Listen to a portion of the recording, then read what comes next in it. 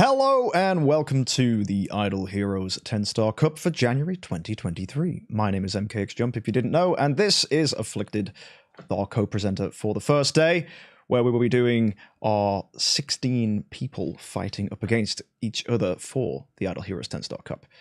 If you don't know what this is where we send basically 16 teams against each other, all made of entirely 10-star heroes, following a very specific set of rules that you can find, hopefully, in the description to this stream or video if you're watching this back.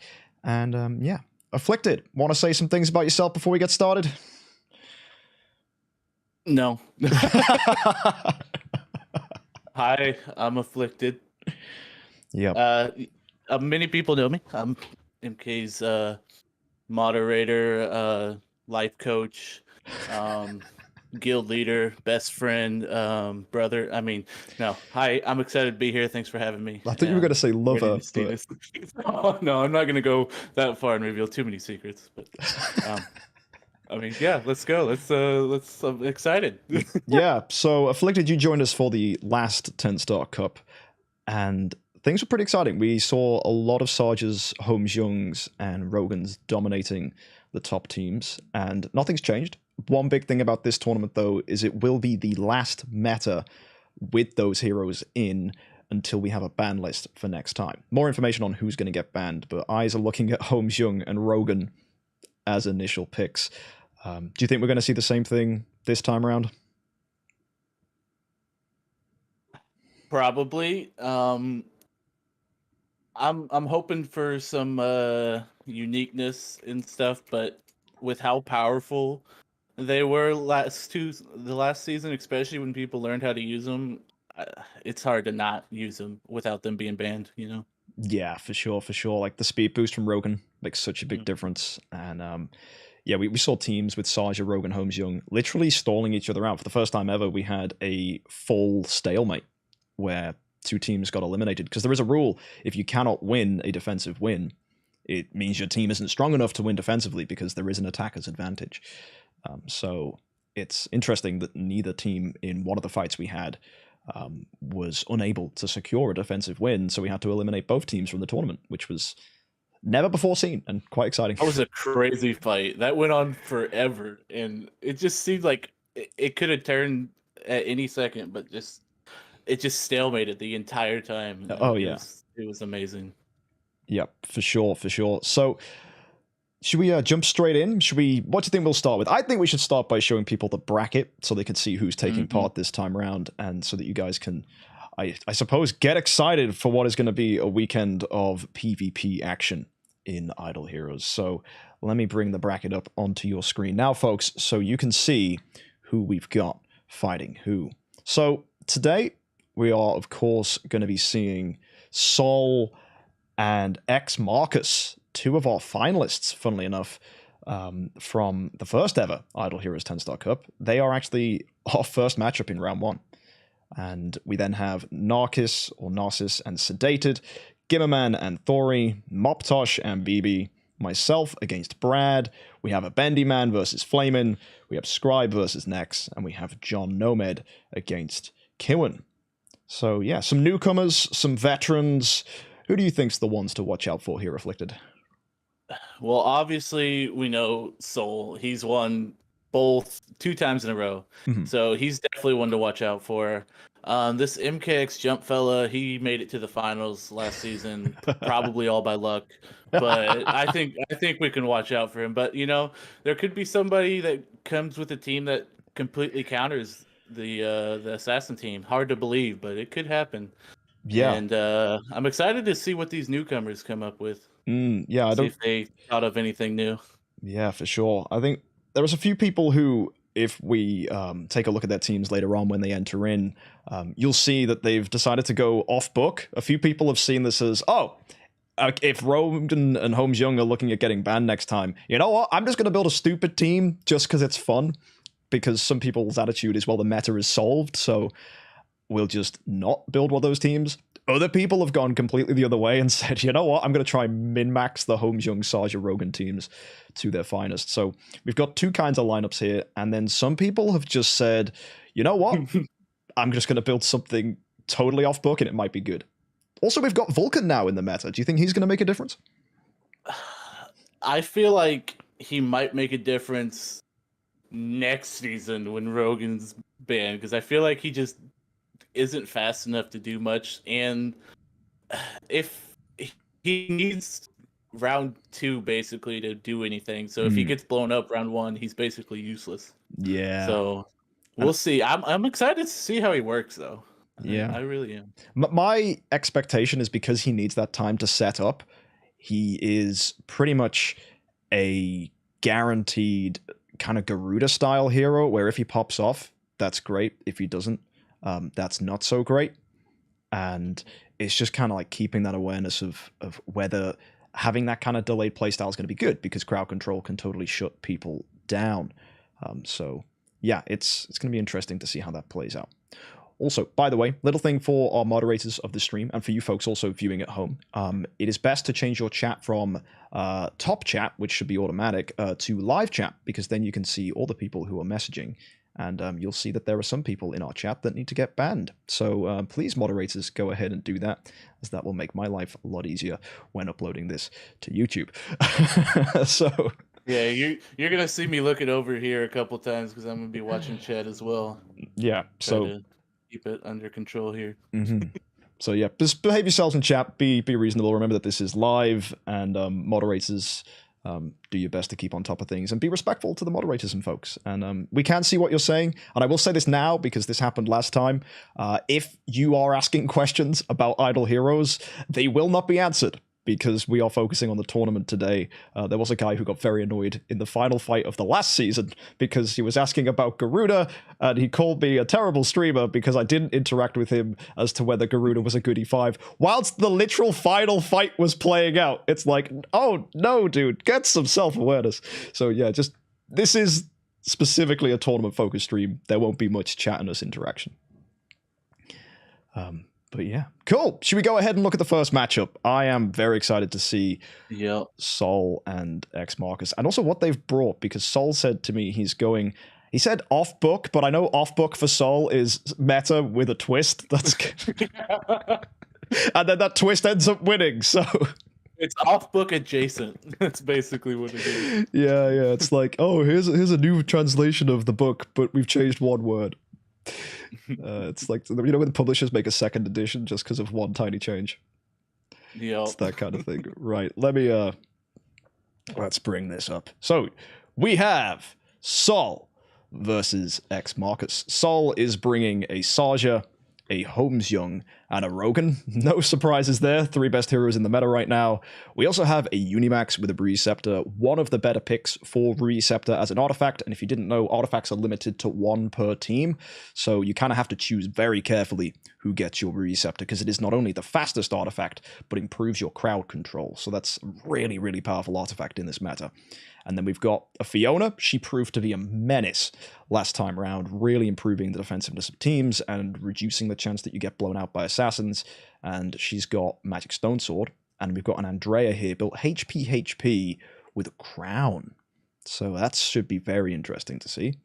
And then we have Marcus, or IHX Carcass as he's called himself, Cthulhu, which I honestly haven't seen anything good of in the IHXC, so that's exciting. We've got a Valkyrie, so he's nuts. Like, I'm surprised he's not running a Runes power on that. That might be, I think that's the different artifact, Oak Heart, or whatever it's called. We've got Sherlock with a Snow Heart. I like that. We've got Mim, wild, again built HP, so a super tanky team with a wall deck built attack HP with melodic string, so that's going to blow out, that's going to be nasty. And then on top of that, we've got a carry, who I will say, speed carry proved to be better than energy carry last time around, because it can just snipe a hero, shut down their energy, and goes before anyone else. So that's a really good pick for a Receptor. Personally, I'd have put the AMB on carry and then run a Receptor Sherlock, so you get 2 poke chances, and maybe that basic attack's going to hit someone fast enough to dove them. But that's just a personal nitpick. But Afflicted, what do you take of these teams? I feel like you skipped over a very important artifact there, the torch. Oh, I didn't even see it. Oh no! It's a very stream favorite here. Best artifact in the game. for our chat here. Oh, boys. So, That could be I good. mean, I don't even it know. could be. What does it even do at base level? It gives precision, I think. It gives HP, and then precision HP reduces dot received. That could be good against homes. yeah, less poison damage, and precision makes Mim do more damage. It's possible. I mean, can we see Wildfire Torch actually do something in the game? I don't know. Honestly, I don't know either. This is going to be an exciting tournament. This is the kind of stuff we're going to see. A lot of people this tournament are mucking around, so this is going to be very, very fun. There are some really wacky teams this time around. Yeah, it seems like there's the serious ones, and then there's the experimental ones, and then there's the fun ones, you know. Yeah. I'm pretty sure Marcus was like, "Look, I got to the finals, the first ever tournament. I don't need to play well. I'm already respected. Let's just stick a torch on a Mim and see what happens." Which we say this, but this reminds me, I'm having deja vu to the first couple IHXC tournaments we've held, where we said this about teams and they ended up being insane. So really, anything can happen. So yeah, let's just begin, I think, with Marcus versus Saul. So, yeah, Saul's our attacker. It's currently 0-0. Of course, there have been no fights, but that's going to change very soon. And, yeah, let's bring it out. So we go to Marcus's account, and I need to go take a look at his lineup here. Oh, my word. It's just weird seeing an Andrea here for Saul on his lineup. Look, take a look at that. Is that not strange to you folks? I don't know. This will be fun. Let's go ahead and see what happens. I'm hoping all defensive teams are correct. If they're not, Scribe, let's make sure that it's the case. By the way, Scribe's our background moderator, making sure this whole stream and tournament runs smoothly. So shout out to you, Scribe, real quick. But yeah, let's go ahead and see what happens in our first fight. Saul versus X Marcus. All right. So, yeah, it's weird seeing Valkyrie here. Oh, the carry energy stealing the Sarja. That's good. Unimax taunting Waldeck. Okay, Sarja got dodged. She went for carry. Carry dodging again. This is very good for X Marcus. No way he wins this first fight as a defender. I don't know. I feel like it's going to ramp up here in a second. Bro, he just dubbed the Unimax. Unimax breaks free. Oh, because that's a cool thing about Fiona. She frees heroes from CC. She's very powerful in that regard. That carry's almost about to die. That will trigger Mim. We've lost Waldeck. That's a lot of damage over time that's going to get put on Saul. Is that going to make a difference, though? One thing about this fight, there is no damage over time Purify with 10-star heroes. Okay, Holmes. He hasn't had an active skill yet, I don't think. It's exciting. I think this Mim just isn't doing enough damage. Yeah, it's looking real slow here. There's... Oh, the taunt on the Valkyrie. That's another hero down for Marcus. It just seems like a slow kill. Yeah. Marcus's team. Then again, we have seen Sherlock's and Carrie's anchor fights before. As you can see, the health swap from the Sherlock, they're really strong. Mim is dead. Oh, Sherlock health swapping again. There's a lot of damage over time here. That might do it, you know. If Sherlock can health swap enough, the damage over time could get out of hand. But it all depends on how long that damage over time lasts for and whether Saul can get out of it. That Sarja, though, she's looking very healthy. Oh, there's Wolf to add even more damage over time. That's Sherlock dead. Carry. Ooh, nice active. Not energy stealing the Holmes. And I think that's going to be GG when Holmes gets an active. Here he comes. And that is definitely going to be a dead carry. Yep. That's a win for Saul. So, yeah. What do you make of that Afflicted for the first fight? It seemed slow at the first, but then over time, Saul just slowly broke down X Marcus's team. Mm-hmm. And it seemed like he might have had a chance with all that dots, but he couldn't. He just killed X Marcus too fast after that for it to do anything. Yeah. You know? It seemed to me that a lot of what X Marcus is bringing to this fight is he's going for that damage over time and sustain style route. So I could see why it would work. But oh, we lost you for a moment there, Afflicted. You still here? Yeah. Okie dokie. I hope his internet fixes soon. But yeah, no, he's back. There we go. And yeah, as you can see, X Marcus' strategy is damage over time heavy, and the sustain is his strategy. But also, Saul's got that Fiona, he's got that Andrea, which potentially means you can, out-heal that damage. And you saw once the round ended, X Marcus didn't really have any healing himself to counter the damage over time from the Holmes Young. Surprised he didn't put Holmes Young in his own team, actually, because that is a damage over time hero. Yeah, that is a little odd choice. And I feel like against Soul's team, it's not too good because he's got the Fiona shields, he's got Andrea sustain, and it's just, it kind of counters that damage over time with sustain. Yeah, and I think another thing he's done here is he's run the Cthulhu. If Cthulhu gets an active skill, that actually removes all your damage over time and turns it into burst damage. But I don't know if that's necessarily better as running just someone that's got a little bit more bite, like a Holmes Young or something, and just letting the damage over time play out. It's difficult to call, I think, but I think we'll be seeing more of Marcus's team, no doubt, as this is a double elimination tournament. I say that like I'm discrediting him already. You never know. He might beat Saul. No, yeah. We got to see him on the attack position, see how his team works. Exactly. So we need to go ahead and do exactly that. So we're going to go ahead and fight Saul's team this time now. Saul is the defender, and I'm just putting in the team here.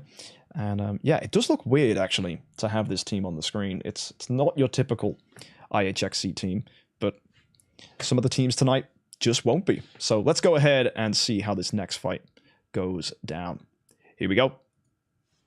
I said I would like to see how he does first, but he doesn't have a Rogan, so, there ain't going to be much speed ties going on here. Yeah, I think most teams, when they're slower, their defensive and defensive performance is going to be very similar. And oh my goodness, that stun on the Valk, that's actually not good. I mean, then again, it triggers Valkyrie's effects, right? When she gets CC'd, she will do damage over time, but it's really not that impactful. The current meta is really power creep Valkyrie out from back when she was really strong. And wow, she's dead already. Yikes. And we're back to a Sherlock endgame. Saul's team, though, untouched. I mean, then again, those three doves, there could be a comeback here. That's a lot of energy steal carries put out there. You look, the Saja and the Unimax are both marked. With that Holmes not getting CC'd, though, it's hard to break through that Holmes. Yeah, that's really tough. And Sherlock getting dove too. Oh man, that's a lot of your trump cards gone. Mim holding in's fun to see, but you look at the healing on Saul's team, like his health's just back up. He's got those shields. Like Fiona's shields are terrifying. Like they really do make a difference. It's like in the modern meta, it's like who's got a Fairy Queen Vesa, who doesn't? Shields are just good. And if you look at the damage numbers here, you can see, look at that. Holmes Young, Sarge are doing so much, and the highest damage dealer for Marcus, it's a Sherlock. Health swaps. Not a lot coming out here. So that just seems like domination right now. Do you think we're on for a 3-0 sweep? I certainly do. I don't think it's hard. Yeah, I don't think there's any way Marcus can do anything against Soul's team with losing that speed, and like Cthulhu dies too early to do anything, and it just doesn't seem like he has a chance. Yeah, for sure. So if you go take a look at this now, guys, it is 2-0 to Marcus. And if you're wondering what that glowing ring around Saul's name there is, the little number 2, there's that glowing ring. That means he won a defensive win, which is what you need to consider yourself a winner for the whole fight. So yeah, there we go. It's 2-0 to Saul. All we need now is to do one more attack with Saul in the driver's seat. If he gets the win here, that's him through to the next round, and Marcus pushed down into the loser's bracket. So folks, let's go ahead and throw it down. One more attack here, potentially, if Saul can get the win against Marcus. So just looking for Marcus's account here on Saul's. There we go. And we bring up the fight. Potentially our final one for Saul today. Here we go.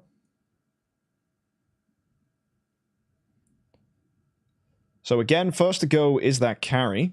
Fastest hero on the field right now. And just watch this Holmes. He could potentially get an early active. And wow, that Sarge's active was big. Are we going to see a perfect game for Saul where he gets an active from both Saja and Holmes? Oh, we absolutely are. The dove on the Valkyrie is... That's game over. That's got to be. Like, what can Valkyrie do when she's dubbed? I don't even think she gets her damage over time in that case. Like, if you look at the dot markings on top of Saul's heroes, those little red markers, there's like a tiny slither. even like Marcus's heroes have more damage over time. Look at all that poison. Oh dear. It is hideous. And you just, oh man. I don't even know what to say at this point. Because that Mim is going to hold in. He's built for HP. But he doesn't do a lot of damage. I'm surprised he's not. Even if you wanted HP, I'd go like HP attack or HP attack holy damage. Not just pure HP on a Mim. It's like Mim's job is damage. That Cthulhu got an active off though and pretty much annihilated his team. Oh, sheesh. Kind of insane. I didn't even see that. Yeah, that's maybe, wow, maybe Energy Cthulhu should have been the play here. There could actually be a cleanup here. Oh my god. That was the first time Cthulhu got an active off, and now we see how this team is supposed to work. Yeah. Oh my god. Does Mim clutch the win? No way. Holy! Mim? Wow! 1 HP Mim clutches the win. X Marcus. Look at that blowout damage, man. That's insane. How the heck? So Saul still got those actives off. The Saja was great. The HXC was great. Oh my goodness me. The Cthulhu. Valkyrie did nothing, and Cthulhu still exploded the damage over time. Wow. So I just completely underestimated that Cthulhu entirely. That's just revelation in my brain. That's not even the right word. I don't even know. I'm broken. Your brain is right now. You can't even think of the word.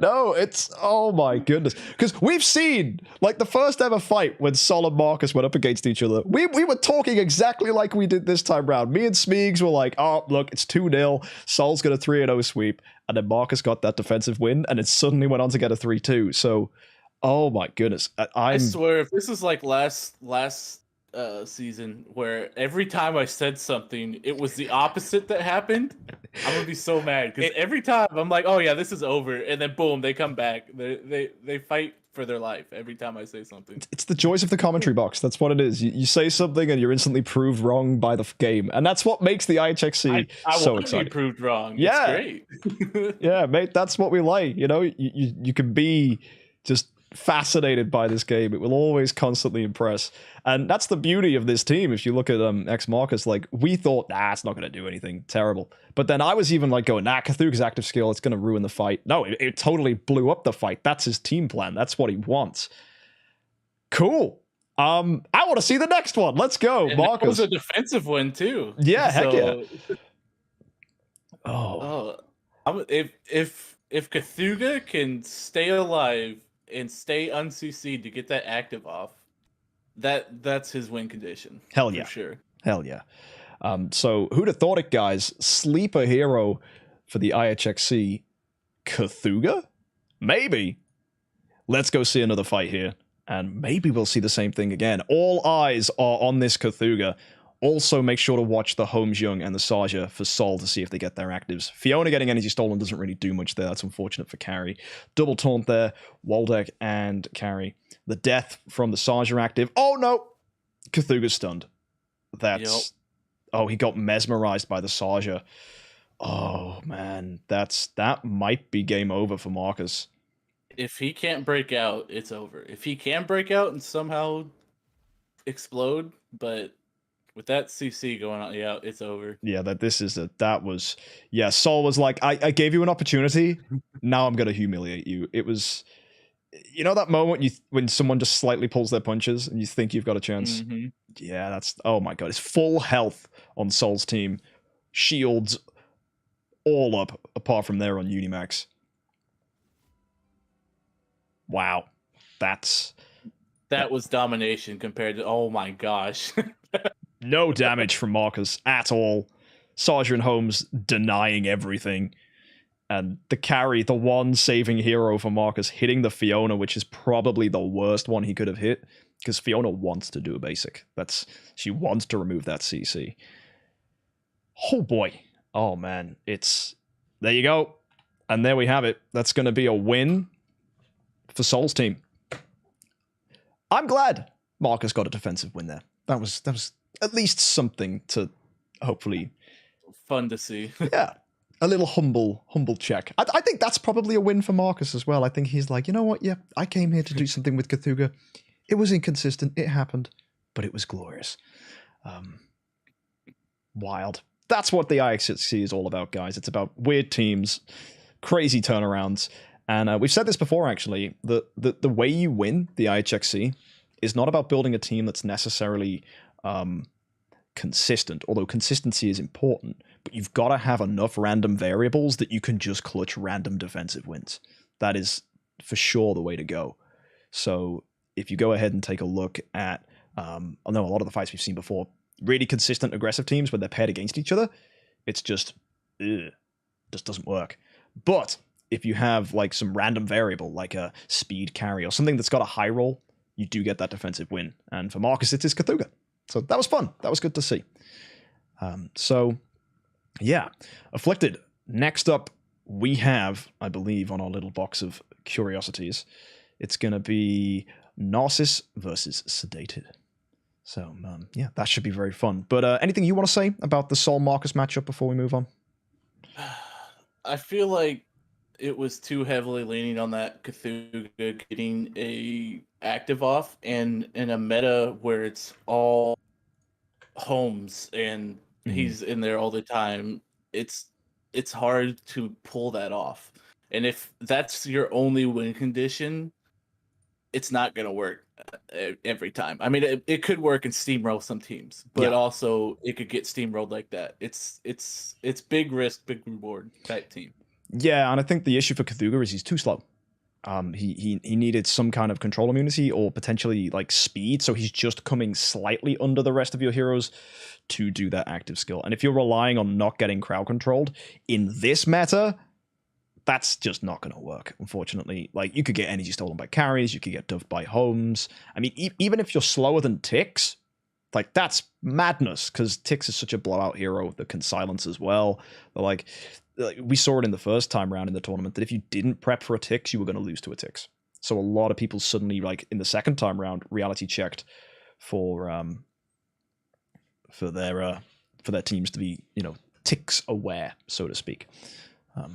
But yeah, anyway, folks, we're going to go ahead and see the next matchup. This is Narcissus and Sedated. So here you go, folks. Narcissus is running Speed HP Melodic Strings Aspen with a Suicide Ignis. That's right, she's here to die, energy feed the Aspen, give him control immunity. Bold strategy, because you're instantly going into a fight with only 5 heroes against 6 then, but it might work.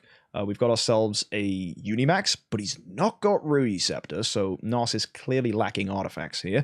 We've got a Saja with a Barrier of Destiny, which I will say straight up is probably going to do nothing, because Saja's a blowout hero with an early active, and we've seen any Saja getting energy stolen whatsoever is bad, so it only says that a basic attack here is just worse. Also, she's not built for damage, HP, so I'm not expecting good things from that Saja. We've got Rogan, speed heal effect. I guess you just got whatever stone you could, and you gave him a candy bar, so that's cute. And then we have a Valkyrie again. Wow, another fight with a Valk. So that team is very Aspen reliant, I think is how I will describe that team. Now, Sedated bringing something absolutely unorthodox here. We have an attack, 3-in-1 split, and then that artifact you guys might have never seen before, or at least made any attention to. But it's an artifact that increases the attack of assassins whilst also giving them more damage against mages. So this wall deck has one target, and I think that's going to be Holmes Young. On top of that, we've got Speed HP with a Snowheart, perfect build for Holmes Young. We've got an Energy Azrael that's slow. We've got a Mim with Crown, so that should synergize with the Azrael's Resurrection. We've got Rogan, of course, really good hero. With Melodic Strings, I find wild. I would have put the Melodic Strings probably on the Azrael. And then we've got Carry with an AMB. I like that a lot. What are your thoughts about this, Afflicted? Well, the artifact on wall deck is for homes, but there's no homes against the team they're facing, so that's going to be fun. I'm excited to see this Suicide Ignis, because I when we seen all the CC last season, I thought about how people could put in Suicide Ignis to counter that and see if it would work at all. But to see it with an Aspen, I'm kind of excited to see if he just explodes everything or just gets shut down. And this Saja, is she just there to mesmerize? Is that what she's here for, or what is it? Why would you build a tanky Saja for anything other than mesmerize? Because she's not going to kill anybody. Well, the weird thing with Saja is, she has to do an active. I think that's the thing that Narcissus. I think this has got to be an oversight or a blunder. Because yeah, as you said, she's doing nothing. Mesmerization only improves her active, so it allows her to hit more people. And then if you go ahead and look, she's going to do nothing. She's built purely for damage. So I'm really, really worried about the Saja. We've got a question in chat there saying, is Vulcan banned? No, Vulcan is perfectly lethal in this. He's just slow, so it's unlikely he's going to be used. We will see some Vulcans later today. No heroes are banned for this tournament, apart from heroes that break the rules, such as Transcendence heroes. So, yeah. Anyway, let's go ahead and throw down with our first fight. We got Narcissus versus Sedated, so this should be very fun. But before we jump straight in, Afflicted, what are your predictions for this fight? Who do you think is going to take the crown? I say Sedated has the more good-looking team, but Narcissus seems if it works, I feel like he could just destroy. But looking at it on paper, Sedated has that tried and true team that worked last season. Yeah, I mean, anything with a Holmes Young is going to be nice. Would have been cool to see a Saja, but that could be a weakness, or it could be a strength. You never know. That wall deck could prove a menace. Maybe not in this fight, but in future tournaments for sure. I say that though, he could be a menace here. Yeah, I think he's going with a mix of death passives and Holmes just to be there to CC and give more dot damage. Well, let's go ahead and see what happens then. So we've got Narcissus versus Sedated here for our first fight. And yeah, should be a good one. So folks, here we go. I'm going to bring it up on screen for you now. And we have an Aspen, an Ignis, a Unimax, a Saja, and a Rogan with a Valkyrie going against Sedated's team. Let's see what happens. So carry stealing energy from the Valkyrie. Unimax gets, wow, that was a really good taunt considering he doesn't have a Receptor, and he's nice and fast here, so he's not really trying to compete with anybody for speed, apart from that carry. Ooh, oh dear. The Dove on the Aspen, because the Ignis isn't dead. That is one thing about Sedated's team. There's no assassin to blow out your Ignis. So unless that Aspen's going to break free from Doves, and then we'll just have CC immunity, this is going to be really, really bad for Narcissus. You could say it's unlucky, but he doesn't have a lot to check a Holmes Young on his team, really. Especially that Unimax, it's going to hit backline heroes, and the Holmes is on the front. So you just see this is getting very strong. We do get an active from the Saja, so she did do something. That's a stun on the Rogan as well. So maybe tanky Saja is an interesting play here. Valkyrie, very low health. She dies. Saja gets hit, and that's going to be game over for Narcissus. Sedated doing a lot of damage consistently across his heroes, and the only hero doing big damage for Narcissus here was the Saja that we underestimated, but still she was late with the active. Things would have been very different if she had a melodic strings. Yeah, and she really, I mean, she stunned Rogan, but it's Rogan, and she killed a suicide hero. So she didn't really do that much on, like, it looks like she did damage on paper, but in theory, it wasn't that much in the fight to change anything. Yeah, you'll find a lot of people who are like experienced veterans with the IHXC will definitely focus on who their lowest 2 HP heroes are, because a lot of assassins will have an active skill that hits 2 people, and it will go for the lowest HP. So what you want to do is focus the heroes that you want to die to be the targets of assassins. So popular choices are carries and Rogans, because a Rogan dead, it doesn't matter, he's already done his passive, and a dead carry is going to either come back or just dodge the attack anyway. So it's a nice way of countering people. So yeah, you do raise an interesting point that the damage there wasn't actually that impactful for the whole fight. But yeah, exciting. Do you think we're going to see any changes in Fight 2, or do you think this has the potential to be a pretty decisive victory for Sedated? I want to see Aspen succeed Okay. before making any assumptions, because he got CC'd right off the bat, and putting the Suicide Ignis behind him means that he's relying on that Aspen. So if we can see him not get CC'd and actually do something in the fight, I think we could have a different outcome, but we'll have to see in practice before that happens. Okay, yep, I agree. And just having a little difficulty trying to find Narcissus on this friends list here. What the heck? Has he got a different name for his IHXC account? Don't know. Technical difficulties. Oh, he's called... Oh. Oh, people with different names. He does have a different name. Yep. No, it's... People do this. Yeah, where they make their name slightly different. And he's called himself Ficus for some reason, which... I don't know if that's like... Is that a swear word in some other country? I have no idea.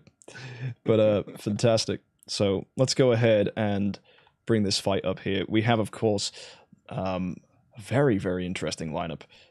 With, of course, the legendary Holmes Young. We've got some fun heroes here like Azrael, Carrie, Rogan. We got Mim. We got Wallach.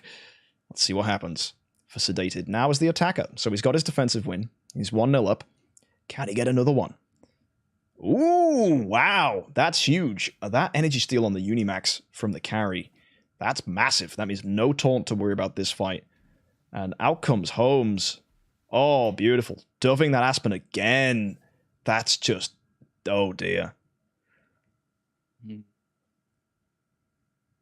If he can break out, but I don't know. He died last time at this position.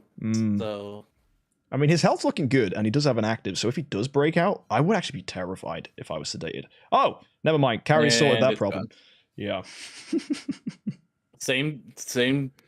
I think this team just, without having an assassin that kills that Ignis round 1. Yeah. Right off the bat, it's just countered.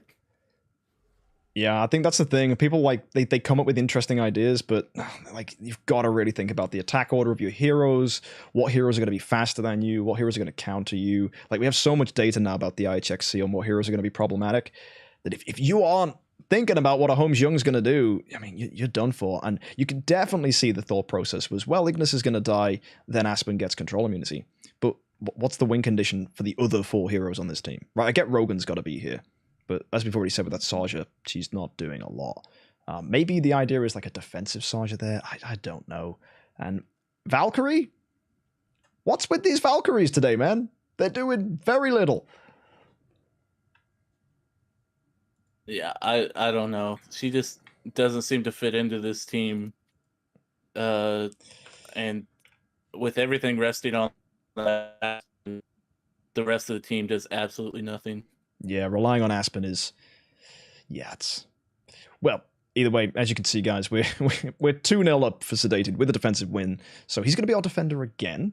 Maybe he'll walk away with 2 defensive wins from this. We'll have to go ahead and see. But either way, we watch for what could potentially be the last time for this fight. And we could have our first 3-0 victory for this season of the IHXC. So, folks, let's go ahead and see if we can see if that Aspen does not get CC'd. Good luck, Narcissus. You're gonna need this win. Here we go.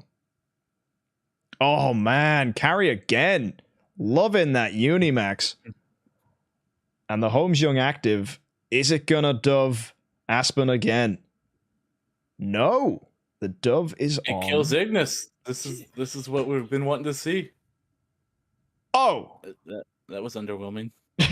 Yeah, we did get some fears off. You never know, and CC immune Aspen could be huge. We just need to now get him energy fed somehow.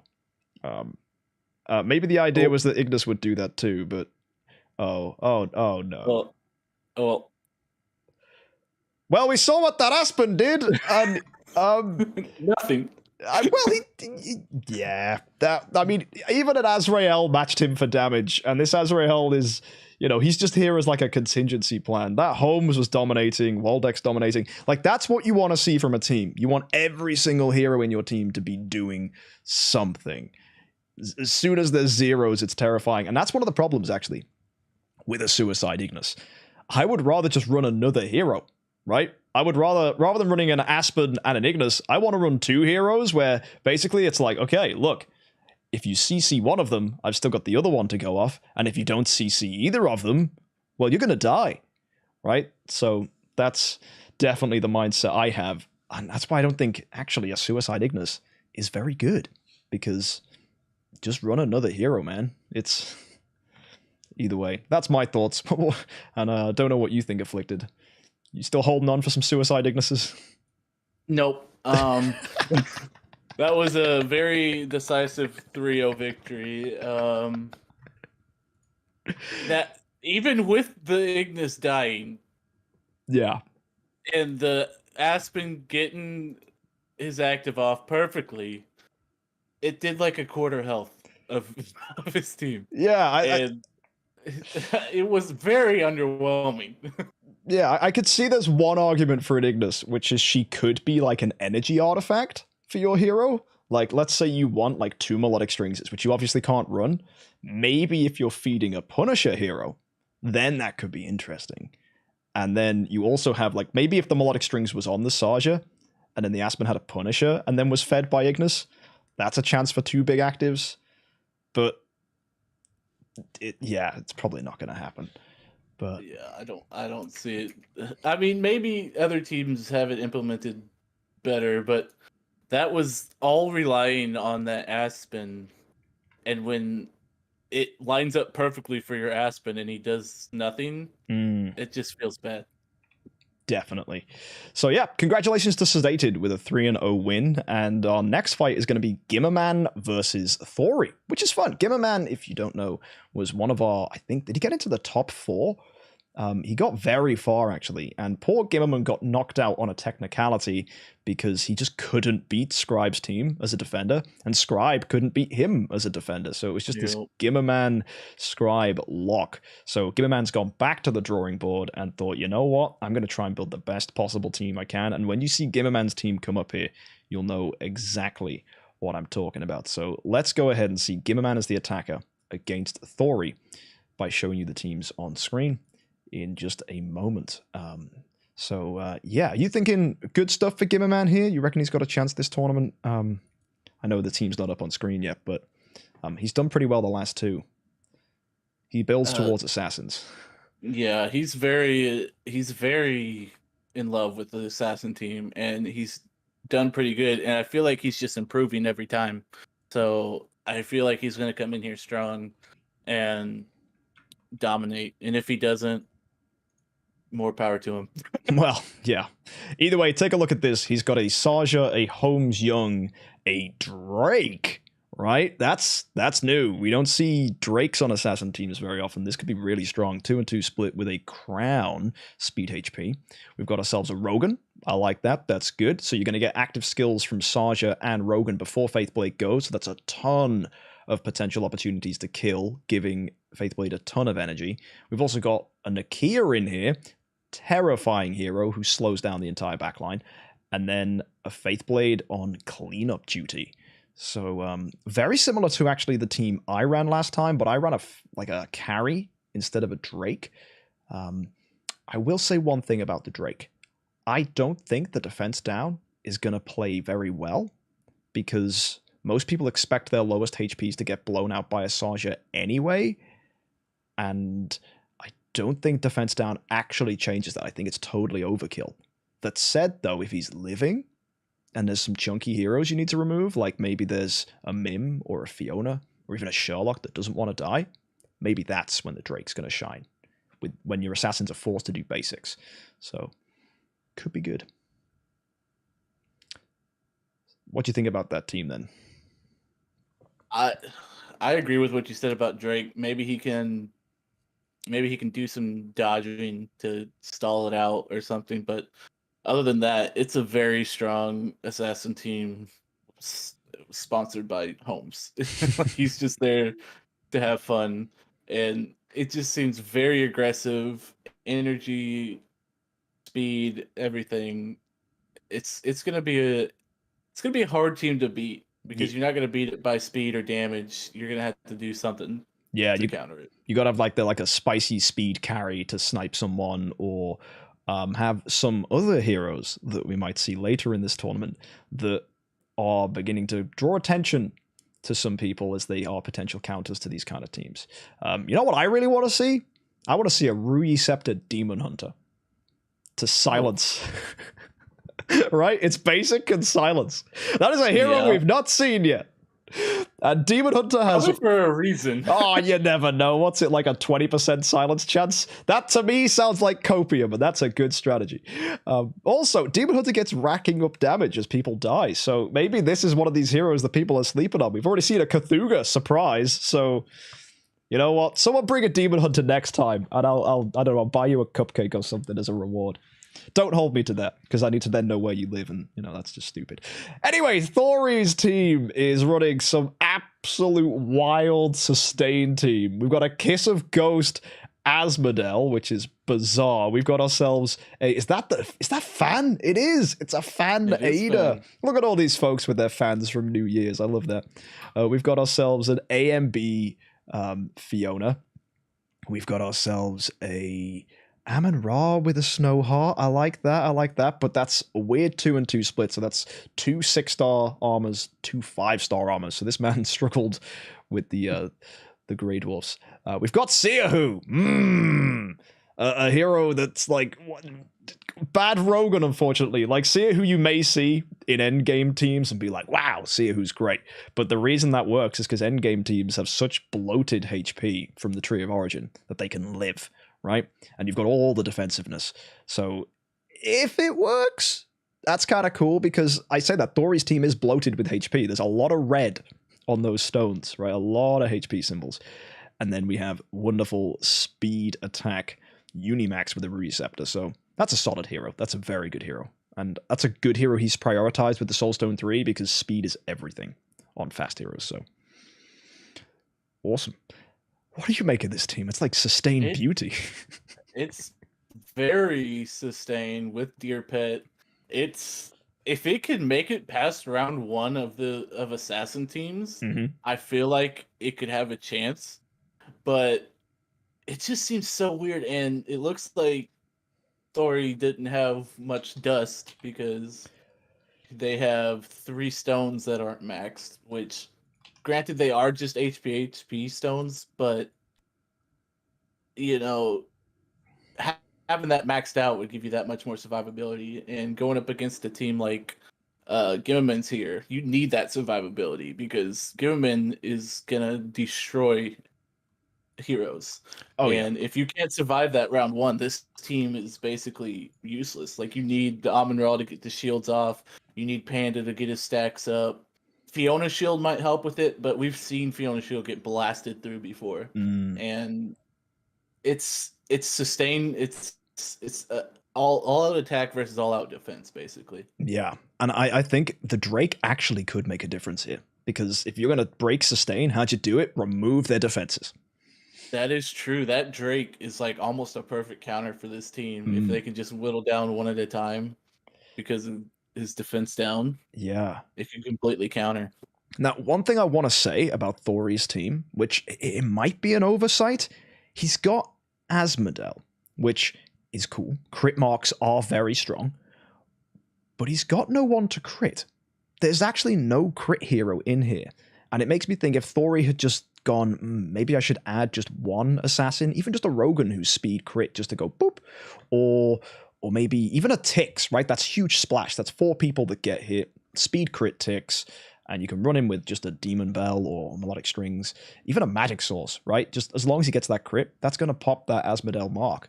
And I also wonder, is the Asmodel, you know, it takes a while for him to rack up those marks. It might not come into play.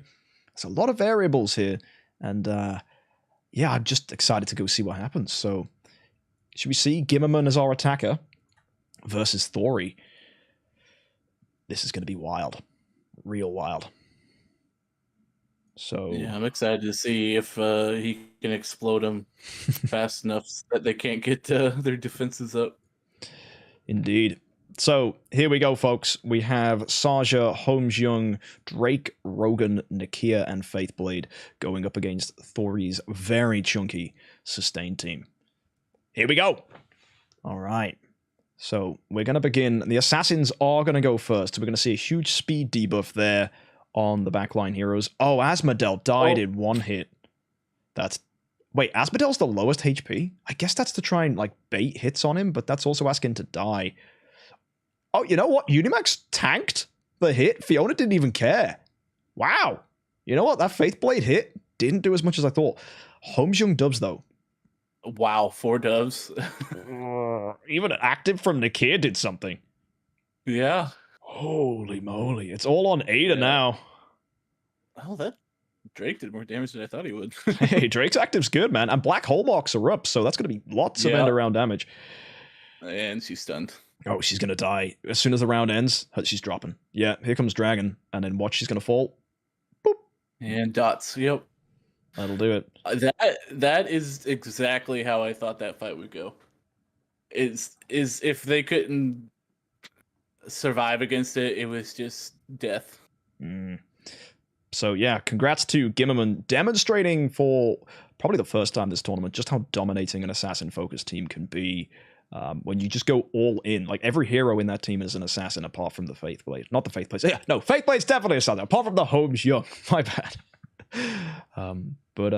Yeah, very, very much looking forward to seeing how Gimmerman does as our defender now. But as you can see, it's going to be 1-0 here to Thori. So, yeah, congrats. Thoughts on that, Afflicted? I don't see how Thori can beat this team with how aggressive that was. It's you can't out sustain that in a 10-star team. Like, there's nothing you could do about it. It's just, you're slower than them, so they're gonna get all their actives off before you, so you can't, like, get Amon-Ra's shields up before they hit you to protect yourself, and it just seems hopeless, you know. Well, let's see if it is hopeless, as now Thori is our attacker here. Asmodel, Ada, Fiona, Amon-Ra, Siahu, and Unimax. What a soup of strange heroes. It's almost like one of those teams that DH Games puts together as like a random vortex wave that you want, right? You're like, come on, give me this look like a vortex wave. You're right. Reroll until you get the Amon-Ra Asmodel wave. Yep, that's the one.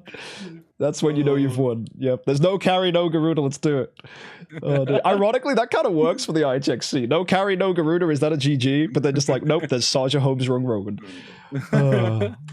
Well, madness. Absolute madness. Right, here we go. Good luck, Thori, as our attacker now. And let's see if that Unimax is going to get some nice taunts off. Oh, Saja hit him. But, oh, no stun from Saja. I like that. Yeah. And Asmodel's tanking this time around. Okay, that's good. So we've got a few crit marks out. Cool. We got a couple. Oh, no! The stun. God, how slow is that Unimax? Nakia's just like, bro, slow down. And that actually makes a difference, man. Oh, it's savage. I mean, that's a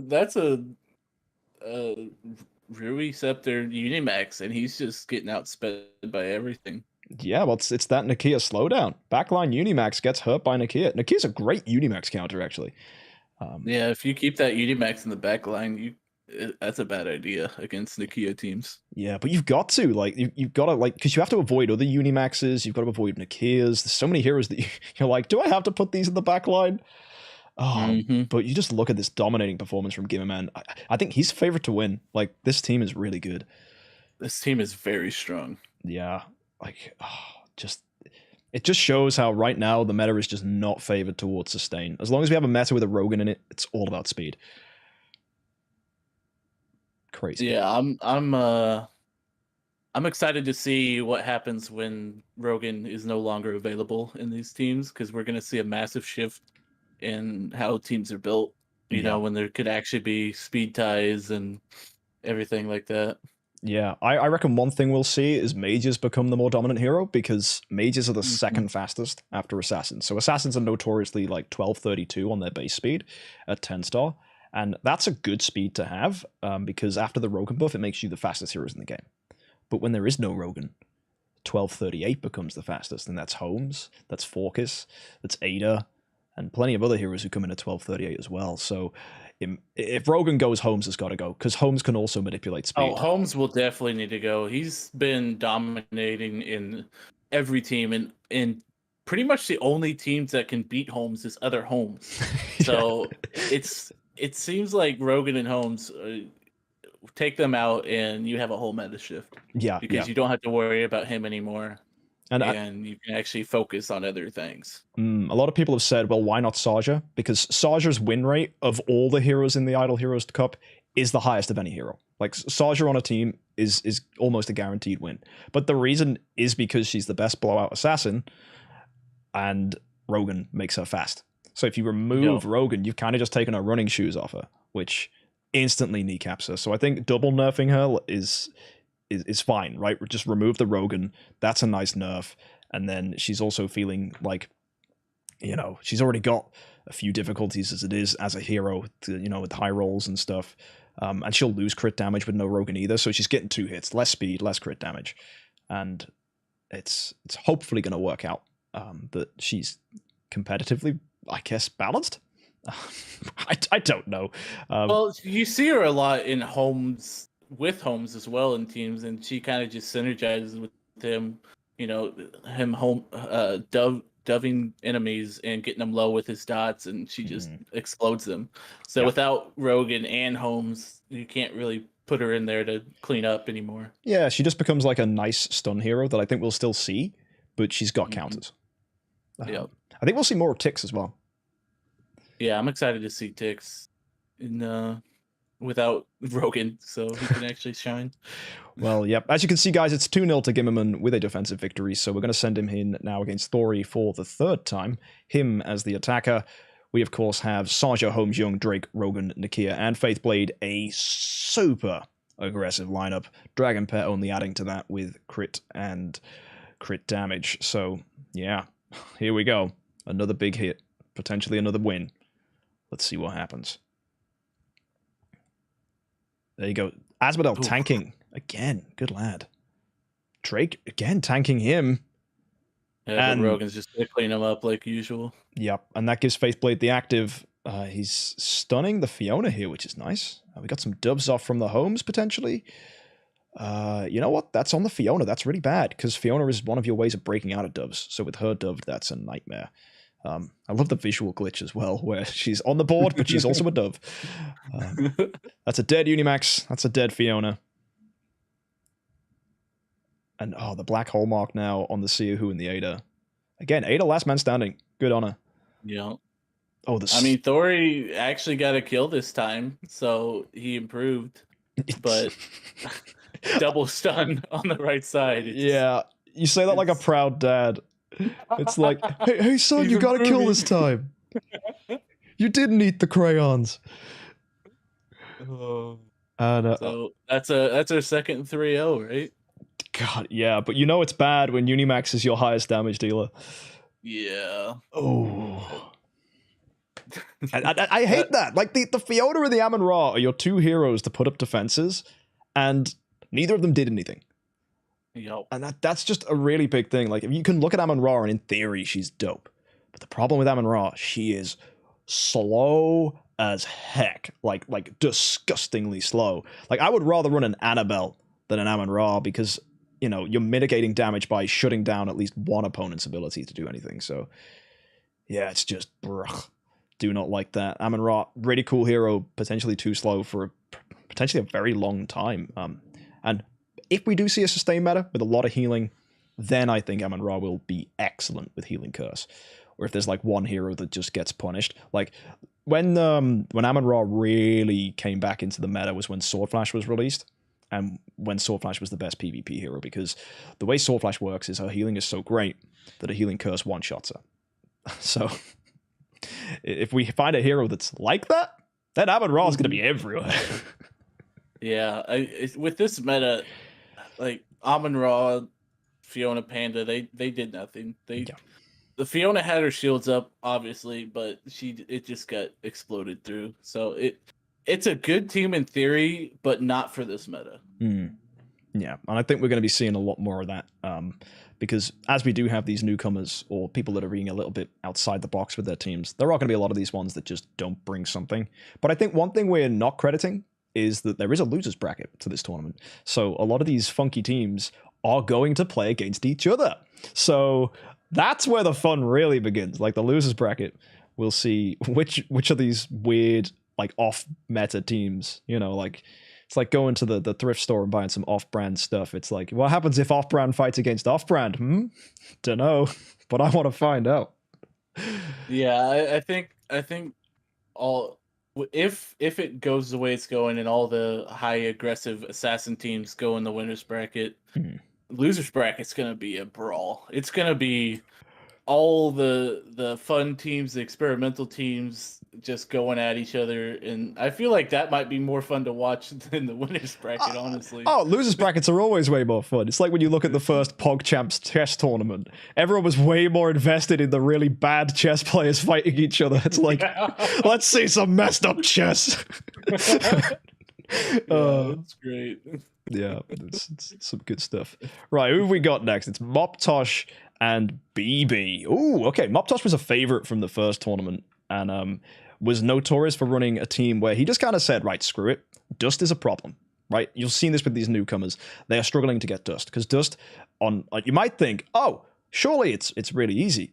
Well, a lot of you with your brains, how you associate dust and heroes is, well, I build an E5 and I build an E5 and I build an E5. But when you've got to build 10-star heroes, you build them a lot quicker. But you don't get dust any quicker. In fact, you get it slower because your heroes are weaker. So there's less stuff you can do. And Broken Spaces is a nightmare. Like, I had to build an E5 Ithaca just to do that. So we've got a situation where a lot of people are struggling for dust. And Moptosh in the original tournament, his mindset was, okay, I'm never going to beat anyone on speed because there will be people who just wail out and buy loads of dust. So I'm just going to build a slow team, all with Celestial 6 stones. And I'm not even going to focus on speed at all, because why give yourself speed if you're going to be slow anyway?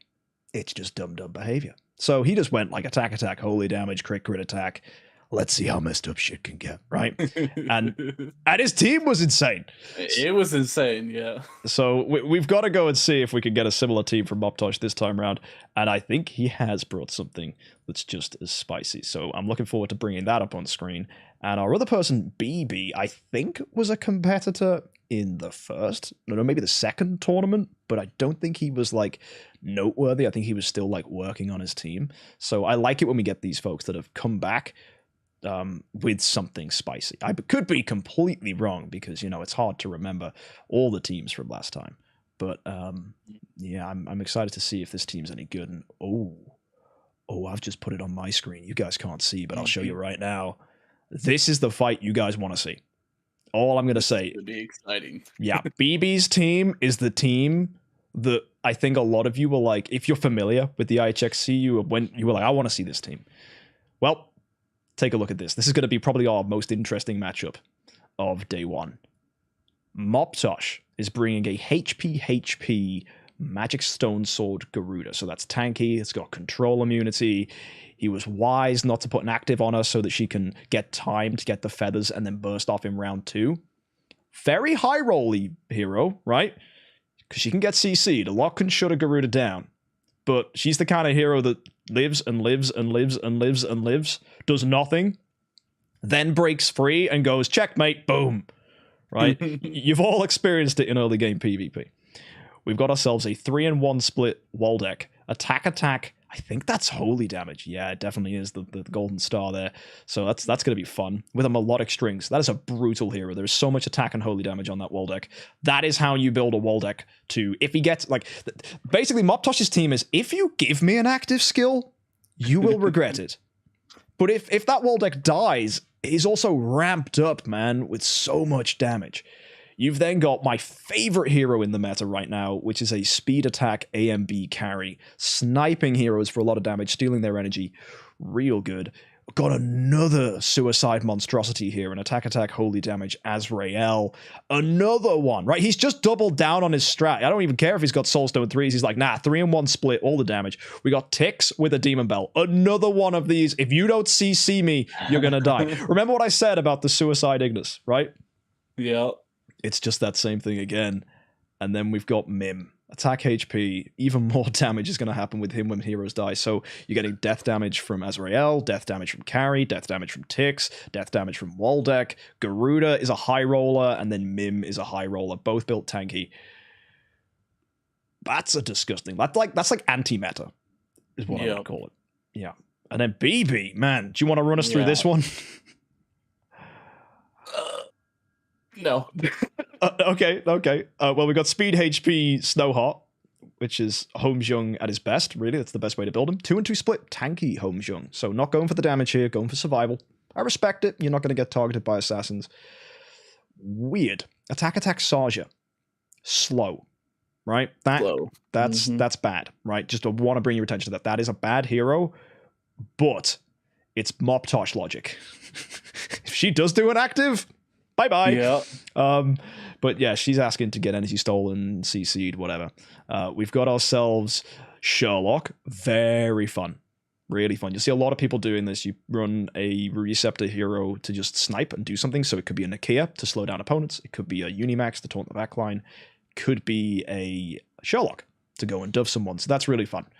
And then it could be a Cruise even. We haven't seen one of those yet, but Cruise is fun. We've got Fiona. That's good. Attack. Control immunity there from the Magic Stone Sword. So it's 2 Magic Stone Swords here in this matchup. And then we've got Demon Belt Rogan. Seems solid. Not built for speed. Doesn't matter. Attack HP. The guy's there to exist. And then Spicy Boy.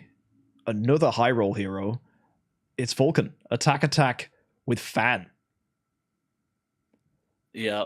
Two new things. Yeah. New hero, new artifact. I am very excited to see what he does. Yeah. He could either do nothing or solo the entire team.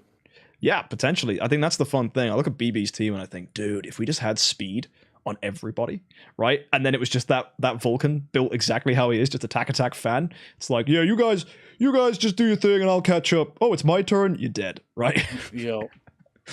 So I actually think there's going to be an interesting thing here because BB, for all that his team is slow, Moptosh is slower.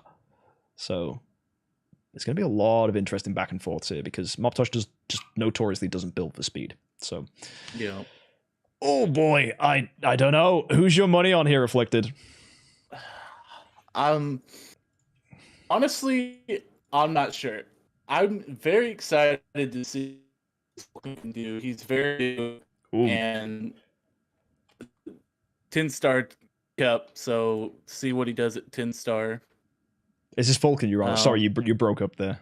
Oh yeah, Vulcan, very new with the new flag. Is very excited to see what he can do. But Moptosh's team works if they get actives and works if they die. Because if they get actives, they destroy. If they die, they do death passives. So yeah, like it works either way. Yeah, it's like you low roll, you die. You high roll and kill me, you die. Basically, you try to play Idle Heroes. You got him. Yeah.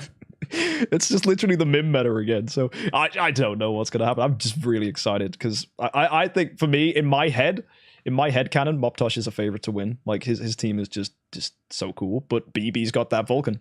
BB's going to be nice. So yeah, I think we should just jump straight into it. So we've got ourselves here. It's going to be, we've got Moptosh as our attacker, BB as our defender. And oh boy, I'm just looking at this. There's so much right about this team. Like Moptosh is one of these guys that's like super theory based when it comes to the IHXC. Like he's always talking about new ideas. And honestly, I'm struggling to fault his team for his win condition. So let's see if it plays nice. Folks, let's see this monstrosity of a team go against BB's assassin Vulcan team. Here we go.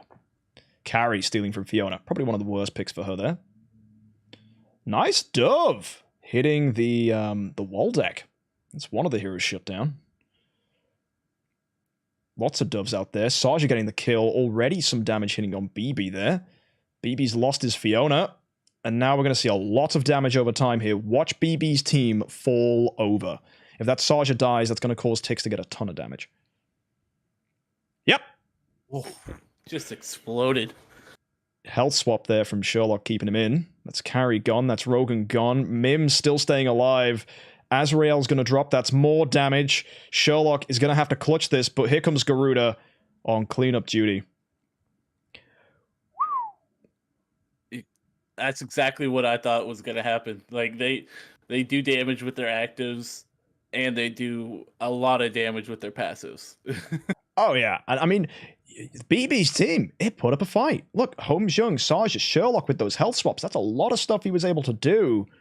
But even though that damage is so front-loaded on those first 3 heroes, the damage consistency from Moptosh, like every hero is doing something to you.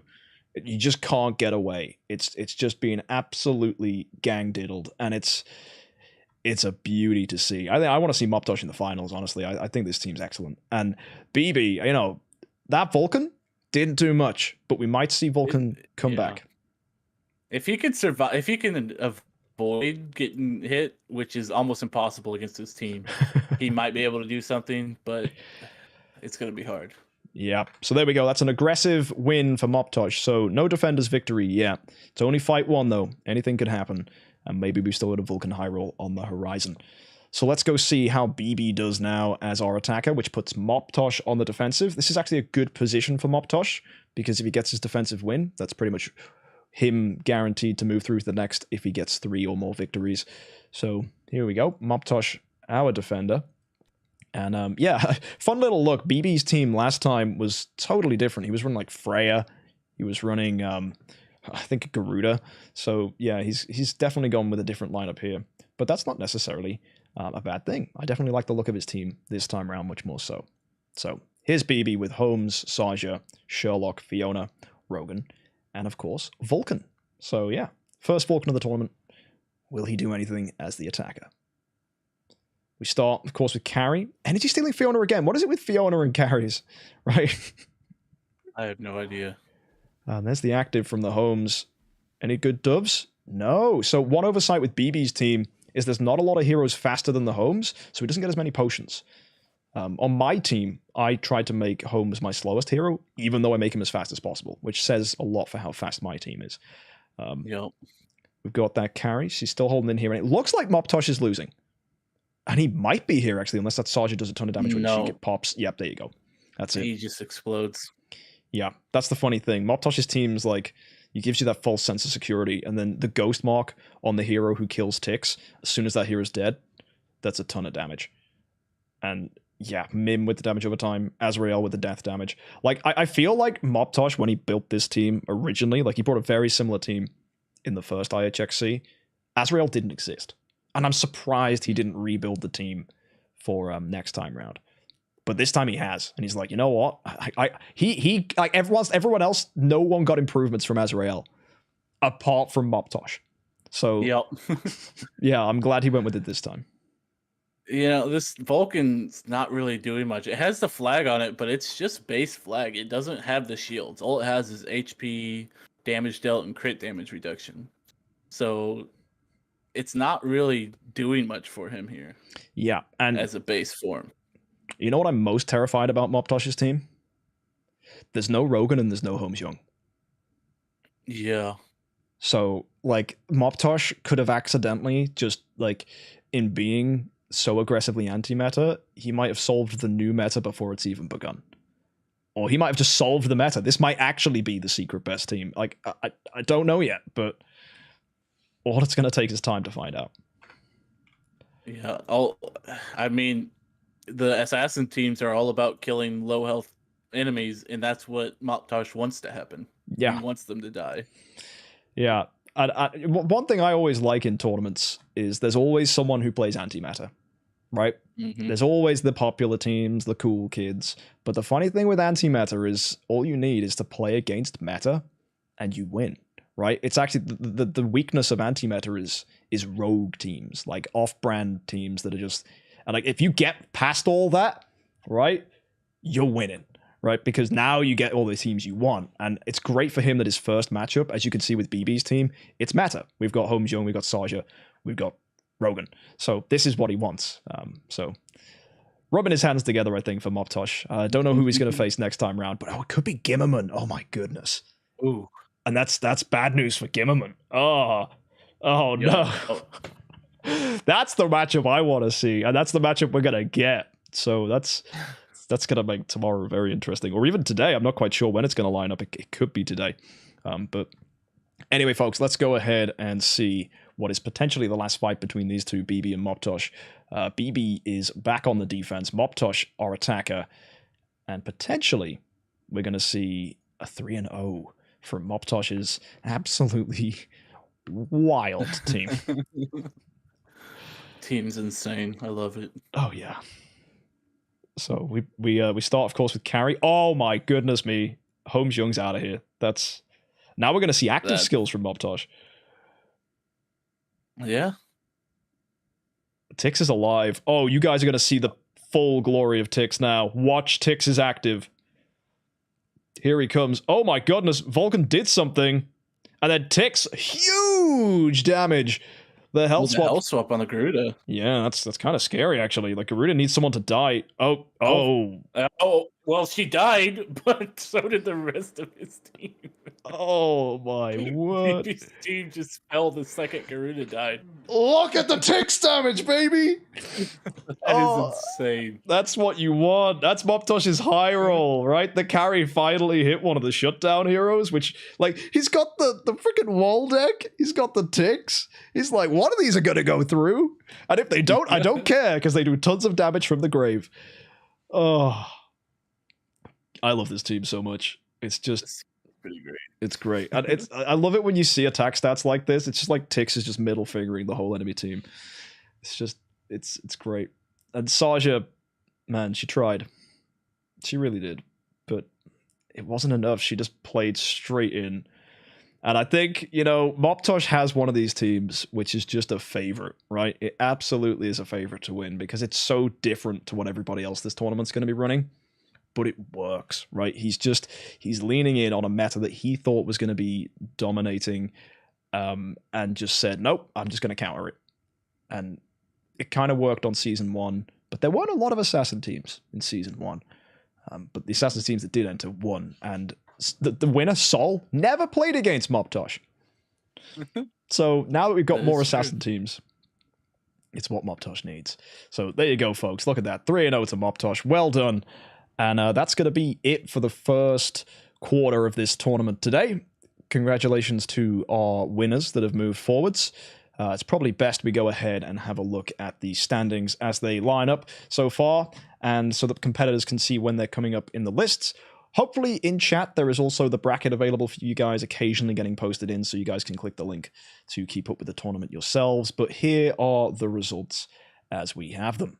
So we have Saul versus Marcus. It was a 3-1 victory to Saul, pushing him into round 2. We have Narcissus and Sedated, 3-0 sweep, which puts Sedated against Saul in round 2. Gimmerman and Thori was a 3-0 victory for Gimmerman's Assassin team, which puts him up against our winner for the last fight, Moptosh, who got a 3-0 against BB. So if I was Gimmerman, I'd be scared. Saul and Sedated is going to be absolutely nuts. And if you look at our losers bracket, we've got X Marcus versus Narcissus and Thori versus BB.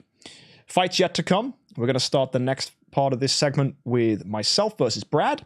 We've got a Bendy Man versus Flamin', Scribe versus Nex, and then John versus Kiwin. And at that point, we'll have seen every single team in this tournament. So folks, stay tuned for more, but go get yourselves a drink, some snackies, or whatever it is you need, and hopefully we'll see you after our short little break. But until then, folks, stay cool, and if you want to get a team to enter this tournament, you've got 3 months to do so.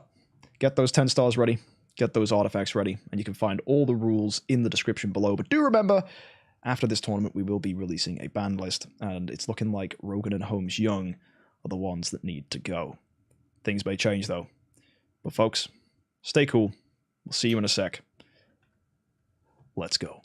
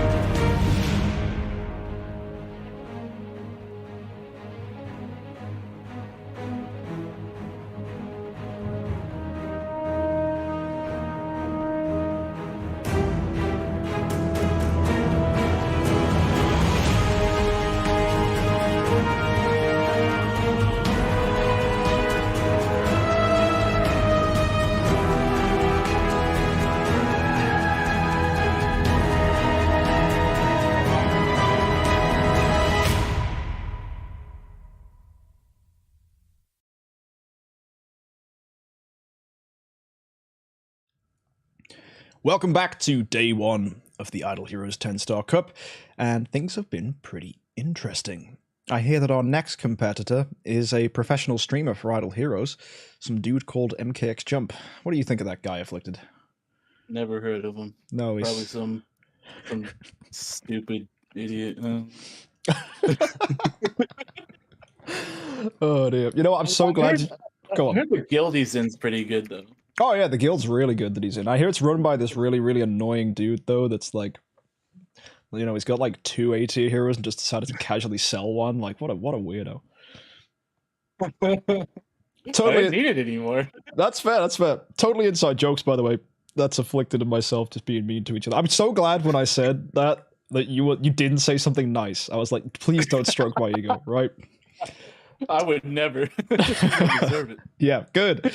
Good. Because I was like, nah, there ain't no room for brown nose in here, dude. If you think there is, you don't know me, clearly. Oh dear. Anyway, folks, yep, that's right. It's me against Brad, which will be very good. So yeah, Brad, actually, I think he entered for the first time last time. He was like, oh, go on, I'll do something. Wait, is Brad in our guild as well?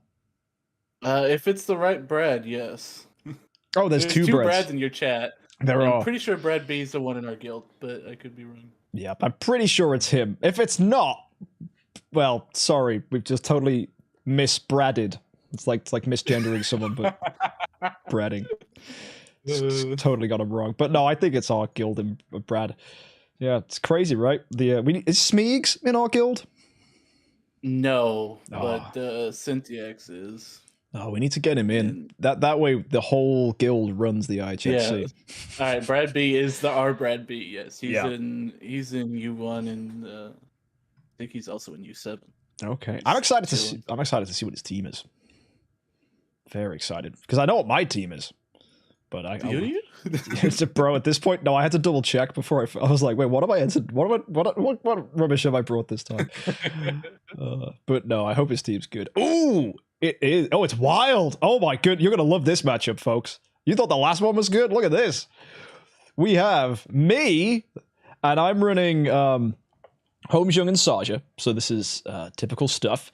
We've got Snowheart, Holmes, Young, Speed HP. We've got a Speed Crit, Melodic String, Saja at the front there. So both of those dodging Unimaxes and Nakias, but, you know, maybe there's some counters here. Who knows? Energy, Corpse Demons, anything could be possible. Do not ruin that. We've got terrible. We've got speed carry with an A and B, solid for sniping people, and my spicy new pick for this time round. Everybody's putting their Holmes, Youngs, and Sajas on the front line, right? All these kids thinking they've solved the Nakia Unimax problem, but all they've done, in my opinion, is create a problem for themselves called Dark Arthendal. If you didn't know, Dark Arthendal's basic attack can have a 100% chance to petrify opponents, and also a 100% chance to steal their energy. But it's only against the hero in slot 1. So thank God everyone's putting their best heroes in slot 1. So this is my spicy tech. To energy steal and petrify a lot of Holmes, Youngs, and Sajas today is my hope.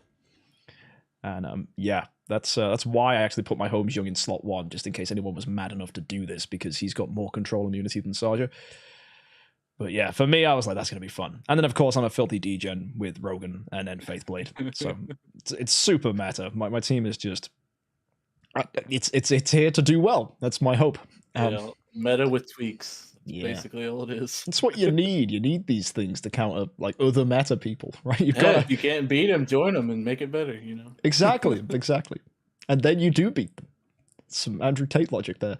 Anyway, Brad with his melodic strings, Speed HP, Azrael. I like that. And we have another HP Garuda. A hero who puts their feet up for so long and then blows out. Then we got a Rogan. Nice. We got a carry with Demon Bell. Ooh, Energy Demon Bell, funnily enough, lower win rate than Speed. Energy Demon. Energy Carry has a lower win rate than Speed Carry, but still could be good. But potentially is too slow for my team. And then we have Nakia, who might check that, actually. Nakia is the hero I am most scared of this tournament, because I am forced to run my Rogan and Faithblade on the back line, and my carry on the back line as well, because I have to put Sarja and Holmes at the front. And then finally, a Mim with Crown, which we've already seen do very well this tournament, and hopefully we'll see it again. Weird choice of HP. I'd have gone with attack HP or HP holy damage, but each to their own. Maybe that Mim will do enough damage still. We'll have to see. Either way, should be good. What do you make of all this? I'm excited to see what your DA can do.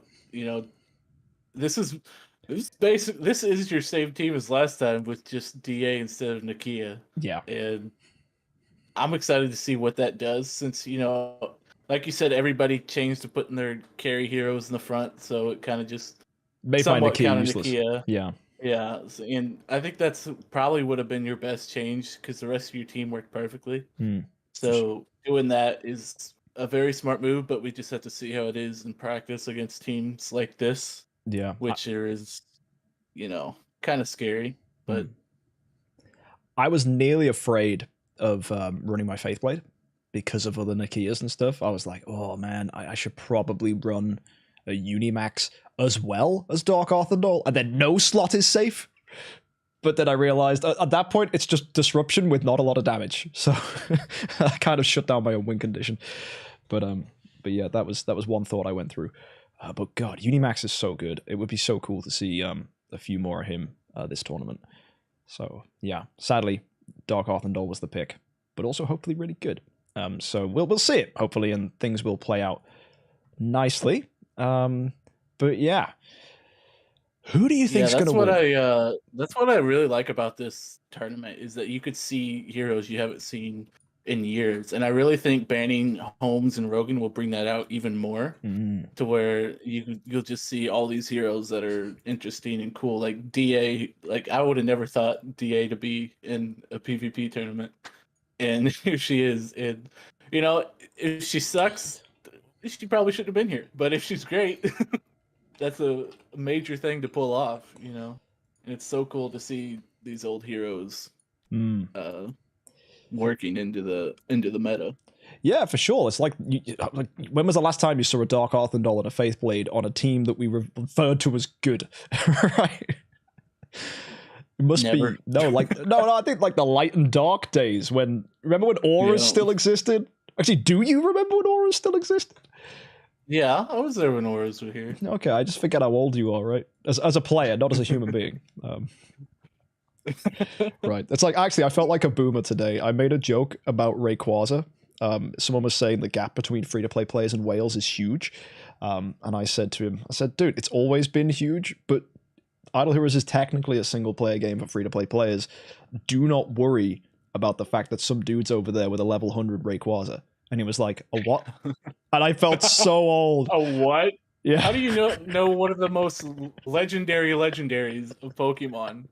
He's been the face of Pokemon cards for a while. Yeah, but nope. He was, if I'd have said a Charizard, he'd have got it. But like Rayquaza's amazing. Yeah, but like I just felt such like a boomer, and I was like, oh man. Rayquaza, Kyogre, Groudon, best trio ever. Yeah, it's like, you know, the Skyrim meme where it's like some images just make a sound is the meme, and then it was a picture of like the guy at the beginning of Skyrim where he's like, "Hey, you're finally awake." Finally awake. Yeah, and then some guy just commented, "I don't get it. I've never played this game," and I'm like, "Oh, the kids these days, they don't even know what Skyrim is." They're not cultured. Yeah, and I'm sure when we were kids, you know, Doom was probably the equivalent, or Space Invaders, or whatever Granddad used to play. I don't Pac-Man. know. Pac-Man. God, everyone knows Pac-Man. I mean, it's hard to not know that, you know. Yeah, even Pac-Man's got a girlfriend, man. Lady Pac-Man, or whatever she's called. She got her own franchise, dude. It's doing better than us, dude. Mrs. Pac-Man? Miss Pac-Man, that's the one. Yeah. Lady Pac-Man. That doesn't have quite the nice ring to it. No. Anyway, we're totally tangenting and stalling for time whilst I log in on these accounts. And, that's not what we're doing. No. But let's go ahead and bring in my team now. I'm the attacker. Ooh, that's fun. Against Brad, our defender.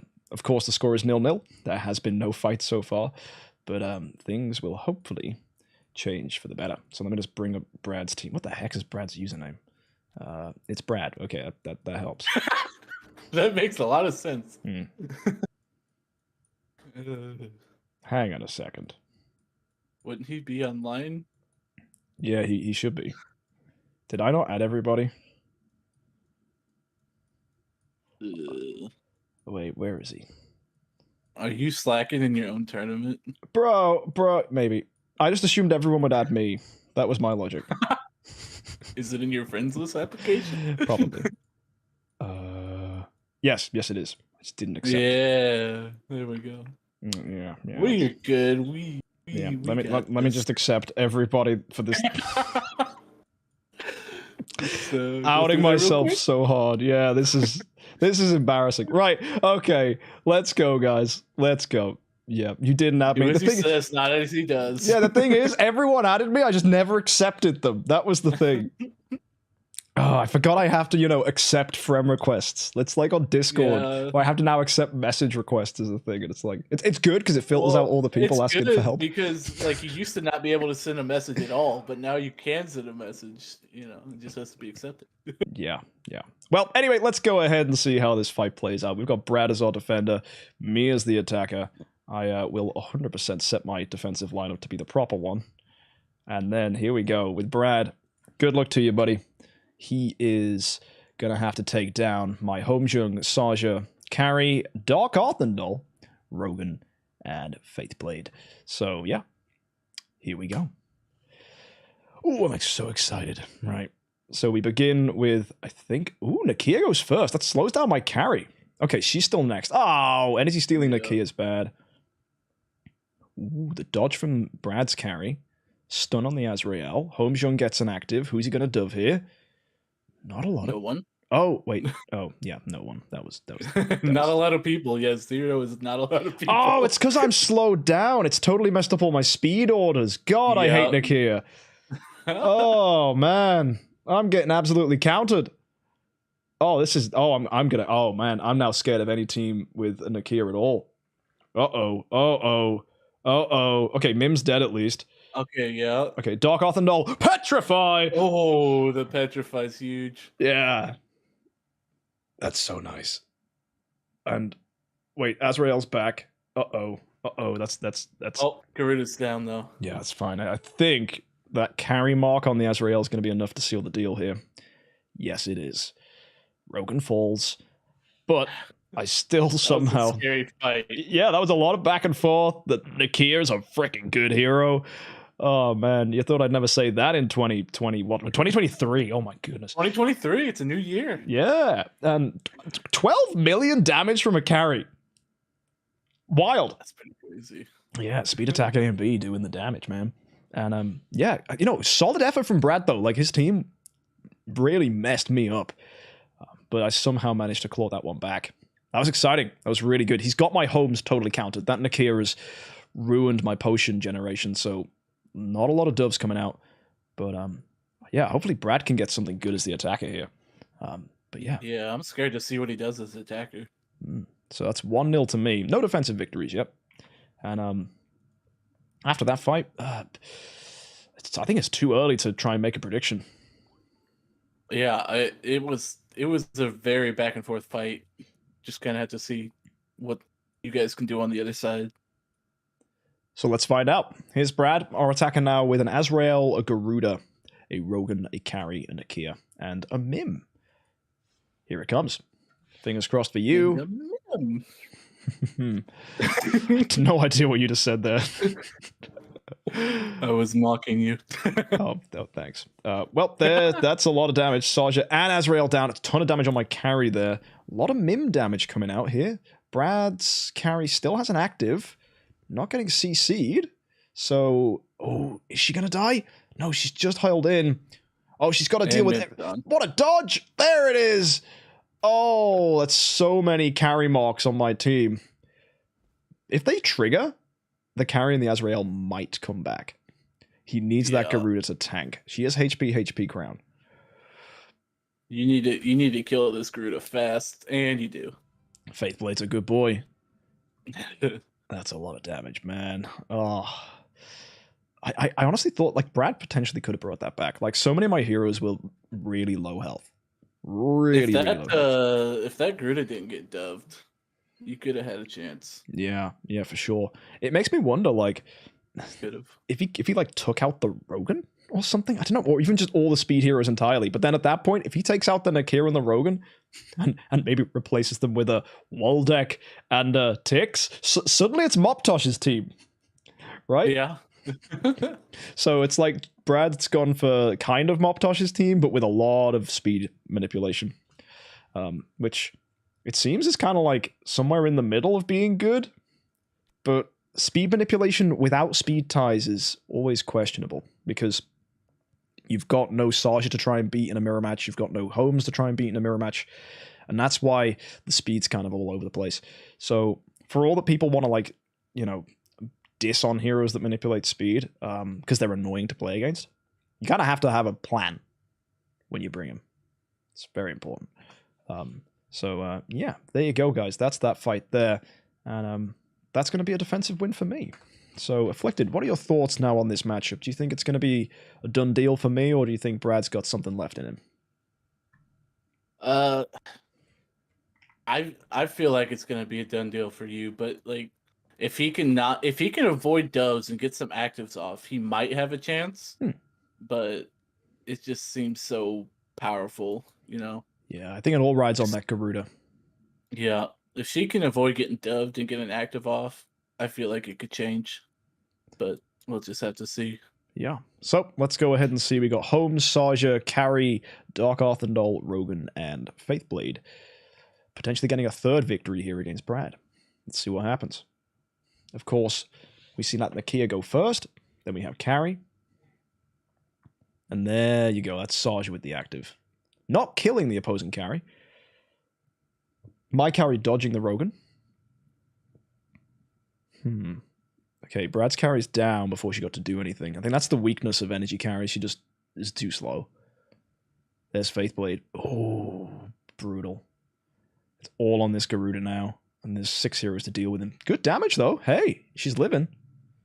And there's not a lot of actives here, actually. So Carry could come back. Garuda's got an active. I don't think there's anything that's going to shut her down. Unless Dark Arthendal... Oh, Dark Arthendal did. Yep. Oh, hello. Carry's back. Oh, but does Dark Arthendal get a petrify? She doesn't. Oh, if there was ever a chance.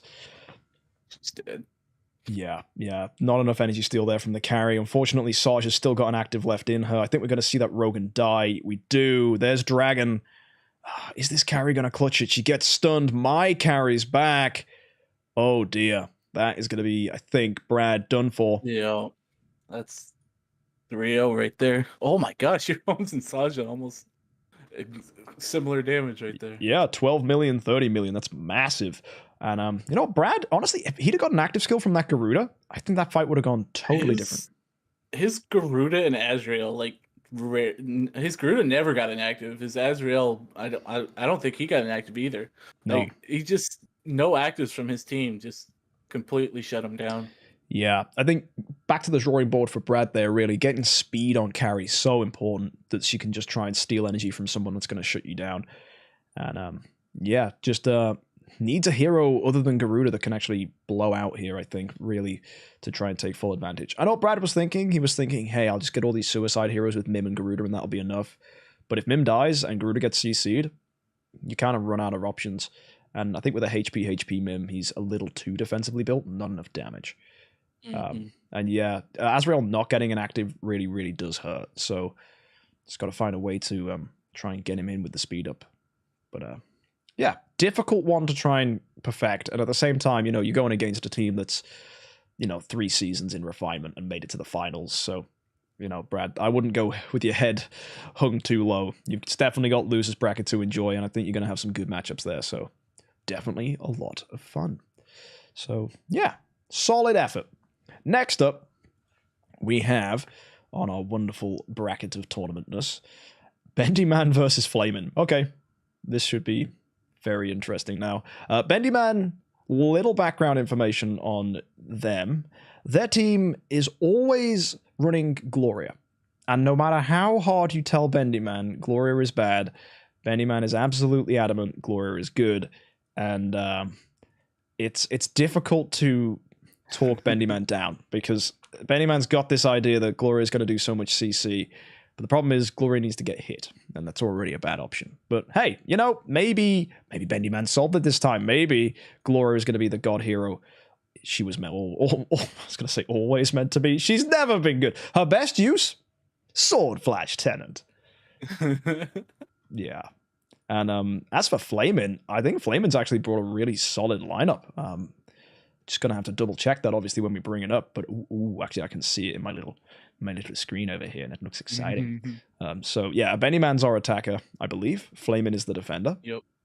So yeah, get a load of this one, folks, and you might really have a hard time trying to call who's gonna win here, because these teams are, for all that they're a little odd, they still have a lot of meta going for them. So here we have a Bendy Man running, is that speed heal effect?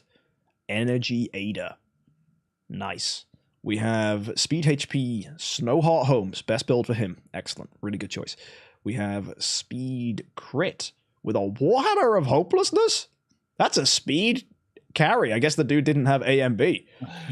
Guess not. We have, okay, Crown Rogan. Keep that boy alive. I like that.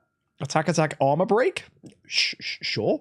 And we have a speed attack Tix with melodic strings. Okay, that's another one of these heroes that's fast, big blowout damage. Actually, a fast Tix is a little scary, actually. We've seen a lot of slower Tixes. That could be a really, really good hero. That's a great pick for melodic strings. A little too slow, but you might see something good from this. And then we have, what is that? Attack, holy damage, Ruyi Scepter, Gloria. You know, there's actually some logic to this. Gloria does have weird amounts of damage, so attack, holy damage might be solid here. No promises. No promises. And then Flamin', he's coming out with a Delacium, a Saja. He's got a carry, all built for speed here. Lots of energy artifacts around there. Of course, Saja's got melodic strings. We've got carry with an A and B. Really good choice. Holmes Young, not with Snowheart, but with Magic Source. I guess that's just an artifact issue. That's totally understandable. Nakia with Ruyi Scepter, and then Rogan. Wow, that's a super meta-reliant team. The Dark Arthendol that I was running is replaced with a Delacium, interestingly enough, and there's no Faithblade here. He's gone with Nakia, so some weird disruption heroes, and Delacium actually has the potential to do a lot of damage, because there's a lot of debuffs on Flamin's team, mainly damage over time and reductions in speed and such things. I have no idea which way this is going to go. Yeah, I don't know. This Gloria on Bendy Man's team is always it's. I feel like no matter what the meta, they'll always have Gloria on their team. Yeah, and if Gloria can get stuns off and actually do something, I feel like she's useful. But if she doesn't, she's just there. Yeah, because the stuns from a Gloria are like passive stuns. They just happen as you get hit, I believe. Like you put out the bubbles, but then the bubbles need to get popped. There's so many weird like requirements, I think, to how that stun works. I might be completely butchering Gloria's skills here. I don't know. She's a really unusual hero, but she could be good. She could be really good.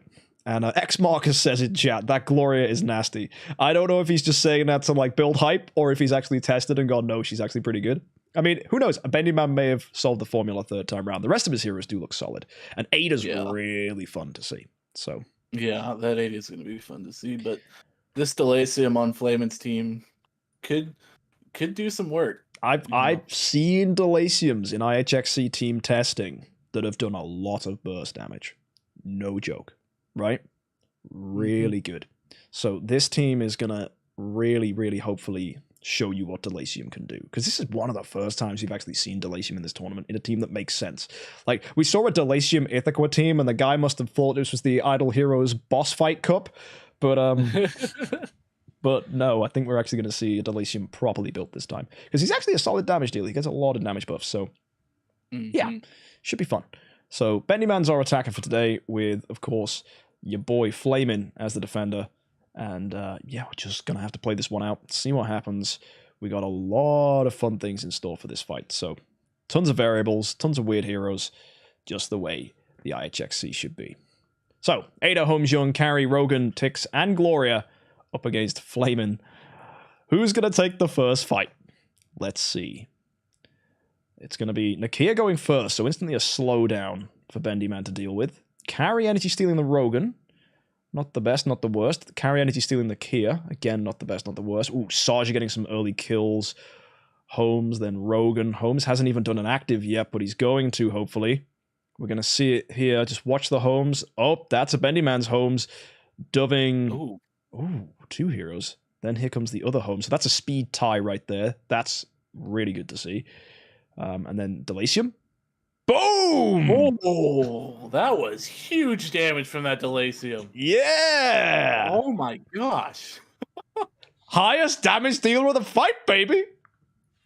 That was an insane explosion.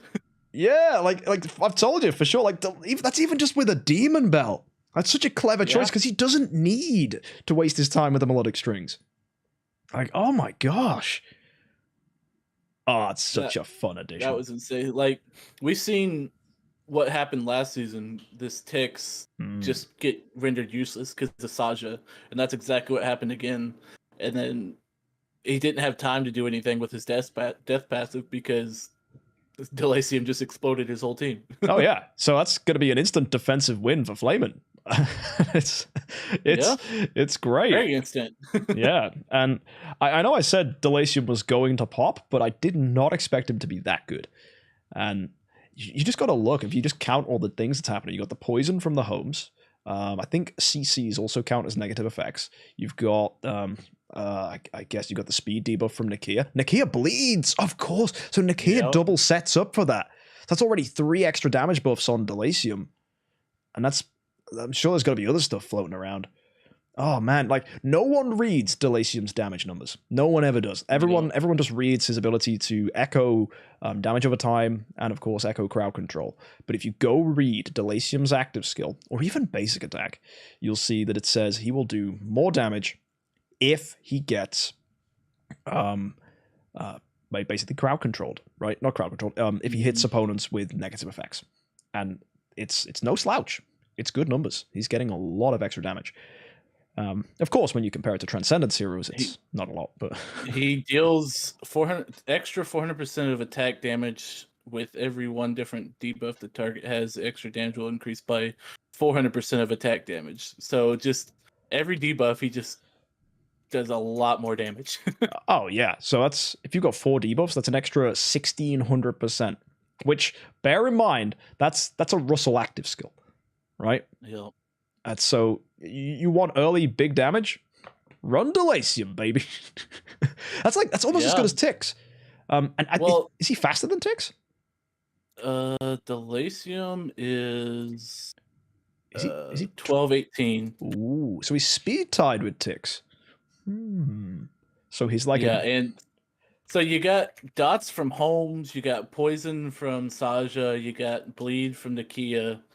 You got her speed debuff. You got so much stuff that he just max buffs everything. It just explodes. This is an insane team, honestly. Yeah, and then you consider he's also gonna echo crowd control, which that comes up because there's no crowd control purify. So if we do get a stun from, or doves or anything, that's gonna be fun. And also he'll probably, oh my goodness. He's going to continue the speed debuff from Nakia and from Holmes. He's going to make that stack and then continue it. Oh, yuck. Oh, I don't like that. Oh, he's good. He's real good. Maybe. Yeah, I'm excited to see more of him. And the Flamin's team, it's all built for speed. Great stones, great artifacts. There's a few nitpicky things like maybe a snow heart on Holmes Young, but yeah, bold. I think one thing Flamin's got to watch out for is people trying to mess with his backline. Like his Holmes could get taunted by Unimaxes or Nakias, but that's the only weakness I can really pull out here. So yeah, let's go see what Fight 2 looks like. That was great. Now Flamin's our attacker, so it's going to be even better. So he wins the speed tie for Holmes. So he lost the speed tie in that one. So it's going to be even higher win chance. Oh dear. So yeah, of course. It should be. Definitely. But we've seen crazier things. Well, yeah, and crazy is the IHXC. So here we go, folks. You've got Delacium, Saja, Carry, HXJUMP, Nakir, and Rogan going up against Bendy Man for a second time. Will Bendy Man's Gloria do anything? Or will we see a massive downfall for Bendy Man from this Delacium's active once again? Oh, energy stealing the Saja. Gloria's dead, but Saja. Huh. Okay. This is a much more interesting fight. We get the active skill from Holmes, dubbing only the Rogan. Oh, this could be Bendy Man's fight, dude. He's got an active skill on the ticks. And this is true. He's not going to go first, though.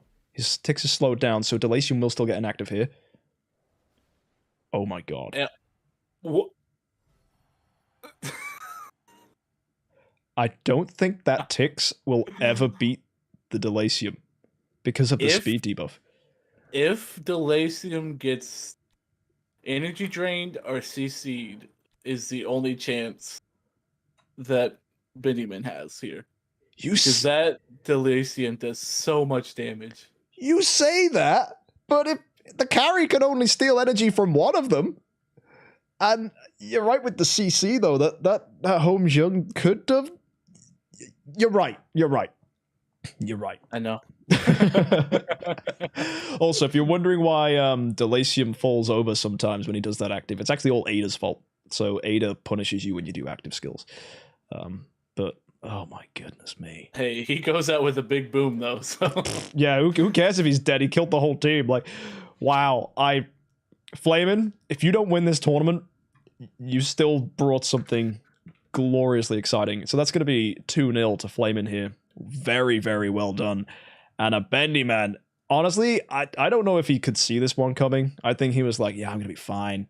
But, dude, did you see that Gloria just died so fast? I think Bendy Man forgot to check who his lowest HP hero was.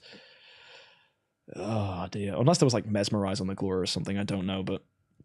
Well, 2 times in a row she's died first, so... Yeah, I think that attack holy damage is a little bit too risky. I would have gone with HP holy damage. Like, you've always got to, like, if you've got a Trump hero, you've got to make sure that they've got decent enough HP or they're fast enough. And you've got to get them off the backline. Like, the backline is such a dangerous place to be. Against what the tutorial for this game will tell you. You know, there's so much backline disruption. It's unbelievable. Like, and if people keep putting stuff on the backline, I'm going to run Walter.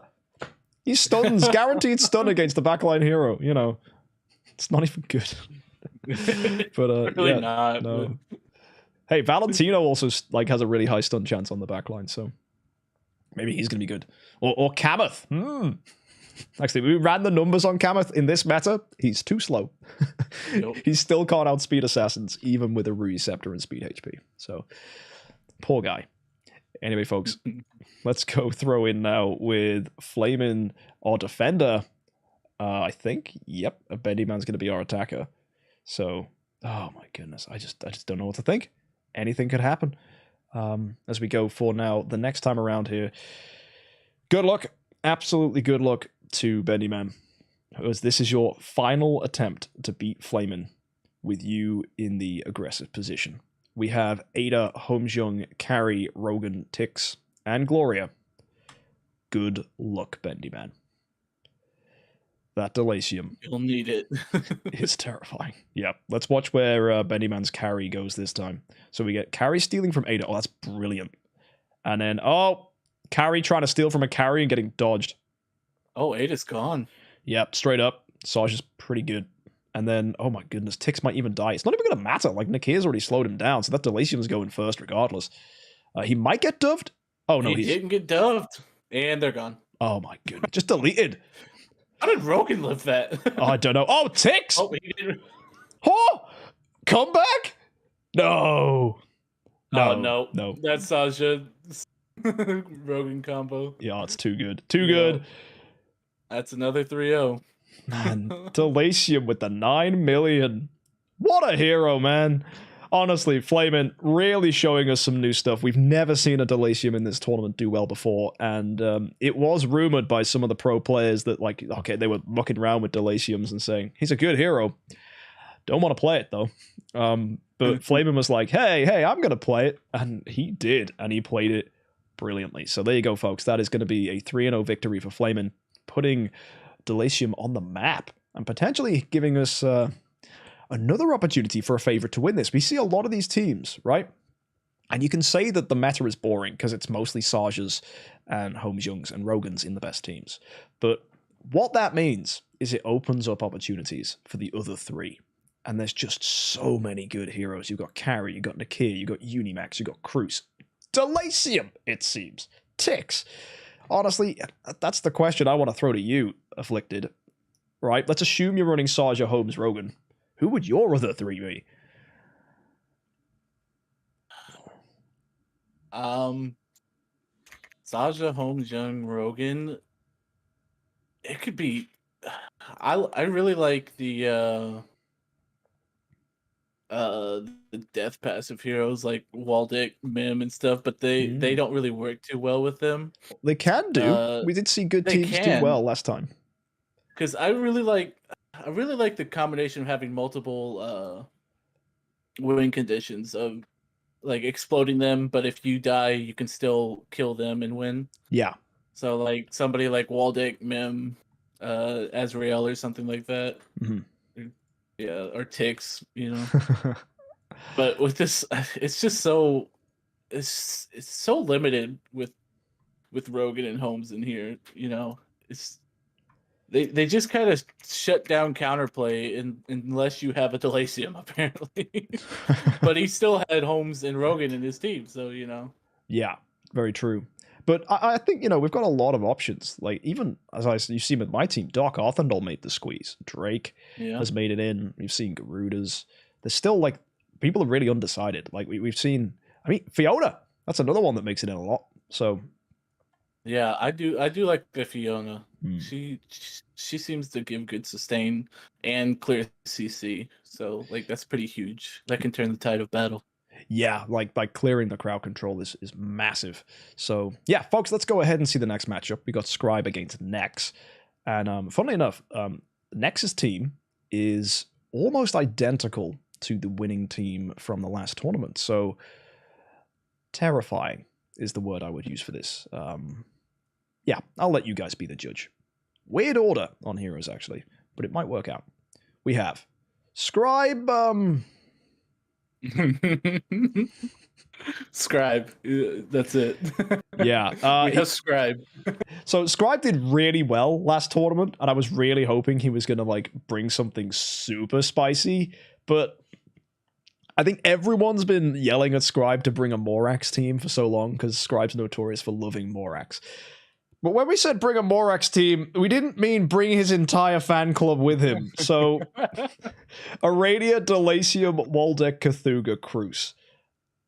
For all that you can diss this team, it is optimized. It is optimized, and we've seen what a Delacium can do. It's not even an energy Delacium. I take it back. Where's your freaking demon bell, bro? Delacium. Oh, that's just. Oh. But hey, I mean, that Morax probably going to do nothing. The Cruz, hey, who knows? The Cruz might just stun the opposing team and then just proceed to win. Yeah. That's Scribe's win condition. It happened before. we sure have. Cruz, such an underplayed hero in this meta now. Like, Cruz dominated Season 1. We saw 1 in Season 2. And this is the first Cruz of this season. Have people just forgotten he exists? Or is it because Druid Scepter is that one-off choice? And there's just so many other picks like Sherlock, Doc Arthendal, Unimax, even Nakia is an option. So, interesting that Cruz is getting underrun, I think is the word I would use. He needs more representation. He just got slowly pushed out of the meta, even though we've seen him do work and make good comebacks, but he's just in the end he just gets destroyed. You know, when you're relying, I think the problem is people rely too much on him only and that CC, and if you don't get it, you just get destroyed. And you know, I feel like he could be a good support hero, not a win condition. Yes. You know, build a team and add him in there as an extra little stun if you could pull it off. Yeah. I think the other thing with him as well, he's inconsistent. So you need to ask for him to get hit. So arguably you should make him the lowest HP. But if you do that, you're setting up for assassins to ruin your day. And the counter to that is run your entire team speed HP. But if you do that, then your team's not got as much burst. So you have to start thinking about a sustain team. So I think Cruz is good in sustain style lineups because he buys you time. And I think no one has really capitalized heavily on that yet. But I would love to see, maybe in the next meta, we see Cruz sustain teams actually being really good, because it's a great counter for people trying to burst down sustain teams, because it just shuts a burst team down halfway through their combo. So, yeah, it's a nice trap card. Yeah, you activated my trap card. Yes. Yeah. Now all of your heroes are stunned. Oh no, that Cruz is so strong. The 5 pieces of Cruz. Sorry. Anyway, next is running the Unimax, the homes. We have Fiona, Saja, Rogan, and Carrie. A really good team. That's just all you can say about that lineup. It's just that's just meta team. That is the meta right there. yeah. Anything you want to say more about that? I mean, to me, that Fiona looks a little slow, but that's the only thing I'm thinking here. Does she need to be fast though? Maybe to remove the CC quicker. To remove the CC, yeah, that's true. But yeah, I would. Like your whole team's speed. Why not run her speed? Like, did they not get it and run out of dust, or is that a tactical decision for some reason? You'd think with your whole team speed, you would want everybody to be fast. I think the attack on the Fiona does give you more shields, right? Because more attack gives you more shields, so they could be going for higher defensiveness. That would make sense, because then you're giving your heroes more to protect you against other meta teams that are going to be running burst heavy compositions. So if you're going against other people with Sajas and nasty crap, you're actually avoiding getting wrecked. One thing I will say, Saja on the back line, that's going to be Nexus downfall, I think, this tournament. Taunt and slowdown from Nakia is going to be very problematic. And we see now in this tournament more Nakias than ever. Nakia is really popular at the moment. And that could be next getting undone by other assassin teams, because literally that's checkmate. If you get an assassin team that slows down your Saja, like, you're going to get blown out by the opposing Saja. And considering her win rate is almost 100%. Yeah. I think of all the Sajas we've seen, a fight with Saja, a team with Saja won all fights bar 1 in the entire tournament. Yeah. And that's including Saja mirror matches. So you could say, well, that's a win, that's a loss. We count that as a win in our stats because a Saja still won that fight because she was on the winning team. So, yeah. Who do you think's going to take it? Next has such a good team, but I am so excited to see what Scribe's team does. I love fun, interesting teams. Like, that's why I'm excited for Rogan's and Holmes to be gone, because seeing teams like Scribe, it's literally an Abyss meme team, but it's not bad. It's got good heroes, it's got good synergy, and I just want to see how it does. Yes, I think you were correct with everything you said, apart from that it's not bad. The heroes might be well made, but it's there's got Morax. It's good. And on that absolute lie, we're going to go ahead and see Scribe try and beat Nex. I think try is the key word here. And you can tell me to be a Morax hater, but I'm sorry. Actually, you never know. We've got an active skill on Cthulhu. That was the one thing we needed from the last Cthulhu we saw. So, hey, maybe I'm full of bollocks and this team's going to be wonderful. Either way, British swear words aside, let's go see what this team can do. It's either going to be amazing or get destroyed. We'll see. Yeah. Brilliant. Okay, Carrie goes first. Energy stealing the Delasium, which is humorous because he doesn't have energy. The taunt on the wall deck. Here comes Saja. Well, that's Delasium and Cthulhu dead. Your 2 blowout heroes. Yeah. Scribe, did you forget to calculate who your lowest HP heroes were? Because it's definitely not Cruz. Cruz hasn't even reached half health. He's not triggered, so now he's doved. So he's not going to do anything. Oh, Scribe, what an oversight. Oh, no. What is this team? Oh, no. How is Arania still up?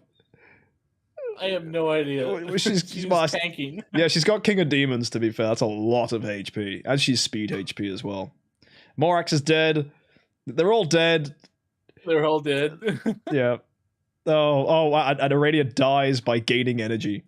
Because I wanted to give Scribe a benefit of the doubt because his team was cool, but like he just got massacred. Oh, you hate to be Mr. Zeros. Like, he didn't do any zeros of the tournament. Yeah, like Waldeck didn't even trigger his damage over time because the man was a dove. Like, how does a Waldeck die and still do nothing? Oh, Rania got her active off, but it hit a shield. Oh, that's nothing. It. Yeah, you're just crashing into Fiona's shield. So you know when we said why attack on the Fiona? Well, clearly, our friend Nex here doesn't need HP. He doesn't need any health on his heroes because shields just had it all for him. And I know it's a lie because shields scale with health, but it's just more me joking that shields literally, like, he didn't even break down the shields. No, it's a TIE fighter trying to kill a Death Star. That's what we just saw right there. Oh. You know what? I think this makes Nex a dark horse because we're not actually going to see what his team does. No. Apart from murder Scribe, which that's in my heart, that's content. Right. Let's go see what Nex can do as the attacker now. Do you think we're going to see another straight line of zeros? Probably. Like somebody asked in chat, is Delatium good at all? Yes, he just destroyed last game. Yeah. Because he was in an optimized team. Like, yeah, if you build a team for it. Meme team. Yeah. Hey, you never know. You might see Delatium do something this time, right? He's just really slow, and Nex's team is really fast. So you've just got to win. And have a lot of damage. Oh, man. Like, well, that Morax isn't going to do anything, I promise. No. He's just going to get taunted, if anything. All right, here we go. Scribe, you're a defender now, and we've got Nex in the driver's seat. Let's try and show the folks that missed the last Delatium fight what Delatium can do here. Because, yes, this is happening live, so there are people tuning in halfway through. Carry energy stealing Waldeck. Excellent start. Really good. The taunt hits... Oh, Cruz? Oh, that's really funny. Why would you put Cruz on the backline, Scribe? Oh, no. If a taunted Cruz is stunned only on Unimax, that's... the Cthulhu got stunned. Oh, no. He doesn't even get a chance to do anything. Doved Morax, Doved Cthulhu. Arania poking. No damage. The shields are so high for Nex. Oh my goodness me. 0, 0, 0, 0s. Damage over time, not even breaking the shields. Oh. Dude. Yeah. So this is what happens when you don't build a team that's optimized. And this should show you just the degree of skill that can happen when you refine a team against just hosh-boshing together a bunch of 10 stars. Like, the power level is so different between a well-built team. Is this going to be the first 3-0 game? Like zeros on all side, on Scribe's side every time. Honestly, I'm here for it, right? If Scribe's opening to this tournament is like, there's an achievement in the game for this, surely. Like, deal absolutely no damage in a tournament that you enter. This is an idle game, right? So your heroes have to attack. You can't just go AFK, right? So it's definitely a very difficult thing to do. And you know what? For Scribe, that might be a win, right?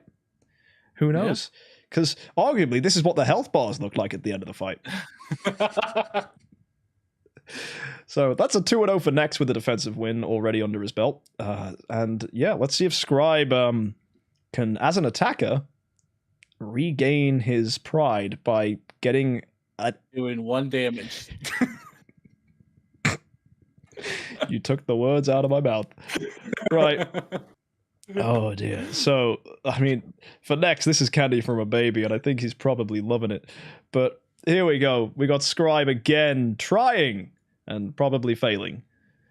Imagine he just clutches up and somehow wins. Hey, it could happen. Who knows? But that Fiona is disgusting. Like, Hey, look. Oh, that's a lot of taunt. Morax is taunted. Cruz is taunted. Active skill from Saja. Once again, killing. I just wanted to see this Cthulhu do one active. He didn't do anything. Hey, look. Cruz stunned Unimax, so taunt's strong, I hear. Right? Yeah. Because Cruz's abilities were just funneled into Unimax, so instantly Cruz does nothing. So Unimax doing his job there. We get. Oh, my goodness me. Oh, yep. There's a carries active. That's. Oh, dear. Hey, Morax, last man standing. Well done. Honorary victory, man. That is an ending scene to end it all. Morax kneeling down. Yeah. And I think for the first time ever in the IHXC's history, we have a team that did no damage for all three fights. That's. I think this is a first. Yeah, it's tournament Scribe first. Was a first to get double eliminated, and he was first to do no damage.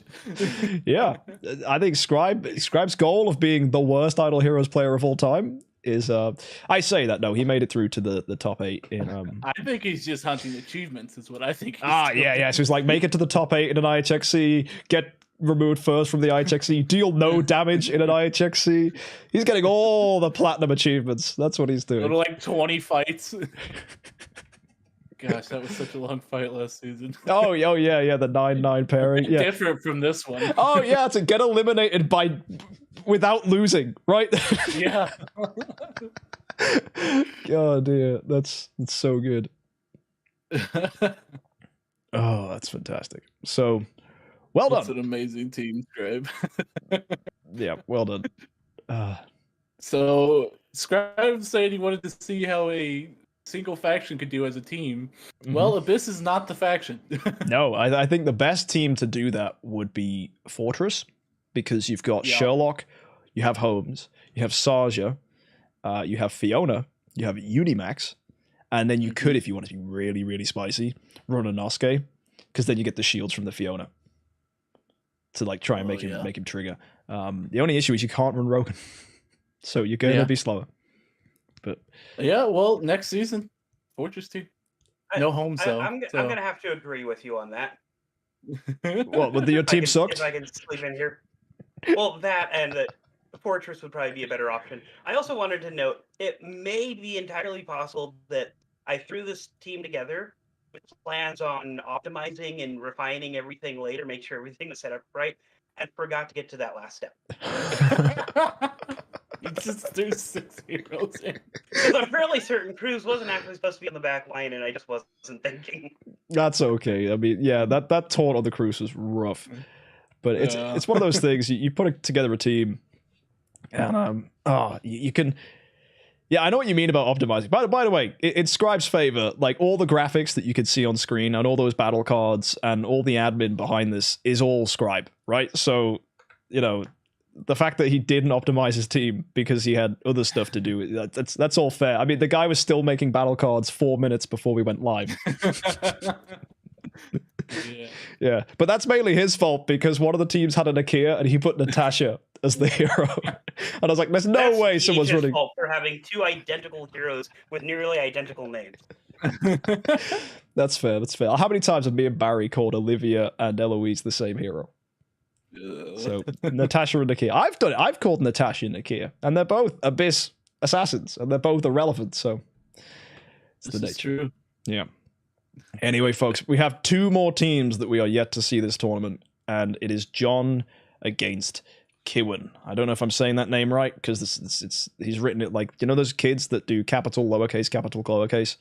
That's how he's done his name. So Kiwin. Kiwin. It could be Kiwi, right? It could be intentional capitalization. I don't know. It could be. Yeah. Kiwin. That's a cool name, actually. Kiwin. But I wouldn't spell it like that. Anyway, he's our defender. Yeah. John's our attacker. And, Jonathan. John. I like that too. I don't even know if his full name is Jonathan, but it is now. Yeah. And yeah, I'll show you these teams, guys. Hopefully you think they're as spicy as... Oh, dear. Yeah, have you seen Key's team? I just did. So Kiwin, nice team, bro. It's honestly, I'm glad he entered actually, because one of the rules was you needed a full team of 10 stars, and he did that. He's new, right? He's new. It's his first time challenger, And it's just sad when you see that people have struggled with getting armor and stuff. But I kind of do like the team a little bit. It's potentially optimized for like the post-Rogan Holmes Young meta, so like those guys being banned maybe. But either way, let me show you what we got. Oh, I have an antivirus threat summary thing. Thank you, guys. Anyway, guys, we have John with a Holmes Young and an Aspen. Speed HP Antlers Cane. That's a scary boy. That's big damage. Maybe with the crit buffs and crit damage buffs from Rogan, he could pop. We'll have to wait and see. We got Carry. Good. A and B speed. Can't go wrong with that. Rogan, of course. We have Unimax with a Receptor. Again, great pick. And then probably one of the most coin flip heroes in this game at the moment. It's Tix with a melodic strings. So as long as he doesn't get CC'd, that boy's going to pop. So yeah, good hero. Good hero indeed. Not built for suicide though. Speed HP is very much I want him to stay alive and do an active. So not quite the Moptosh strat, but still pretty good. Kiwin is running so energy carry, which is okay, but I'd rather speed. We have is that fan? No, yeah, it is. Oh wow, we got a fan Valkyrie. That's crazy. We've got Olivia with HP. First time seeing her this tournament. We have Gloria with melodic strings. You know what? Gloria's active does slap. She's just slow, so good luck on that. Yeah. We have, oh my goodness. You know what? You got to give it to him. Forcus is one of those heroes that punishes Rogans. It might work. Genuinely might work. So watch that Forcus. He's attack HP, so he's slow, but he's got some control immunity from Snowheart, and he will get that early active provided Carry doesn't steal his energy. Maybe it's going to be good. One problem, though, you'll notice is that Carry is going to come in way too slow. All the opponents will have done active skills, and then Carry tries to steal their energy, but they won't have any, so that's going to be interesting. And then finally, we have a Crown Ignis, which will, oh my, it might feed Forcus for 2 actives. Yeah, it's not a suicide Ignis. It's a feed. It's an energy feed Ignis. Yeah. But, no energy at round 1. Well, you don't need it because he's already got an energy artifact, so it's a delayed energy feed. No, that's true. Yeah, Snowheart's got energy. Yeah, so you do active skill, and then that Ignis is surely faster? Because she's speed and the Forcus isn't. So I think that's why we don't see speed on the Forcus. And Forcus is quick anyway, right? He's 1238, so... That's all I can say. It's just very interesting. yeah. So I think what Kiwin has done is tried to make the most of a bad situation, and I mean Forcus punishes the meta. It's a very one hero reliant team, but you never know. Maybe Melodic Gloria does something. It's bizarre, but I think John obviously favorite to win this one. I think, but I just want to see what Key's team does. So let's pull him in. What are you thinking, Afflicted? Same sort of thing? Well, John's team is like, basically the meta that we know. We've seen this type of team before. We know it works. That Aspen, we've seen mixed results with Aspen. Yeah. Not sure how that'll go here. But Key's team, the problem is if it's just making it past that round 1, because round 1 against this like Assassin Holmes team is hard to do, and if you can do it, I think that team is kind of insane, but it's going to be really hard to get that team to work when you lose a speed battle against such an aggressive team like John has. Yeah, and I think the big weakness of a Forcus team is a lot of people make their Rogans the lowest HP to like bait Assassins. So you win the early speed tie and then Rogan's out of there, which actually stops you getting punished by Forcuses because the Rogan's gone. So there is no end of round buff for Forcus to take advantage of. But John's Rogan has a crown, so that's not going to happen to John's Rogan. John's Rogan is sticking around, which means Forcus, if he does get an active, should trigger. So I think we're going to see a lot of interesting things here. How much damage will those marks do? I don't know. It's speed HP with Snowheart. So it could go either way. Maybe speed attack was the better play. Maybe the intention is to keep him alive. I don't know. Oh, no, it is. No, it's attack HP, isn't it? Of course, he's slow. So, again, there's options for Carry to steal his energy. Let's just see. I'm doing a lot of talking. Not a lot of content in. John versus Key. Ah, yes. This is going to be fun. All right. So here we go then, folks. We have, of course, Holmes Young, Aspen, Carry, Rogan, Unimax, and Tix up against Key's team. Good luck, John, our attacker, for round 1. Here we go. So, Carry stealing from Gloria. Oh, that's such a good hit. She's got melodic strings. And the taunt not hitting Focus. Oh, this is great for Key. Will the Focus get dubbed, though? Oh, yep. Mate, that's the problem. Too many eggs. Very small basket. Yikes. And this is what I was talking about. This assassin team with Holmes. It's just their round 1 is insane. And teams like Key's running is like heavily relying on making it to round 2. Yeah, for sure, for sure. And they can't even attack. Yeah. I mean, at least Valkyrie's going to get an active skill here.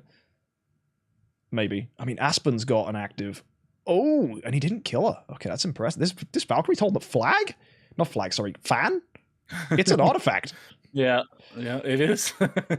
Although that's not a lot of damage. So no. Big numbers here from the Carry and the Holmes Young. Massive blowouts. Tick's doing a lot too. Yeah, Key, I think, is on the back foot for this fight for sure. But that's going to be a win for John. So well done to you, John. No defensive wins yet, as John was the attacker. But so far, so good for John, and the meta still holds strong with the assassins. Yeah. Key now our attacker, to give us some thoughts on how he's going to do as the aggressor. But I'm expecting things to be no different. What do you think, Afflicted? It's just what I've said every time. It's just it's so hard to beat these assassin teams without beating them on speed or damage. You can't really beat them with sustain. There's not enough. There's no unbending will. There's nothing like that to sustain past the first few hits, and you just die. Yeah, I think the only team we've seen that's like not assassins that I think's got a chance against assassins is Moptosh for sure. Yep, for sure. Yeah, so here we go, folks. Let's go see how this one plays out. We begin with Carry. Stealing energy from Carry. Oh my goodness me. That's really unfortunate, actually, because I think that was an energy carry. Oh, dear. Yeah, that energy carry, that's why these speed carries are just showing up these energy carries a lot. Yeah, like speed carry is just so much better, because it just needs to steal energy from one important hero and you win the fight. Yep. And oh my goodness, look how like low HP the opponents are. That Aspen, he cannot wait to do an active. Oh my goodness, melodic Gloria. Gloria hit hard. So did Aspen though. Oh, there comes Valkyrie. Carry's back, dodging. Carry should get an active here. Oh, this is good for Key. Rogan's dropped. Unimax has dropped. Oh, that ticks. Valkyrie's, no. Yeah, but now he's got to try and win a 3v1. Yeah. Yeah, that was a lot closer than I thought it would be. Yeah. That Gloria active was massive. Yeah. Bendy Man, take notes. Might be onto something. Builder full damage. Yeah, for sure. Screw that Rui Scepter. The stun's a luxury, man. She's speed HP as well, so like yeah, speed HP with melodic strings. Hit harder. Yeah, nice. That's insane. I never expected that. What I liked most about this is Bendy Man's been the one championing Gloria for this whole time, and here comes Key and just plays the best move from a Gloria we've seen all tournament. And Bendy Man's tried that 3 times. Yeah. So Bendy Man's the number one fan of Gloria, and somebody else just did Gloria better. It's so cruel to say, but it's so true. Right, that's going to be a defensive win for John, which is real good. I didn't mark it on the screen, but pretend that's glowing. And then we, of course, have John, our attacker now, once again. And all it takes now is for Kiwin to do some amazing stuff with the Gloria and crush John's dreams. Good luck. Here we go, folks. John's potential 3-0 sweep on the table here. Oh, Carry getting dodged. Ooh, okay. Gloria got taunted. That's really unlucky. Yeah, I'd have put Gloria on slot 2, man. That would have been so much better. Like, your melodic strings here really should be at the front. Just, you do not want to get Nikita or Unimaxed. Oh, Focus is dead. Didn't do anything. Gloria's dead. Holmes just doing a basic. Carry stealing energy. Ooh, from the Aspen, actually. That's brilliant. Although I don't think I don't think Key's got many options left. I think his biggest heroes, the Focus and the Glory, are just gone. So unless Valkyrie, it's magic. Oh dear. Oh, the energy steal on the Valk. And she's horrified. That's like a permalock. She can't do anything. Yeah.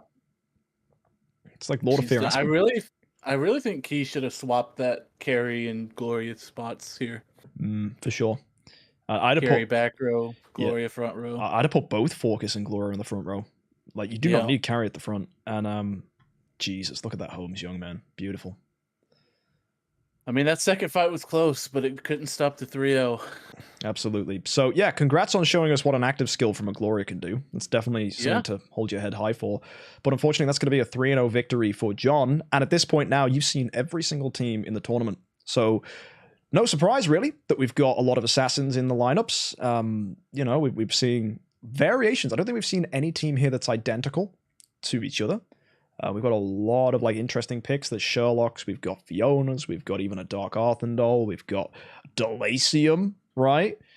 We got a lot of very, very cool teams here. And it's not even a matter of have homes and win. Moptosh is coming in with a team that doesn't run Rogan and doesn't run Holmes Young, and his team absolutely dominated a team that did. So to all the steel-brained people in chat that think Holmes Young's the only victory condition, Moptosh has just taken a whole dump on your parade because Moptosh is insane, right? And I think Moptosh could be a favorite to win it. I think he's I really hope he wins this. His team is so awesome. Yeah. And seeing that team just destroy assassin teams is amazing. Like, if it goes through, you know, you can't say that if you have homes you win. You just have to try harder. You have to be smarter. Yeah, do it again but better, right? It's the and that's the thing. I think Moptosh was always on to something. And I think he's finally got that Rubik's Cube. Just it's as perfect as it's going to be. We just need him to not get stopped. And I think what I also like when you look at all the teams, they all have weaknesses, right? Right. All of the stuff is like you've got like some of them are trying to go with stuff where they're trying to run heroes that are really strong, but they've got too many of them, so they forced them onto the back line. So they're asking for Nikias and Unimaxes to ruin their day. My team especially falls into that category. You've got teams that have had to sacrifice damage to run disruption, so perhaps they could get overburst by people using Faith Blades, which we have a couple of Faith Blades in this tournament.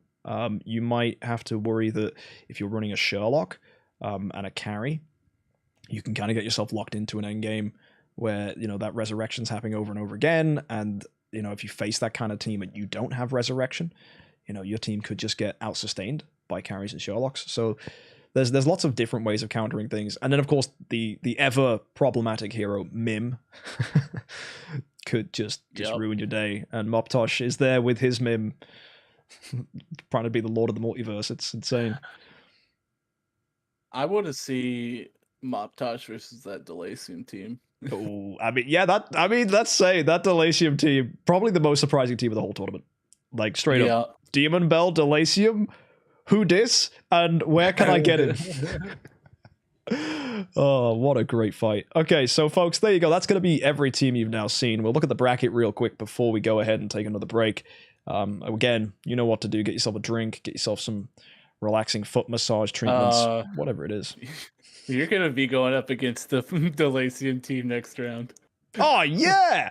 Yeah, let's get that bracket up, boys. This is going to be a real fun time. You say that like it's a bad thing. I think that's just poggers. No, it's not. It's just going to be fun to watch. Yeah, because that Delacium's in slot 1, and I've got a Dark Arthendal. You do. I'm gonna ruin his day. Yeah, that sounds like a good matchup for me. I'm not scared at all. Right. So, guys, as you can see, our winners for the first round were Saul, Sedated, Gimmerman, Moptosh, MKX Jump, Flamin, Nex, and John. So they're gonna be our competitors in the second round.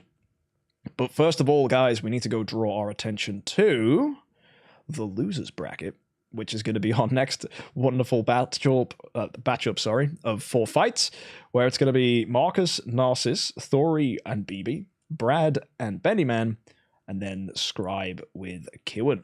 So that'll be very fun. And then to finish today's tournament, at least for the first half. Our attention's going to go back up to the winners, and we're going to see some crazy action, again, from all the people you won't have seen in that fight, which is going to be Saul, Sedated, Gimmerman, Moptosh, me and Flamin', and then we end tonight's stream with Nex versus John. So, yeah, still plenty more content to come.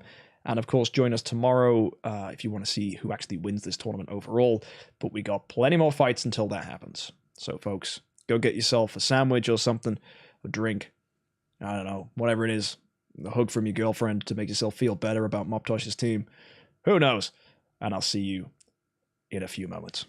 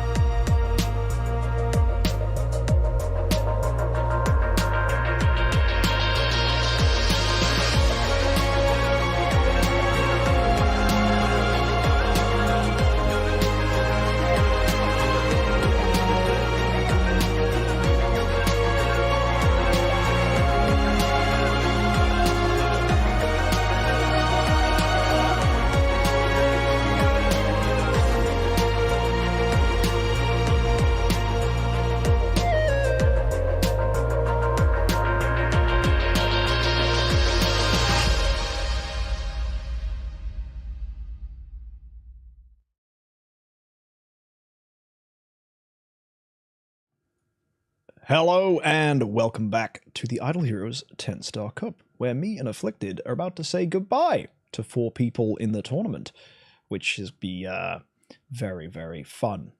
I love how you looked sad. Like, the masochist in me loves this part of the tournament. I'm crying and you're like, yes. Victims. Get them out. Less competition. Well, when are you going to build a team for this? Are you just waiting for the Rogan Holmes bans, or are you just never going to enter? Right, because what I know about you is you can't even look after 1 account, let alone 2. I get burnt out easily, but you know I might build something with the Rogan Holmes gone. I didn't want to drop into this meta right now, but you know that's fair. That's fair. I might build something for next one. No, you're gonna have to wail on a lot of dust, but you know, sell a house or something, easy peasy.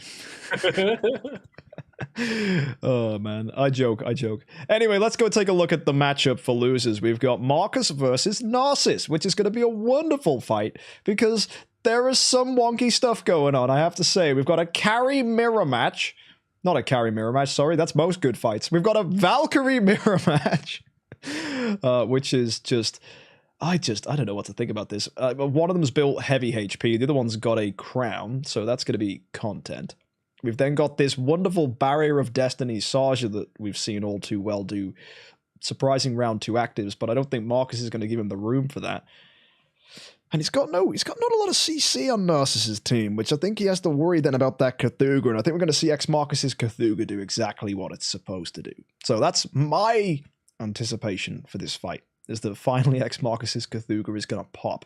And with the new artifact, we're going to see even more of that. So yeah, this is going to be a fun team. Definitely looks more like what we're going to see probably next format with the removal of Rogan and Holmes, but still good to see it. Narcissus' team, of course, with that Suicide Ignis that I have already argued is a weird choice. Just run another hero that does a lot. That way you have 2 chances of high rolling, or, you know, or even if one gets CC'd, at least the other was around. You don't need control immunity on a hero, just run more heroes. So instantly putting yourself on the back foot there with a 5v1 situation. Or sorry, 5v6 situation. But yeah, predictions for this one, Afflicted? I think for me it goes towards Marcus. Yeah, we've seen that Aspen do nothing, even when he got Suicide Ignis to work on him. And Marcus is I think the only person that got a win that's in the losers bracket. And he got it against Saul. Yeah, so which is insane. that's pedigree. If you're gonna beat the inaugural champion, right? The guy who's holding the trophy, right? And then he had to fight for his trophy and then kept it, right? So he's like he's the Magnus Carlsen of the IHXC. Like, this guy knows what he's doing. And all we need is yeah, right. So maybe we got this crazy comeback from Marcus. Who knows?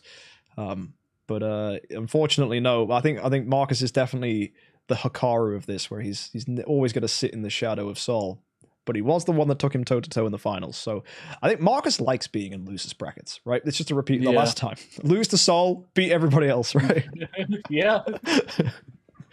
Wipe out the whole losers bracket, come back for the final. Yeah. He's just in it for the screen time. That's it. Because you get way more screen time in the losers bracket. That is true. Right. So here we go, guys. We're going to see Marcus, our first-time attacker here against Narcissus. Watch that Cthulhu. I think that's the hero that's going to do the most, if anything. And there's a lot of other good heroes here. We've got the Sherlock, we've got the Carry, and then Narcissus bringing some combinations of meta. We've got that Saja here with the Rogan, but they're not really built for energy, so it's a little bit wonky. But who knows? Let's see what happens. And as I commented, chat saying Moptosh is like Hans Niemann. Yeah, cheating allegations. How is he winning without a Holmes Young? That's impossible. Hacks. Oh dear. Anyway, folks, let's switch across. Here we have Cthulhu, Valkyrie, Sherlock, Mim, Waldeck, and Carry. Oh, Torch Mim. Yes, the new meta that we've... Oh, no, you know what? I'm not even going to give it the credit it does. I hate Wildfire Torch. Like, literally, you guys are going to love the next episode of the VIP series because I have a breakdown over a Wildfire Torch. And if you haven't seen that, go check out the VIP series. But either way, let's go not plug my content and watch this Cthulhu. That's the hero I'm excited for. Or maybe the Aspen. He might get some good burst. Waldeck should get set up here. That's nice. And that actually, on the topic of that, I think that's one thing Narcissus' team lacks. He doesn't have much setup for his Aspen. Yeah. Because you want to get them low health so Aspen can just clean up. But so he needs somebody else. Oh my goodness, Cthulhu is going to smack. Watch the Cthulhu. I think he might blow out the whole team. Here you go. Watch this. Get ready, folks. It's going to be beautiful. Oh, yes. Yes. Yes. Boom. Oh. Deleted. And Wolf to clean it up. Oh, yeah. Oh, yeah. Dot. So much damage there. 8 million from Cthulhu, 12 million from Waldeck. That is a lot of assassin damage over time. Beautiful. Yeah. Aspen, highest damage dealer for Narcissus' team. So. And he didn't do a lot. No, but that kind of went as I thought it would, and it was good to see Waldeck and Cthulhu doing their thing. So there you go. That's a 1-0 currently victory for Marcus. Let's see if we can hold that up as we now go see Narcissus as our attacker. So yeah, it's the same thing as last time, but this time the teams are, of course, swapped. So here you go. We've got Narcissus, Aspen, Ignis, Unimax, Sarja, Rogan, and Valkyrie. Here we are. And you might be thinking, why does Narcissus have a 10-star Ignis and not a 9-star Ignis? It's because for the rules of the tournament, you have to use 10 stars. It was one thing we did to stop people just entering with 5 stars, because it just gives people free wins, which isn't fair. But there you go. That's already looking good. That Aspen actually did get a juicy active, horrifying the carry. So yeah, I'm watching this Cthulhu though. He might do something in round 2. Carry still gets an active though. The horrify not doing much. Waldeck's taunted. Oh, and Cthulhu's going to clean up, isn't he? Yeah, he has to. Oh, Aspen. Oh. Nice. Cthulhu's so tanky. Ooh, not even doing that much damage. Huh. He was weird. Yeah. But I think that's still going to be a win. Yep. There's... Oh. Oh. Aspen with That's... He's got a lot of control immunity. He could cause this team grief. If he can heal himself. Ooh. Ooh, ooh. Oh, he's energy drained. Oh! Aspen!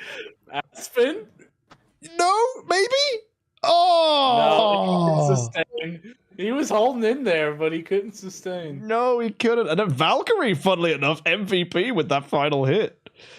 19.9 million damage, though. Now that is what that Aspen can do, but yeah. He just couldn't out sustain that damage. As I said at the beginning with Narcissus' team, it very much feels like I want to say a 2-hero lineup, because his Aspen is incredibly well built, like phenomenally built, but everything else is kind of like the Unimax doesn't have a receptor. You look at the Sarja, what the heck's she doing with the Barrier of Destiny? Like, it's got so much potential. I think, honestly, if you ran this with Aspen Ignis and then Suicide Heroes for the damage over time, and just let Aspen eat while they're getting dot damage, I think it could be insane. I think so too. I think you could run something really stupid like a Belrain as well, just to constantly heal the Aspen so he never dies. Just make Aspen a raid boss. Yeah. Like, I've built everything into this one person, and he is unkillable. You should never stop him. He will heal himself. He will kill your team. Aspen is the dungeon to be feared. Obviously, that was not the case, and that's going to be 2-0 for Marcus. Well done. I want to see that Aspen sweep. I really do.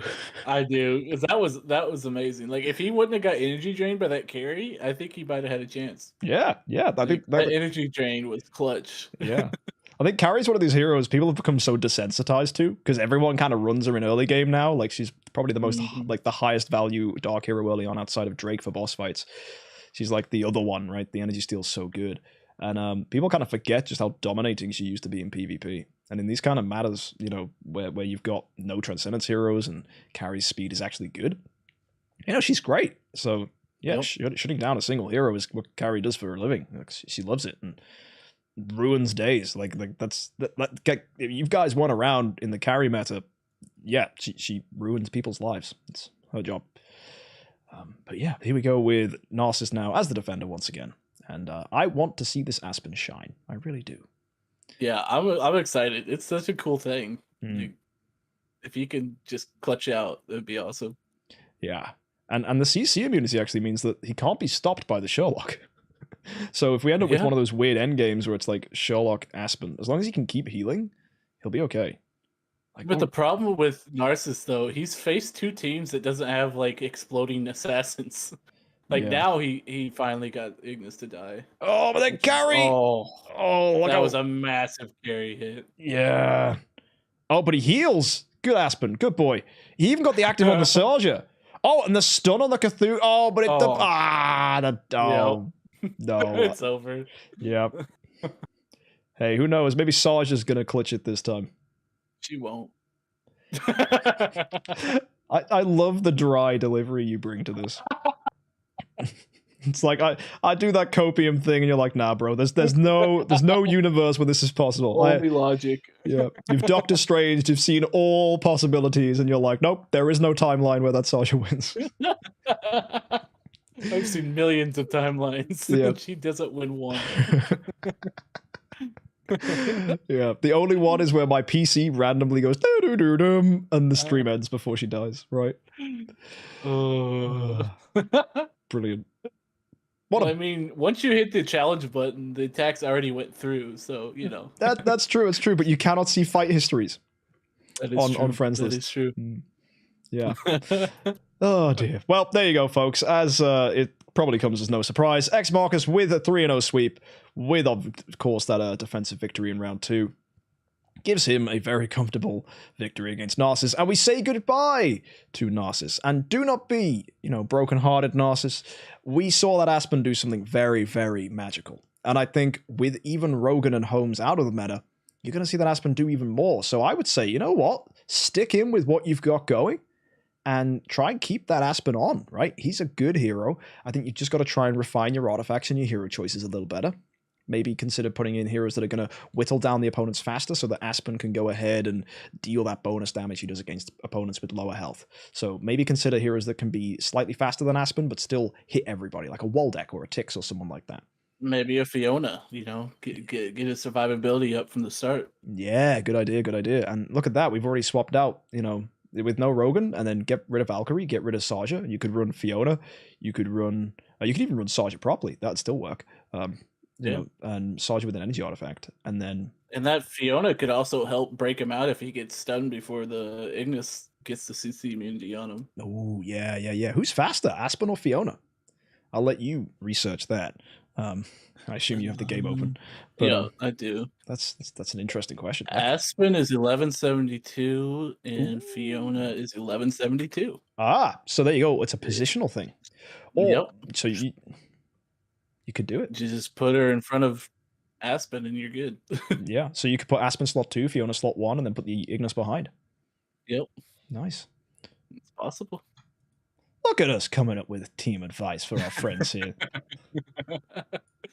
Yeah, there's so many options. It's really nice. But yeah, then again, it must be stressed that 1172 is really slow. It is really slow. It used to be fast, actually. Before Carry entered the game, 1172 was like the benchmark. Like if a hero was 1188, it was like, ooh, fast. And now it's like, ooh. Yeah. Right, that was my initial reaction when I saw Vulcan. I was like, yep, no, too slow, bye. But yeah, crazy. Yeah, and I've never been so dry with people like, is Vulcan going to be good in the IHXC? Just, nope. And they were like, why? Just his speed. I don't even need to read his skills. He's just too slow. Too slow. Yeah, unless he has this magic thing where it says, gain 100 speed at the start of the fight for the next 2 rounds. Yo, why do they do that with a hero that's like inbuilt slow? But just gets like bonus speed. There's so many cool things they could add. Sorry, I'm getting excited. Let's go look at the next team. This is going to be more of our losers bracket. It's Thori versus BB, and I think BB's brought the only assassin team that made it into losers. So things could be good for BB, because was BB unfortunate enough to have to face Moptosh? Was that what happened? Yep. BB face Moptosh. Yeah, it's this. So BB he's not a loser in our hearts. Yeah, he's got to go and fight Thori now with Thori as the attacker. Should be a good match. We've got Thori using Sustainer Clock Asmodel, Ada, Fiona, Amon-Ra, Siahu, and Unimax. And we found that Thori's weakness was the opponent was too fast. BB is running a fast assassin team, so I'm not feeling good for Thori here. Maybe we can see this Vulcan doing something now because, you know, this team's going up against somebody who's not fast. Yeah, so we've got to see, you know, we've got good speed homes, we got that slow but aggressive Saja, we've got a speedy Sherlock, we got that lovely Fiona, right, built lovely with Magic Stone, Sword Attack, great build. And then Rogan, Demon Bell, very standard, and then that Vulcan. So BB's team, it's a little off, right? It's kind of like, it's almost perfect, but like, you know, he needs to change his brakes or something. Like it needs a slight refining, but it's fine. And Thori's team is just, it's wild, right? It's just sustain, and as we joked, it's the kind of team you'd see in Vortex and be like, oh, that's nice. So yeah, just realized that BB's team running Rogan, but not speed enables on anything but Holmes and Sherlock. Honestly, I think the Rogan's there. Is that just because Rogan makes him fast enough against teams like this, or why would you choose not to run speed? I think it's, if I had to guess, he didn't roll speed on Saja. And I think he might have been the kind of person that even if he had like speed precision and speed heal effect coming up, he wasn't locking them in because he was like, no, I think attack's better. But yeah, if you are trying to build a team, just take the most important stat. Like even if you're getting speed heal effect, speed precision, lock those in just in case you don't get speed attack or speed crit or speed HP. Because you've got to try and get the best of what you can. Or maybe the Saja's idea is that, you know what? I want her to be slowest because I would rather get more damage. But then Saja doesn't really need more damage, so it's weird.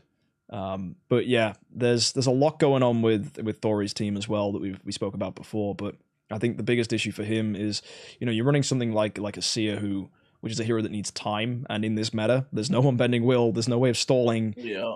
And the biggest stall hero is Cruz, and it's not on his team. So yeah, Panda's good with like Vesa lineups with unbending will, where you can survive those first few rounds and sustain back up. You can't have that in this kind of tournament. No, not at all. And there's no star spawns allowed. And one of the biggest things for Seahu teams is the block star spawn just gives chunky block to teams. That 40% block or whatever it is. Yeah, and then of course when you look at the Transcendence teams that run Seahus, they can also run the block imprint on the Transcendence heroes. So you could easily just give a Transcendence hero 100 block, no problem, easy sleeper move. Whereas you can't guarantee that with Seahu, and if you're not blocking, you're losing. That's the issue. And I think for that, like, why aren't you running something as just simple and standard as a Rogan? Because you need 6 blocks before Seahu does anything, and you're gonna be dead before you get 6 blocks. So we see. Oh, go on. My problem going over to BB1's team, like someone just said in chat, of like Vulcan also needs time. That's true for like BB's team is like all fast bursts. Like why Vulcan doesn't really fit into that. I think he might be running it just because he's new. yeah. Just because I can. Because like all those Holmes, Saja, Rogan, that's all fast round 1 heroes, and Vulcan needs time to get his damage up. Yeah, you know. I think, and this might be cruel to say, but I think BB's team is symptomatic of net deckers in like card games where they see a good team online, they go, right, I'm going to try and build that team, and then something like Rogan comes out where there's no tournament data showing how he's any good, and you know BB's brain's gone, well, he must be good, he's new, I'm going to put him in the team. Yeah. And he's actually, you look at his stats and his skills and you can evaluate him pretty quick and go, yeah, it's not going to be very good. But hey, I mean, he might be okay, but he did get a few active skills last time and did a lot of nothing. So yeah, it's going to be a tough lineup. I think BB at the moment, I mean, his team's still strong, right? He's not got anything bad. He should have a decent time in the losers bracket. So, you know, don't discredit him yet. His team definitely has potential. But we are going to be looking at a lot of an uphill climb, I think, for him. Because as this tournament goes on, we're going to get strong teams coming into the losers bracket, right? He's got to deal with assassin teams going against each other and getting pushed into losers. And that's going to really hurt the people in losers' chance because a lot of the teams in the top are good. And there are still 8 really solid teams. So, yeah, it's going to be very, very strange. But I wish you the best of luck. And I'm just having an issue with some login information right now. I don't know if this is a me problem, but it seems someone's changed their password already, which is really annoying. Why would you do that? Why would you do that? Did they think they were eliminated from the tournament already? They will be if we can't get their login information. It should be fine. I'm logging into everybody beforehand. You might be putting in something wrong. Is that the one that you said the password might be different, or is that something else? I might have accidentally deleted something wrong. Oh no. No. Yeah, Thori's account's not working. Yep, absolutely technical difficulties. Right. This is stressful. Have I done what the? I'm not trusted. Maybe not. What the? Yeah, why is it not working? Yeah, give us a moment, guys. I'm going to take a quick break to try and fix this login information. Don't go anywhere.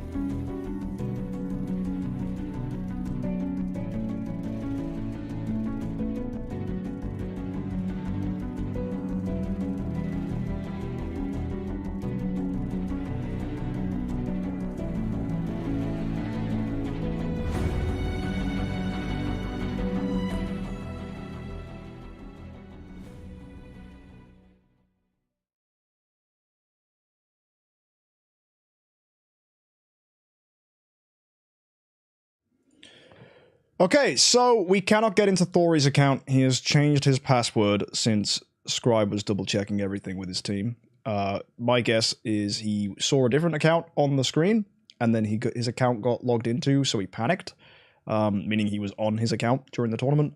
So unless he can get in touch with us or change his password back, we're going to run the rest of the losers bracket, and if we can't get through to him, we'll just have to DQ him. So he's got the next 3 fights to basically make sure his password's correct, or he's going to be DQ'd because we can't log in. So guys, just don't tamper with your accounts in the middle of fights. Just don't even be logged in on them, right? Just don't do it. Just let us have control of your accounts during the tournament. It's just a no-brainer thing to do. So rip Thori, unfortunately, if that's going to be the case. But either way, guys, our next matchup, as we skip this fight real quick, is going to be Brad versus a Bendy Man. So that should be pretty fun. So let's bring that one up on screen for you guys now. And yeah, shame about that, Afflicted, unfortunately. We talked about their teams and everything. Yeah. But hey ho, just what happens.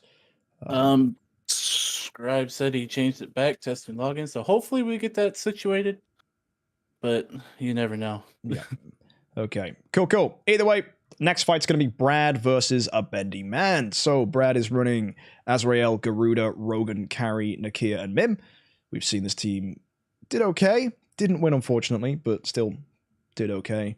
And then we have Bendy Man, who's running Ada, Holmes Young, Carry, Rogan, Tix, and his rather squishy but interesting attack, holy damage, Ruby Scepter, Gloria.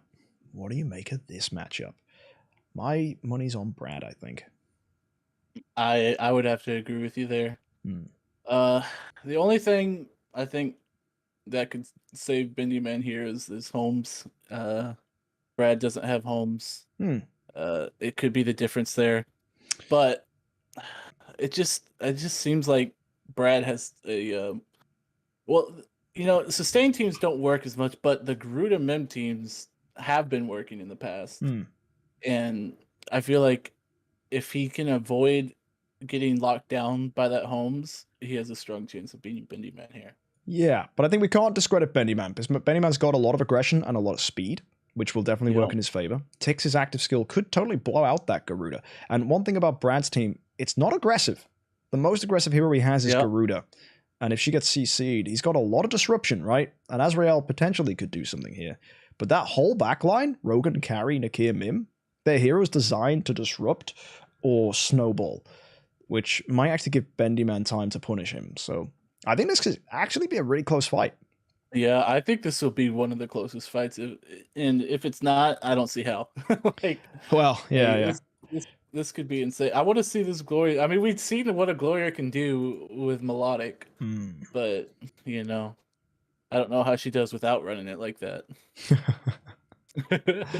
Well, let's go see how Brad does as the attacker here against Bendy Man. Best of luck to him with this Azrael, Garuda, Rogan, Carry, Nakia, and Mim team. Best of luck, dude. Will a Bendy Man stomp? Or will Brad sustain his way to victory with this Mim and Garuda? Let's see. So, Carry Energy steals the Mim.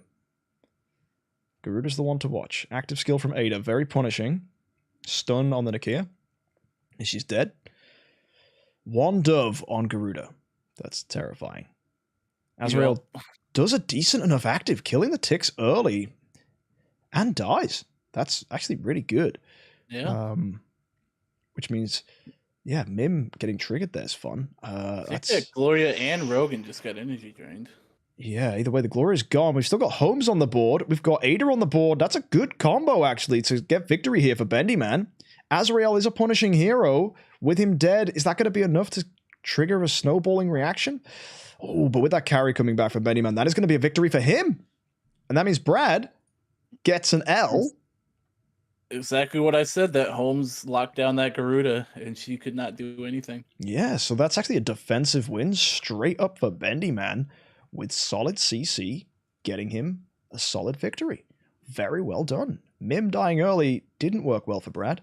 So, yeah, excellent performance. Really pleased with the Bendy Man's team there, even though that Gloria didn't do a lot of anything. She was just kind of there, but, it's the team mascot. Yeah. If only she was something, like a Saja, the team would be incredible. Yeah, but it wouldn't have as much style, Oh, let's go for the style points. That's right. A Bendy Man has always been a cool and stylish dude, of course. Yep. Moving on, we got Brad now as I think our defender. Yeah, so Bendy Man's the attacker here. This will be exciting. So of course we have Ada, Homejung, Carrie, Rogan, Tix, and Gloria. Will it be another win for Bendy Man? I genuinely don't know, because if a Dove doesn't hit that Garuda, she could be a menace, but you need to survive for 2 rounds with her, so you're asking for a lot. Carrie not doing much there for Bendy Man.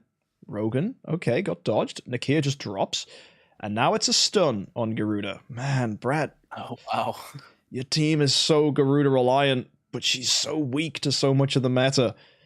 Oh, wow. Azrael, though, deleting Ada. Azrael's doing some huge damage. Yeah, we're about to see that Gloria drop, which is going to then trigger Mim, which is really nice.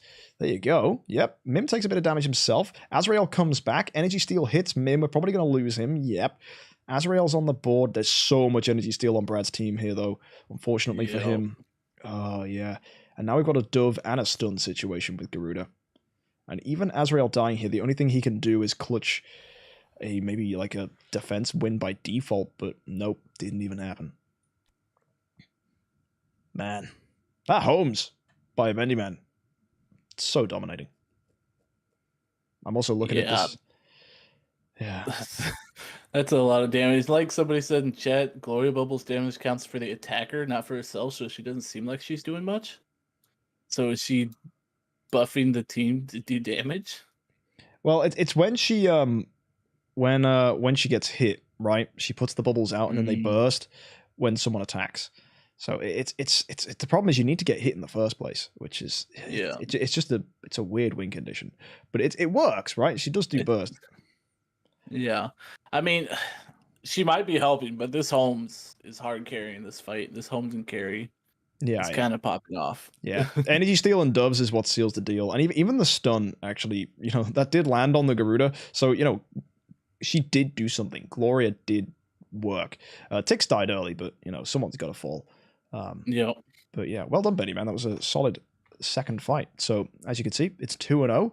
Brad needs to clutch a victory here as an attacker, and then win the next 2 fights to be within a chance of taking this for himself. Or unfortunately for Brad, we're gonna have to say goodbye. Either way, Brad now our attacker against none other than Bendy Man. So yeah, I'm expecting. I want this to be close, but I'm not sure. It's all on this Azrael. Yeah, if this Garuda can survive not getting CC'd, I want to see what happens then. Yes, yeah. And carry, Energy Steals carry, that's fine. Rogan, okay. Garuda, still not stunned. Here's the active from Holmes. Watch out for those doves, buddy. No doves. Nice. Azrael's active, killing Tix, killing carry. That Ada is low, like really low. We might see Garuda do something here. Maybe. All depends Hopefully. on... Yeah, Gloria's stuns are the thing to watch out for now. Okay, Ada's dead. Gloria's low. Garuda's got energy. Azrael's back. Garuda's got no energy. Azrael's gonna get energy stolen. Oh man, carry is just so annoying. Yeah, that energy steal this game, this fight has been insane. Yeah. Oh, there we go. Azrael's dead. It's probably not going to do much here. No. Okay, Rogan's died to the damage over time. Okay, if this was ever a moment for Brad to win this, it's now. Yeah, this is a close one. Oh, the slow carry, dude. Getting energy stolen by the other carry. That's why you run for speed, because you come back with energy anyway. Oh, but he still might do this. Are we going to see a Garuda clutch? I mean, Mim's got that damage. It's all on a Garuda active. It all rides on this. She can't...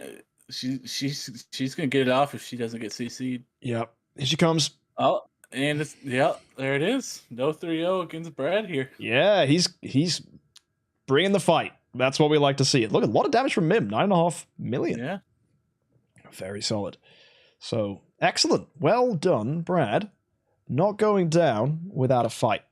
So that puts a Bendy Man in an interesting position, because a Bendy Man needs to win this next fight. If he loses, it's then 2-2, both with defensive victories, and it becomes next team wins. So, yeah, I'm optimistic. I want to see a back and forth. That's what I'm looking for here. We said it would potentially have the chance to be like that. So here we go. Let's see how these fights play out. And yeah, I'm looking forward to it. So yeah, a lot of RNG in this fight right here. So good luck to it's going to be a Bendy Man, our attacker now. So let's go ahead and fight Brad. And here we go. Best of luck.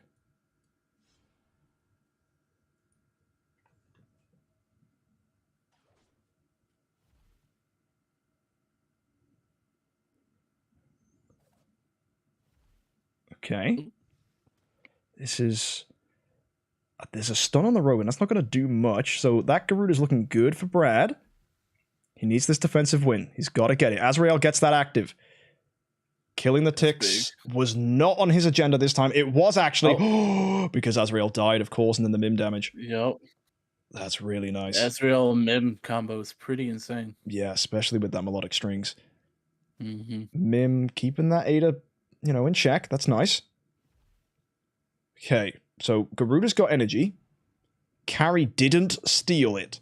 That's really good. For Brad. Yeah, that's massive. As long as he doesn't get stunned by the glory, he's on for a W here. Azrael attacks. He might die here. He didn't. Gloria does something, but doesn't stun, so that means Garuda could win this. Oh my word, Brad. Boom! Oh! 2-2 defensive wins on both sides. That was such a good fight. That was a really good fight. Yeah, Mim, Azrael, Garuda is a really nice combo, but of course, this Ada's doing a lot of damage. This Holmes is doing a lot of damage. This Carrie's doing a lot. And the Gloria, I mean, look at her. She got an active. It was pretty good. She got an active. It didn't help too much at the end there, but like... Hey, it helped enough. That's the one I've said. It's now straight up 2-2. Brad, a Bendy Man. Wow. Brad's the attacker next. We said it could go either way, and it's went either way. Yeah. And that's the thing. This is the great thing about these tournaments is, you thought it was going to be like a 3-0 sweep. You thought Brad was on the back foot, but no, he's like, dude, I was just warming up, man.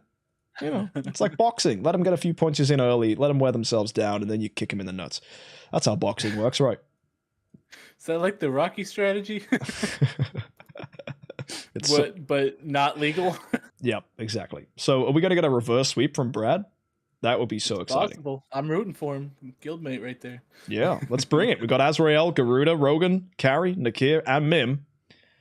Let's see it happen. First reverse sweep of the tournament is on the table. All eyes on Brad here. Yeah, and this is a fight to stay in. Literally, the winner of this fight stays. The loser is out. So it all rides on that. Oh my goodness. Garuda's stuffed. Yeah, that's nasty. That's real nasty. Oh, but that's a lot of damage. Got his active off. Yeah. Oh, but the carry is stunned as well. It's a lot of win conditions for Brad being checked here. Ooh, Mim gets the energy steal on the Gloria. Oh, there's so many things that Garuda has to deal with. Energy steal, stun, doved. Yeah, no, she's gonna struggle. Because the problem here now is Azrael has to die to do anything. And that's not enough. So, Brad, you put up an incredible fight there, dude, to go away from this tournament with your head held high. Unfortunately, you got absolutely hard countered by carries, really. Just a small oversight. Not running speed carry. The best hero of the last tournament outside of Rogan and Sarja. And that's unfortunate. That's going to cost you the win. Well done, though, with the Nakia. She's done really good. She was disruptive.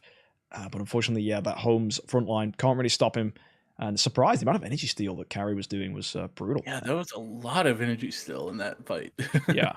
So, well done, Bendy Man. You take the win for that one. And we will go ahead into, hopefully now, seeing if we can get into Thori's account after our little hiccup from earlier. Scribe was able to get in, so hopefully you will be able to as well. Yes, I sure. We can go back to that one. I sure hope that's the case. So, yeah, it's Thori versus BB, which was the matchup we had on screen last time until, unfortunately, things had to be corrected. But yeah, okay. So, ooh, we're going to go back to the Sustain team up against Assassins. We've already spoken about this, but we will do a quick mini rundown for those of you that have just tuned in. And then yeah, we'll crack things on. So here you go. We got Thori as the attacker. We have BB as the defender, as you can see here on screen. So Thori running a very sustain-heavy team. We've got Asmodel, we got Ada, we got the Fiona, the Amon-Ra, and the Seahu, and the Unimax. Seahu, unfortunately, not doing a lot. You need 6 blocks, and that's probably not going to happen in this meta. It's too burst-heavy. And then BB's rocking a very well-built team. We've got Homejohn, we got Saja, we got the Sherlock here. A very, very attack-heavy Fiona, giving a lot of shields. And then an energy Rogan, who's unfortunately a little slow, didn't manage to get a speed stone on him. And then the weird pick, Vulcan, that appears to have very little synergy with this team entirely, and is unfortunately not a very good choice. But you never know, we might see something from him. Speaking of not good choices, what is with this Asmodel on this team? Why?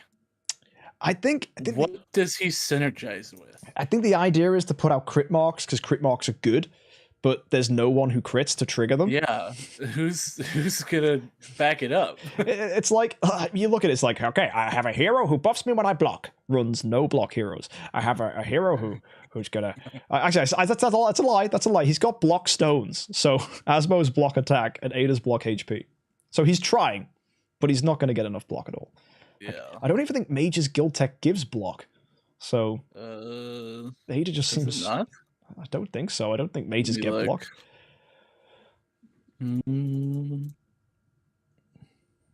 Speed, HP, yep, they do not. No, so that Ada is probably not going to block. And the last Seahu team we saw in this was like someone was trying to run Eloise, which, by the way, guys, is a terrible choice for the IHXC. Like, any hero, like, if your win condition is getting hit, think of another one. That's my advice. Like, getting hit is the worst win condition you can ask for, because if your opponent hits you, it means their team is doing what they want to do. Like, and at that point, you're already losing. Right? You need to stun, you need to stop, you need to kill. Your win condition needs to be those things. It cannot be, I get hit, then punish. Because the only way that that's going to happen is if you're running a team like Moptosh's, whereas you're not trying to hit to block. You are like, okay, you have to kill me, or I'm going to ruin you with an active, but if you do kill me, I'm going to ruin you with passives. So that's the clever thing with Moptosh's team. But like hitting and surviving, it's like, no, if you get hit, you're getting stunned or you're dying. They're the only two things that happen when you get hit. It's very rare. Yeah. Somebody just pointed out in chat that Unimax has guaranteed crit after a round ends. Oh, what round is that? It's just when a round ends, gains 3 times effect of being healed, and round 4 dispels all control effects on self, increases 50% of crit damage, and gains rampage effect, which gives him guaranteed.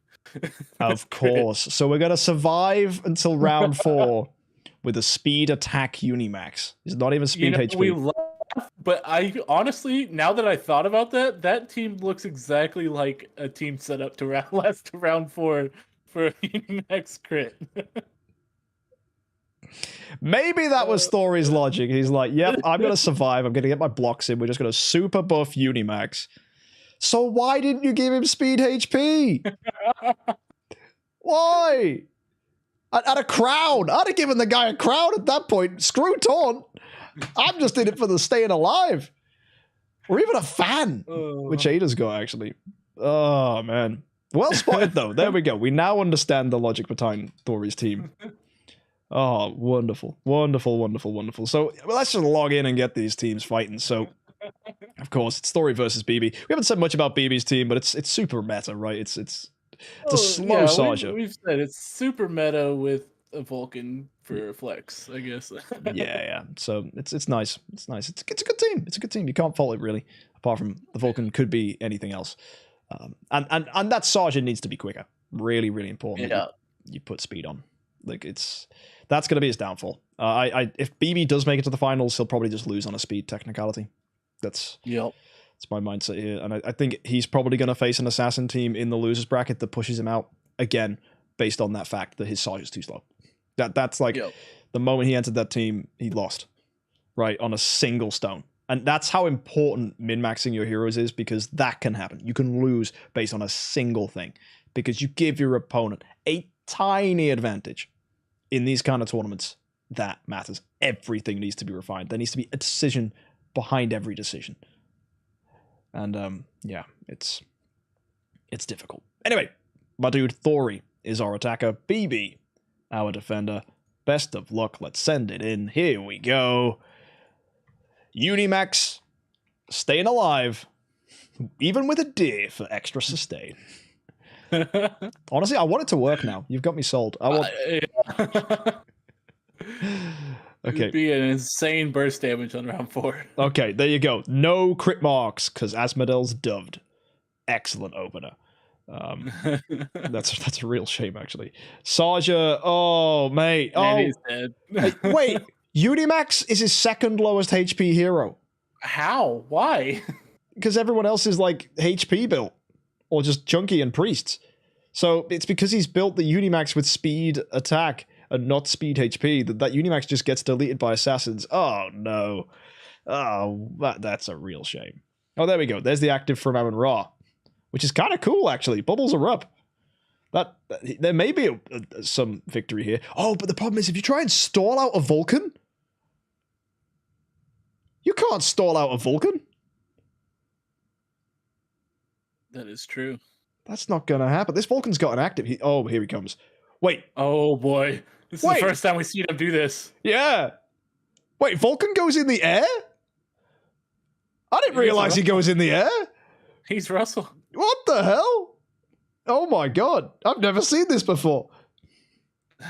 Oh, mate. Oh, this is going to be glorious. Vulcan's going to do something. Oh, is he though? No, I don't think so. I think. Oh, imagine if Holmes is just like, no, Vulcan, you don't need to. I got this, buddy. They're already dead. That's how bad Vulcan is. He's waiting and waiting, and he didn't even crit. After all that, that's all he did. He killed him, but like it was so underwhelming. Oh, he's so bad. Look at that. All that damage on someone who was already dead. Oh, Vulcan. Ugh. I mean, at this point, just bring in Russell. Like, at least you dazzle then. Yeah. Wait, so how many rounds is it going to take this dude? He's got to attack. He doesn't even have energy. For some reason. So he's got to attack first to get energy. Pray he doesn't get energy stolen by a carry for 2 rounds. Get in the air. Wait. And then attack. By which point the entire opposing team is dead. Oh, mate. So... I mean, he did a lot of damage in one hit, but like... It's not practical. No. Like, who cares if you do 9 million in a single hit? The average HP in this tournament's 2 million on a hero. This is not boss fights. Oh dear. Either way, well done, BB. As much as we're trashing your wonderful light hero, you actually did win. Yeah, we're just trashing the winner because of Vulcan. Oh, such a weird hero. Though. It is great. It is. I think it's just someone's got to use the new kid, right? Yep. And that way everyone can then at least sleep easy knowing, yep, I'm so glad I didn't build him for the IHXC. He's slow. He takes like 4 rounds to charge up. Yeah, mate. He's just Snorlax. That's what he is. He's just Snorlax. Sleep stockpile. Or sleep talk, whatever it is. I don't know. Yeah. Sleep talk? Yeah, that's a move. Isn't that Gengar's? Wait, no, maybe. No, sleep talk's when you get to do a move whilst you're asleep. Yeah. I think. Yeah. And you give him rest, stockpile, sleep talk, and then like just belly slam or something like that, or return, right? Something massive, probably belly slam, right? Belly slam for sure. Yeah, that's what I always ran on Snorlax. Look at these kids that don't know what a Pokemon is. What the Pokemon? Right. All right, here we go. Thori's the defender now. BB's our attacker. And of course, we're going to hopefully see Vulcan do that again. Maybe he'll do it again, but better. Professor Oak says MK is correct. Well, there you I go. believe him. Yep. Oh man, Snorlax days. Here we Yeah, go, he's folks. so, like, forever. Okay, back to Idle Heroes. Oh yeah. So we got 3 doves, which is wonderful Oh to my see. gosh. Yeah, it's all coming out. Well, there's no doves on Asmodel, so maybe we're going to see Unimax, but no, he died, of course. Second lowest HP hero, gets targeted by Saja and deleted. Russell has gained his energy. Not Russell, sorry. Vulcan has gained his energy. That was a Freudian slip. Oh, dude, you know what? I just want him to go in the air and the whole team be dead. Yeah, he's just waiting. All right, when's my turn, guys? When's my turn? Yep. Okay. Oh, Petrify on the homes. Nice job there, Amon Ra. Excellent. That actually stops him getting energy because he doesn't do a basic. Really nice, actually. So here we go. It's all happening now. Here's the Nimian. Oh my goodness me. As long as the taunt's removed. Yo, joking about him, but Vulcan might actually just seal the deal on this. Yeah, honestly. Yeah. Oh my goodness. We are going to see Vulcan seal the deal. I'm just waiting, but I'm just... Oh, there are... That's Sarge's... Everybody's dead now, though. Yep. Sarge is getting involved. Boom! Oh, it hit the Amon Ra bubble. That was so bad. Hey, it's still killed. I mean, he did the most damage, but like, that's over damage. Yeah. Oh. What a weird hero. Oh man, this is so fun. This is so fun. I mean, I guess if it's working, it's not bad, you know. But I feel like it's losers bracket, man. Like, I feel like Vulcan's just there though. Like it's basically a 4v5. I mean, yeah, like a 5v6. Yeah, like these heroes that do nothing and have to set themselves up. It's just, yikes. Like we've got a friend like that, right? Who like shows up to the party late, and then by the time he gets there, the party's already peaked, right? And everyone's like hyped that he's arrived, but then also half the people have left. It's like, and he just is too overkill. Like he arrives way too drunk or like way too whatever. And you're like, dude, like you're bringing too much to this party. It's over. You missed it. Like a MLB player playing in Little League. Oh yeah, he's just smurfing. That's what it is, man. He's going easy. He's like, I'll take the first 3 rounds off, and then I'll kill him. Oh, overkill. Yeah, like that Ada had like 1,000 health, and he did 19 million. Pro play, right? Pro play. Right. Okay, so let's go again. Here we are. We have the Asmodel, the Ada, the Fiona, the Amon-Ra, the Seahu, and the Unimax. For as far as Vulcan's concerned, is going to be a final time, because I don't think he can actually stop Vulcan. There is nothing on this team that can crowd control or energy steal. So, and the Vulcan's on the back line, which dodges Amon-Ra. So, yeah. Unless the Unimax taunts the Vulc. I think this is the team that lets Vulcan do what he wants to do. Yeah, you're going easy on him here, man. Oh, actually, by looking at this fight, I actually don't think Vulcan will get an active here. That's where my money is. It's getting destroyed pretty fast. Oh, but no, Amon-Ra with the Petrify again. You know what? Those bubbles do work, right? If Amon-Ra gets an active, she gets an active. Which means that Sasha didn't do anything. Rogan's trying. Are we going to see this Unimax come online? No. Well, Vulcan did nothing there. Just got in the air. Yep. And there you go. Fiona with her single target stuff. Removing that. I love Fiona's attack. It's so satisfying. It's just hardcore bonk. Right. Oh, look at all these Amon-Ra bubbles. I really want Vulcan to crash just into Amon-Ra bubbles. Oh no, Holmes has removed a couple. Oh, wow. No, Vulcan is going to hit 2 people here. Oh, and Rogan removes the bubble, setting up for the Vulcan. Ooh, even more. 29 million. He's definitely the highest damage dealer in the tournament so far. Yes. But he's sold the 0 damage. It's pointless. Like, I remember, like, when people would see numbers like this, and they'd be like, wow, Vulcan is so overpowered. Holy moly. And it's like, dude, you already won the fight. or like it was all on one person that had like 1 million health. You gotta remember. And that damage is potential damage. That's not the actual damage because they did not have 29 million health. No. No, and if they did, this guy would be winning the IHXC. And probably kicked out for cheating. But there you go, guys. You've seen it here firsthand. Vulcan 10-star obliterating. Hard carrying the fights. Yes, absolutely, chat. Yeah, Vulcan hard carried. The other 5 teammates did nothing at all. No, no, they were there to remove the Amon-Ra bubbles. They were setting up for it. That's the only reason he ran 5 other heroes and not just Vulcan solo. Yeah. You're right. Yep. Oh dear, what a stupid hero. That was a lot of fun though, and that was worth it. Yeah. I would have hated for Thori to be kicked out on a technicality. At least get your ass blasted by a Vulcan. That's content. But yes, goodbye, Thori. Thank you for taking part, and hopefully, with a trip back to the drawing board, you can come up with something spicy for the next tournament. But, folks, we have but one more fight in losers. This is going to be Talking Scribe versus Key, which should be interesting, as Scribe has brought the best team in the tournament. Yes, he has. It is truly the best. No, it's dreadful. But he knows it's dreadful. Yeah, it's really bad.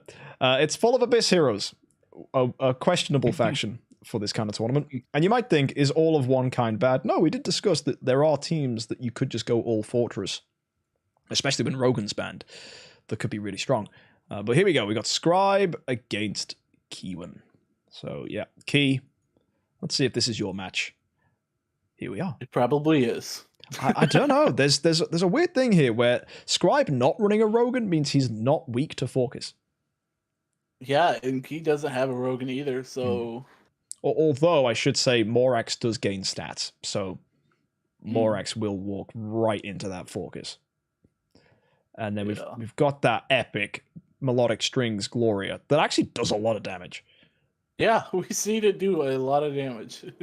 So much better than Bendy Man's Gloria, for sure. Yeah. If Bendy Man wasn't such a regular to the content, I would feel mean bashing on him, but it's Bendy Man. We Bendy DM. Man knows. Yeah. Good. I mean, his name in Idle Heroes is literally Gloria is better than MK. Yeah. A lot of greater than signs, actually. Oh yeah, greater than. How many greater thans do you need to cancel each other out? That's what I want to know. You would need an even number. Yes. Well, here we go. We have Scribe with Arania, Delasium, Morax, Waldeck, Cthulhu, and Cruz. With Ruby Scepter, Cruz can actually be pretty formidable. We have, of course, Carrie, Valkyrie, Olivia, interesting, and we have Gloria, Focus, and Ignis. So for all that we've bashed Scribe's team, he has built his heroes kind of well. His positioning's a little weird, but you know what? He might actually have a decent time against Kiwin here. I'm not sure. I actually don't know which way this is going to go, because both teams have their weaknesses. It's whether they can exploit them. I think that's what we're going to have to see. What do you think of this? Yeah, like, just looking at Scribe's team, probably should have swapped that Arania and Cruz positions, because I feel like Arania's doesn't need to be in the front line. Bro, I would just swap that Arania entirely. You know, I'm giving him the benefit of the doubt of using what he has here because, you know, he wanted to go all assassin, all abyss. Yeah, but where's the Berea? Where's the Karim? I demand Ignis. There's so many heroes. Yeah, that is weird. It's kind of weird choices for him, but yeah. You know, honestly, I'm surprised he didn't come in here with 6 more X's. You know, it's against the that's rules, what. Yeah, I mean, like, I'd let it happen. No, I wouldn't. I'm not having people cheat. But I mean, I know MK's right. Rania is very lackluster. She doesn't do anything. Yeah, like at all. Yeah, I don't know why they print these heroes. Honestly, if they at least make the new heroes good comparatively to other heroes, so that we can use them in the 10-star cup. Because it doesn't matter, because they're still going to be irrelevant anyway in the game as a whole. Because Transcendence heroes. Can you please make new heroes good for 10-star cup? Please. Thank you. Yeah. I'm sure they'll go with that. Yeah. No. To be fair, I did message DH Games about the Idle Heroes 10-star cup, and my reply was, "Wow, best video ever. Keep making more." And I was like, That's not what this was for. No, I was trying to let you know about this new PvP meta we've got, and they're like, "Such a good video. Thanks you so much for your contribution." I'm like,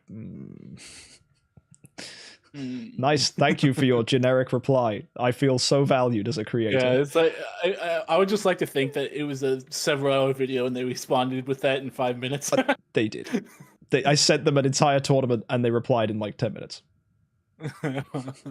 They didn't watch it. Wow, what did you watch this on 20 times speed? Yes, it felt like that. Crazy. Either way, here we go. Scribe versus Kiwin. So let's go see who our wonderful victor today is going to be in this matchup. Of course, my money is on Kiwin, but Scribe, you never know. He might have fallen on something that isn't entirely terrible. Let's find out. Arania, Delicium, Morax, Waldeck, Cthulhu, and Cruz. Also, why is Cthulhu not on the front line? I have no idea. Maybe he's just relying on an active skill a little too much. The carry has just stolen from so many of his heroes. Well, Cruz could get triggered here, actually. Ooh! And Gloria. Is Gloria already gone, or did she get energy stolen? What? I'm confused. Oh, Focus got an active. That's beautiful. That whole team is stunned because of Cruz. Yeah, Cruz is good, man. Don't diss Cruz. I don't know. Cruz is good if he can survive. Oh my goodness, is Morax gonna? No. Morax? Yeah, maybe. Maybe he is. Morax might actually do something here. The Focus is gone, which is problematic. Waldeck's not even dead yet. Here's Dia, which is going to heal up the team, but wait, no. Oh my goodness me. No stun on the Morax. Morax is shrunk! Which Morax! Might... Maybe Morax! It saves you! Wow! The shrink actually came in clutch if there was no shrink. Super clutch shrink. Yeah. Oh my goodness me. And that's Morax having used his active skill, but it... Oh my... What? What? Let's go. The dot damage was insane. Yeah. Morax does burn, I believe. They're all shrunk. Oh my goodness me. It's a tiny team. This is so cute. Little chibi Morax and Arania. Oh, chibi Morax. He's trying. He's got energy, man. This team is so tanky though. We've got King of Demons. He just hasn't got the damage. Kiwin's team is also built for HP. Like, so Morax has just got a free pass here, but Morax doesn't crit. Oh, he's gonna kill Olivia, dude. He might have this. Yeah. Oh, content. Right. Arania always living these carry attacks, and now with no fear of an Olivia shrink, all Morax needs to do is with this. I think Morax is gonna clutch it. I mean, dude, he's taken so many hits. He's got so much damage reduction, and the crown as well. Like. The boy is just going to do an active and sweep. Oh. But carry denies him. He's got to win this on basic attacks. That's never going to happen. I mean, I don't know who wins this, right? We've got Ignis energy feeding a carry, and the carry ensuring the opponents do nothing with energy steal. Are we in a stalemate position? This might go to long rounds. Yeah. Yes. Or Morax just needs to get an active. Yeah, if he can dodge the carry energy drain somehow. Yep. No, although Arania does an active, which does exactly what you'd expect. Nothing. Yep. Carry still out here stealing energy. Morax will have full energy now, but Carry's just got a high roll and steal it. Morax gets it. Boom! And now Carry dodges. Oh. Yep. Oh my god. No way. No. Oh no, each individual attack is registered. Yeah, it's a different dodge. She's dodging all of them. Oh no. Scribe wins. Oh my goodness me. Morax and Arania. We talked so much crap about Arania, but she stayed in there and tanked. And you know what Carry's just done? Knocked that Vulcan off as highest damage dealer in the whole tournament.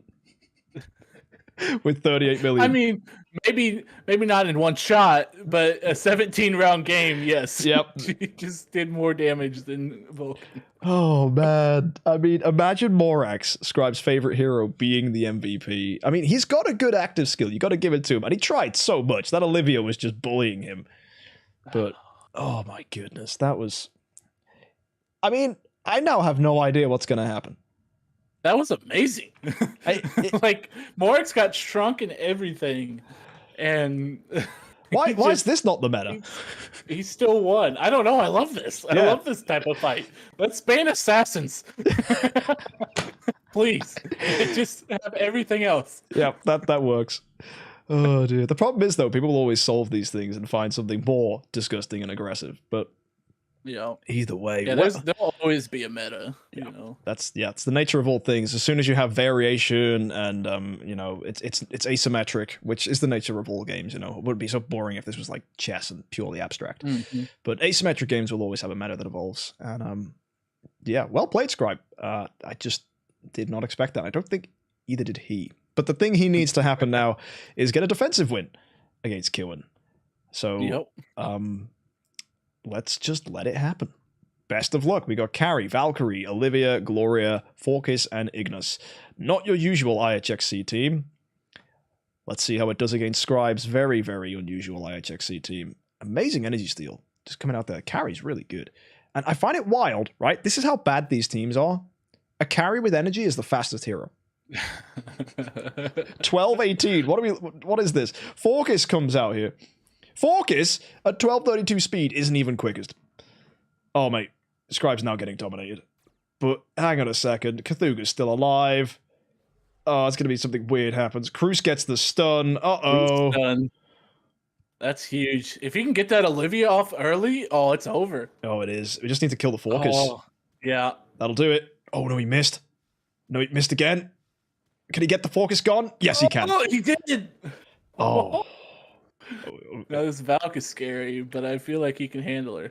He can't. The funny thing is, like the Valk can't do anything because Valkyrie doesn't kill Cthulhu.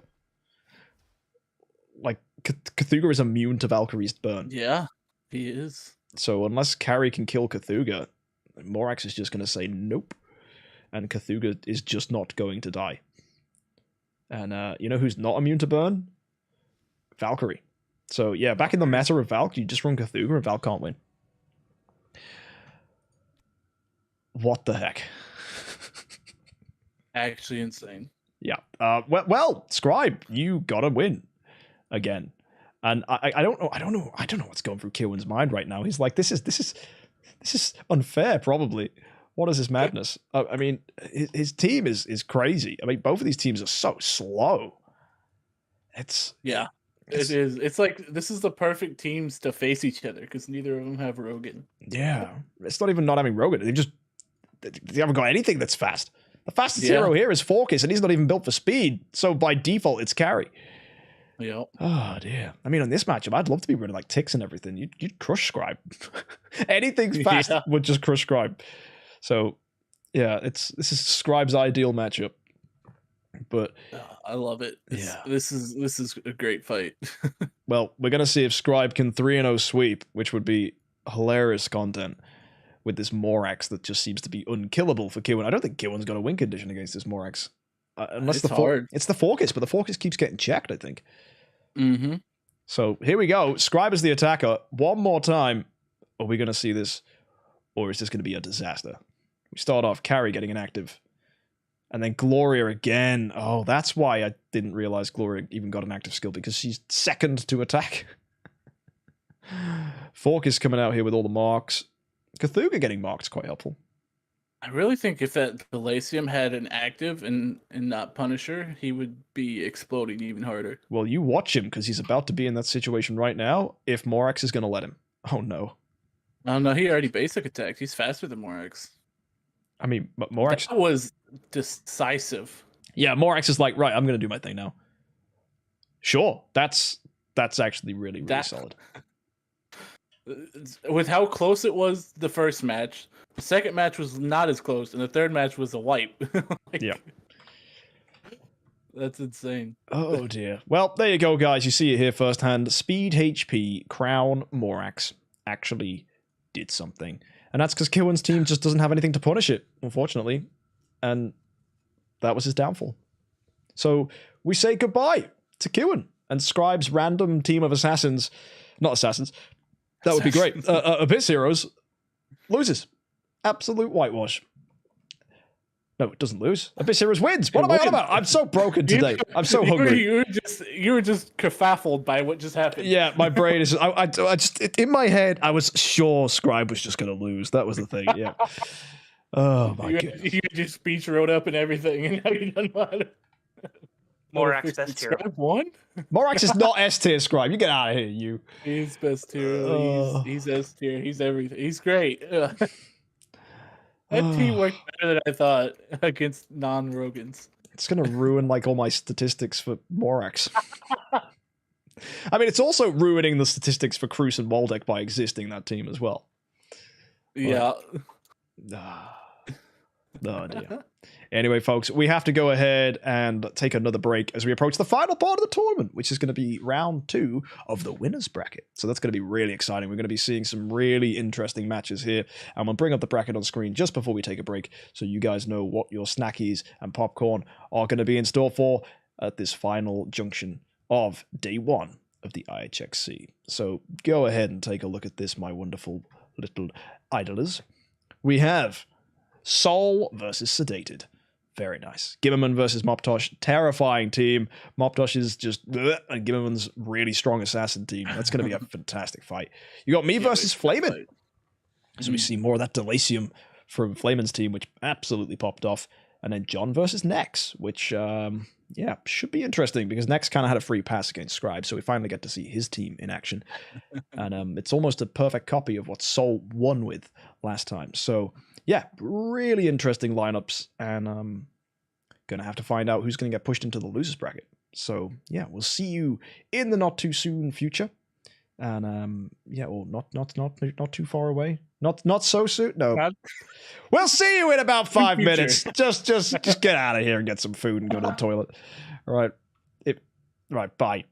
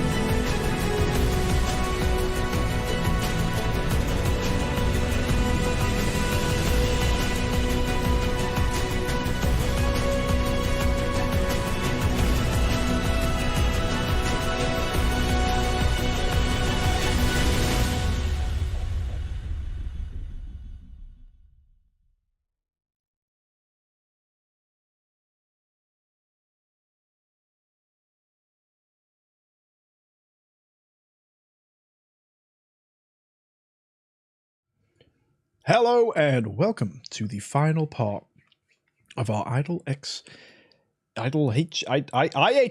There we go. The Idle Heroes 10-star cup. I wanted to say both things and I just broke as a human.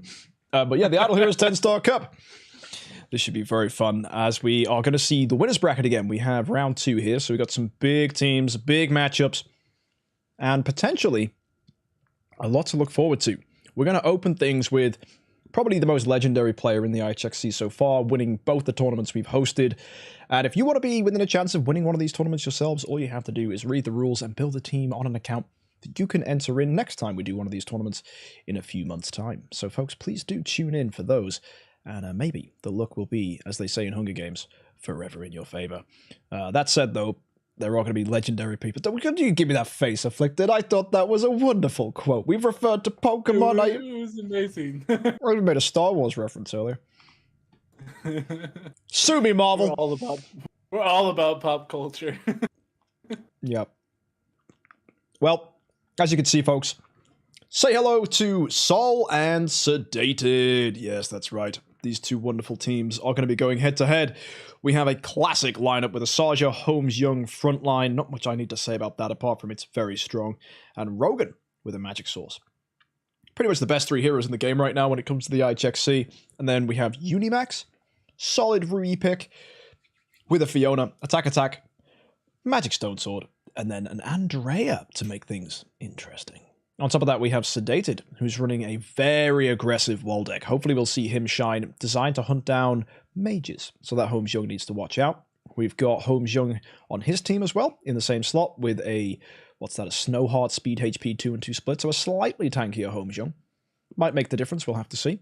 We've got Azrael with a Demon Bell, we have Mim with a Crown, we have Rogan, and we have Carry. So kind of like a hybrid team. We've seen this before, at least these kind of teams where they want to be running, you know, the big heroes. But he sacrificed a Saja to go all in on that death style play where you got the Carry, Azrael, Mim, Waldeck going for those death damages. Maybe Waldeck instead of Saja is a good call. We'll just have to wait and see. No active skill, though, from the Waldeck, because the melodic strings, for some reason, ended up on Rogan. So I find that really unusual. Very odd choice. Could be a good team, though. So we'll just have to go ahead and see. What are your thoughts on this, Afflicted? Well, we're seeing the Waldeck artifact be used, finally, because he's now facing a team that has a Holmes Young. So we can see if that busts his damage up against it and he can kill the Holmes. I don't see it happening, but you know, it could help push a little bit of damage to, you know, get that edge over Soul. But Soul's team has been proven to be strong. Yeah. But he is the only one in the winners bracket who lost a fight. So oh, see, that's one way of looking at it, right? Saul is the only winner who didn't 3-0 sweep. So he's actually, based on his performance so far, not the favorite to win. Yeah. Which is funny because based on his previous tournament history, he's done very, very well. But then again, he was like that the last time. You know, he almost got reverse sweeped when he played against X Marcus. Or was it he reverse swept X Marcus? I can't remember. Either way, that was a long time ago, the first time we did an IHXC tournament. But today, Saul will take down the champion Sedated with a chance to get himself in what should be a good position in the top bracket. So, folks, here we are. Saul's final matchup, Sedated's final matchup of today, before we move to the finals tomorrow. Good luck to both of you. Let's see who takes this. So, Saul's our attacker with Saja, Holmes, Young, Rogan, Unimax, Fiona, and Andrea. Let's see what happens. The Andrea scares you, says Sedated in chat. We'll have to see. It's a lot of tankiness, right? Fiona Andrea, that's a lot of shields and damage reduction and all nice things. Let's see what this Waldeck's going to do. He's here to die. I think that's the intent. So I don't know why you frontlined him. Didn't do a lot of damage when he died. That's a real shame. I don't think that Carrie's going to do much either. She looks like she's about to die too. And Azrael, not doing much damage either, man. These shields, man. Yeah, those Fiona shields are insane. Yeah, super tanky team. And bonking there, the Holmes Young. It's a lot of damage. Okay, there we go. Now we're seeing heroes fall. Rogan's dead. So Mim's getting his stuff off. Saja hitting that Rogan. And we just need to see a good active here from Mim. maybe to get something for him, but no, man, Sedated is struggling. So much protection on that opposing team. But yeah, he's doing damage, but it's not doing a lot to Soul here. No, the Azrael on the carry did return. We are seeing, you know, we've seen him push, right? That Mim is definitely staying alive. So you're seeing the attack HP crown coming into play here. Azrael keeps trying, but he's just not aggressive enough. A Demon Bell with 2 and 2 split, I'm confused by that, because that's like a HP build. I would have gone full aggressive with Azrael. I'd have gone attack, holy damage, like tried to really push him to get his damage to be reliable. That Holmes is dead though, but I mean, what's his win condition here? Because Sasha cleans up, you ain't got one. And that's a lot of damage. I mean, it seems like Sedated was going with trying to keep Azrael alive to get an active off, but I feel like that's just not working against teams like this. No. And I think the awkward thing as well is, you look at that Mim, like, if you're going to be playing a team where there's death stuff and Mims, like, you've got to find this fine balance between Mim staying alive and Mim doing damage. And Mim was alive for so long, his damage was super low. And that's because you're just chunking into Fiona shields over and over again, which makes Saul's team just... What's a Mim supposed to do against a Fiona? Because you want to kill the opponents, you want to trigger more Mim stuff, but if you can't kill them, you're trying to hurt an opponent by dying yourself. Like, the only way we've seen that work really is Moptosh's team. Yeah. But yeah. Strange. It just seems like Saul's Fiona is like, I think he's hacking with her. Like, that Fiona shield is insane. Well, yeah, it's attack, Magic Stone Sword. We saw it before in different teams. It's not unique to Saul. It's a good hero. Yeah. It's just so strong. Yeah. And like Andrea's healing though. Yeah. That's big, right? And the Andrea's adding so much more than just healing.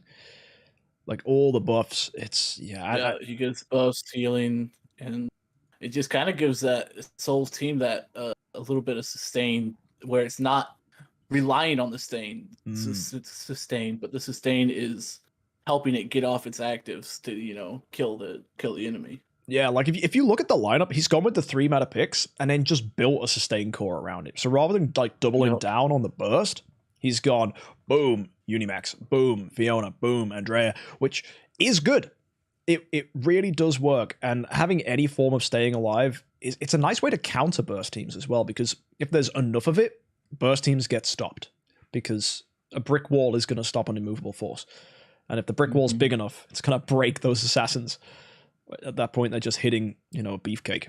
And yeah, like tank builds do end up, you know, dominating metas inevitably. So it's nice to see that it's starting to crop up here. That said, Moptosh might have an answer. We'll have to wait and see. I'm excited for that. Yeah. Either way, yeah, it's only 1-0, so maybe Sedated can clutch something back, but we'll have to wait and see from the next fight, where Sedated is actually going to be our attacker. And this does matter, actually, because there is a Holmes-Young speed tie. So that's big. Also, this carry from Sedated can still steal energy from people, so that as well is going to be influential. So don't just assume Saul's going to win this fight. I think there are tricks up Sedated's sleeve. So best of luck to you, buddy. Let's see what happens. We have Waldeck, Holmes, Azrael, Mim, Rogan, and Carry.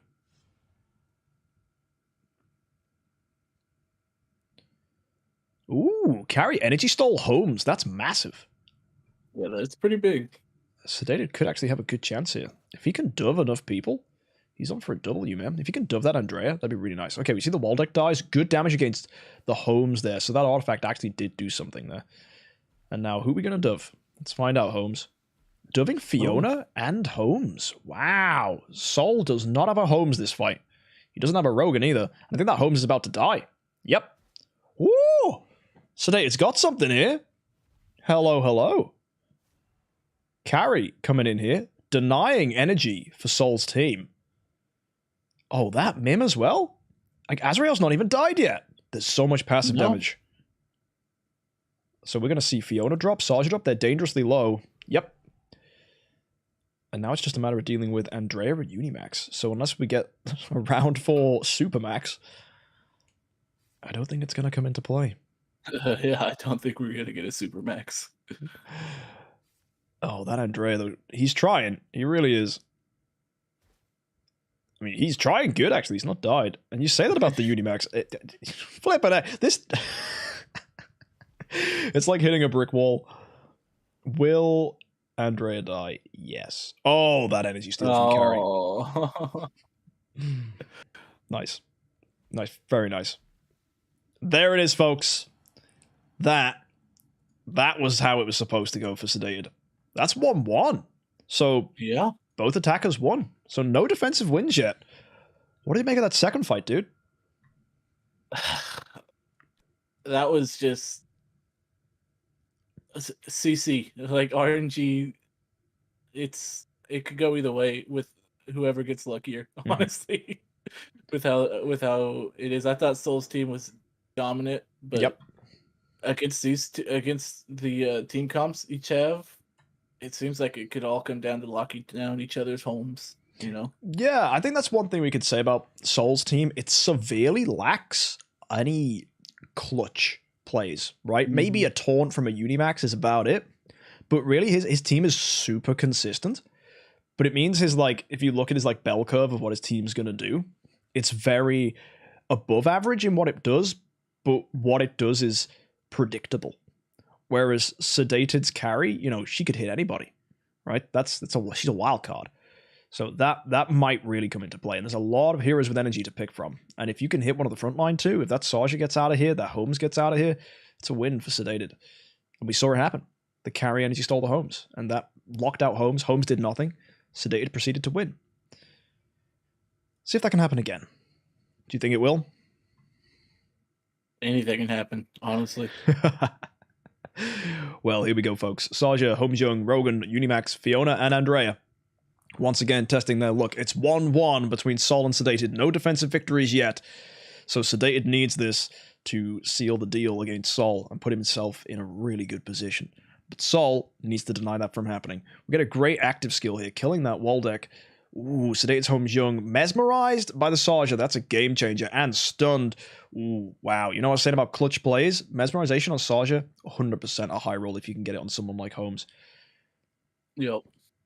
Azrael trying? Oh, doing something. Shields have been removed. That's nice. Azrael's still not dead yet either. I'm worried about with the spins. We might not have a defensive win. Oh, I think we will get a defensive win. There's enough if friends.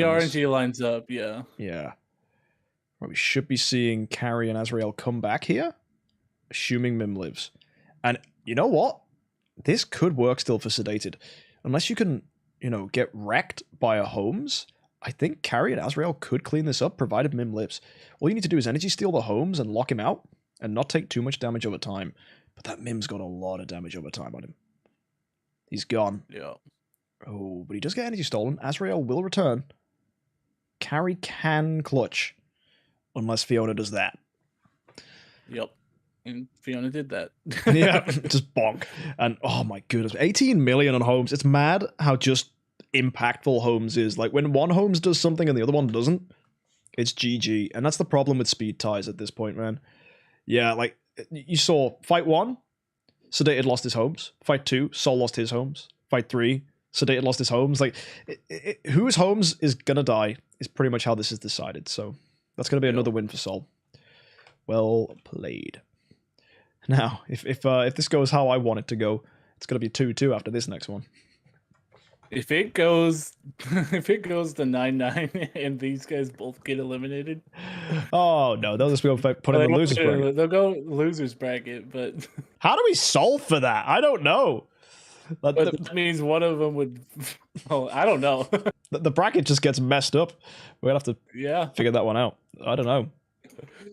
I think somebody's gonna win on defense here soon. It's just gonna take the right lockdown of the other homes. Yeah, on the defensive side. Well, we just got to see one of them get a defensive victory then. So, best of luck to these kiddos. It's gonna be Sedated up next again, and yeah, 2-1. It's good. It means this fight's actually been pretty solid. Like someone was asking in chat, have they all been 3-0 sweeps? But generally, that's what happens on round 1. You just get all the bad teams out the way. And now as soon as you start having solid lineups facing each other, that's when you start getting these kind of fights. Yeah. So here we go. Saul's the defender. If he gets this, that's a defensive win, and Sol is through, and Sedated is in losers. So everything for now is all on Sedated winning this fight. And he will win the HXC tie, and his carry will steal energy from HXC. Massive. No taunt from the Unimax either, which means Azrael is going to really pop here. Waldeck's down, carry's down. She didn't get a dodge, but it doesn't matter. She's already done what she needed to do. Stun on the HXC. Yeah, Holmes is stunned again. That Holmes has been stunned almost every fight. Yeah, and the one he wasn't, he won. It's the mesmerization, right? The mesmerization. Yep. You can see those little wisps around him. I think that's your boy Waldeck, but to see those little red hearts coming out the middle of him, that's the mesmerization. He's in love with Saja. Yeah, who isn't, man? You know, right? Oh dear. Right, what's she gonna do here? Rogan's still holding up, getting stunned though. Oh man, I really want to see this Holmes just break free and just clutch it. We need Carrie to come back and do something amazing. Oh, but they're healing from Andrea. Wasn't needed, but still came out. No, Holmes is still stunned. Oh, he breaks free. Oh. Huge energy steal from Carrie. Wow. And Holmes should get an active here. This could be a massive turnaround for Sedated. Oh, he does. Oh. What a comeback play.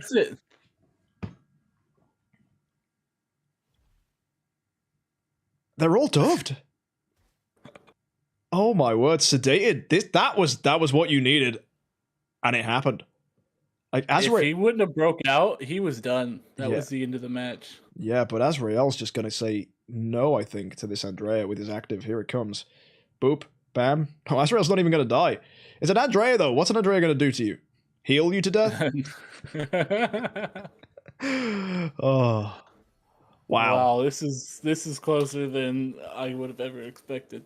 Yeah. And even Saul's Holmes did a ton of damage, but it was that Carrie's comeback that just made it all happen. And that is why speed carry is so important, right? An A and B carry should not be underestimated. Speed attack, A and B, you want to die. Like that Saja killing his carry was just giving him free energy and a free pass.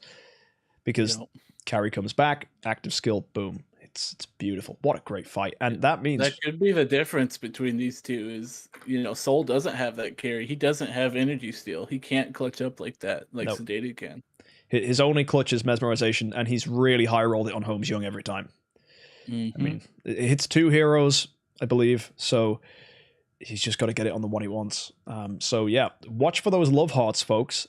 If they don't land on Holmes, I pretty much think this is a done deal for Sedated, and we are going to see, for probably the first time in the entire IHXC, Sol in a loser's bracket. Oof. And that's terrifying. That'd be something else. Yeah, man. So, yeah, we need someone to win on defense, and that's it done. So this all comes down now to Sol's our attacker, which actually at this... Go on. Yeah, it's all... Soul. If Soul doesn't win this, it's over. Yeah, and this is now the situation in these fights where you want to be defender. Because if your attacker opponent slips up, that's fine. But if they win, it doesn't matter, right? Because it's only defensive wins now. Because you have to get 3 wins with a defensive win. So even if you win as attacker now for Saul, if Saul wins as attacker, he still hasn't got a defensive win. So it doesn't matter. But then Sedated's got to crap himself because he's then got to win as attacker again.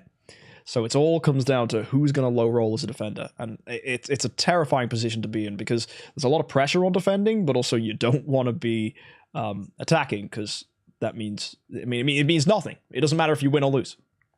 It just all comes down to a defensive win. Yeah, the defender always has the upper hand in this fight because they have the stress of if they lose, they just go another round. But if they win and move on. Yeah. But then also they have the stress of having to be the attacker next round. Yeah, exactly. So it's too much. I'm glad I'm not Saul in this situation. Let's just say that. But yeah, here you go, Saul. Get your big boy pants on. If you don't win this, you're in losers. Best of luck, Sedated. Best of luck, Saul. Oh my god, she did it. Carrie stole energy from Holmes. That's instant back foot for Saul. What a high roll, man. Sedated. If this Holmes doesn't get stunned. The mesmerization, who's it on?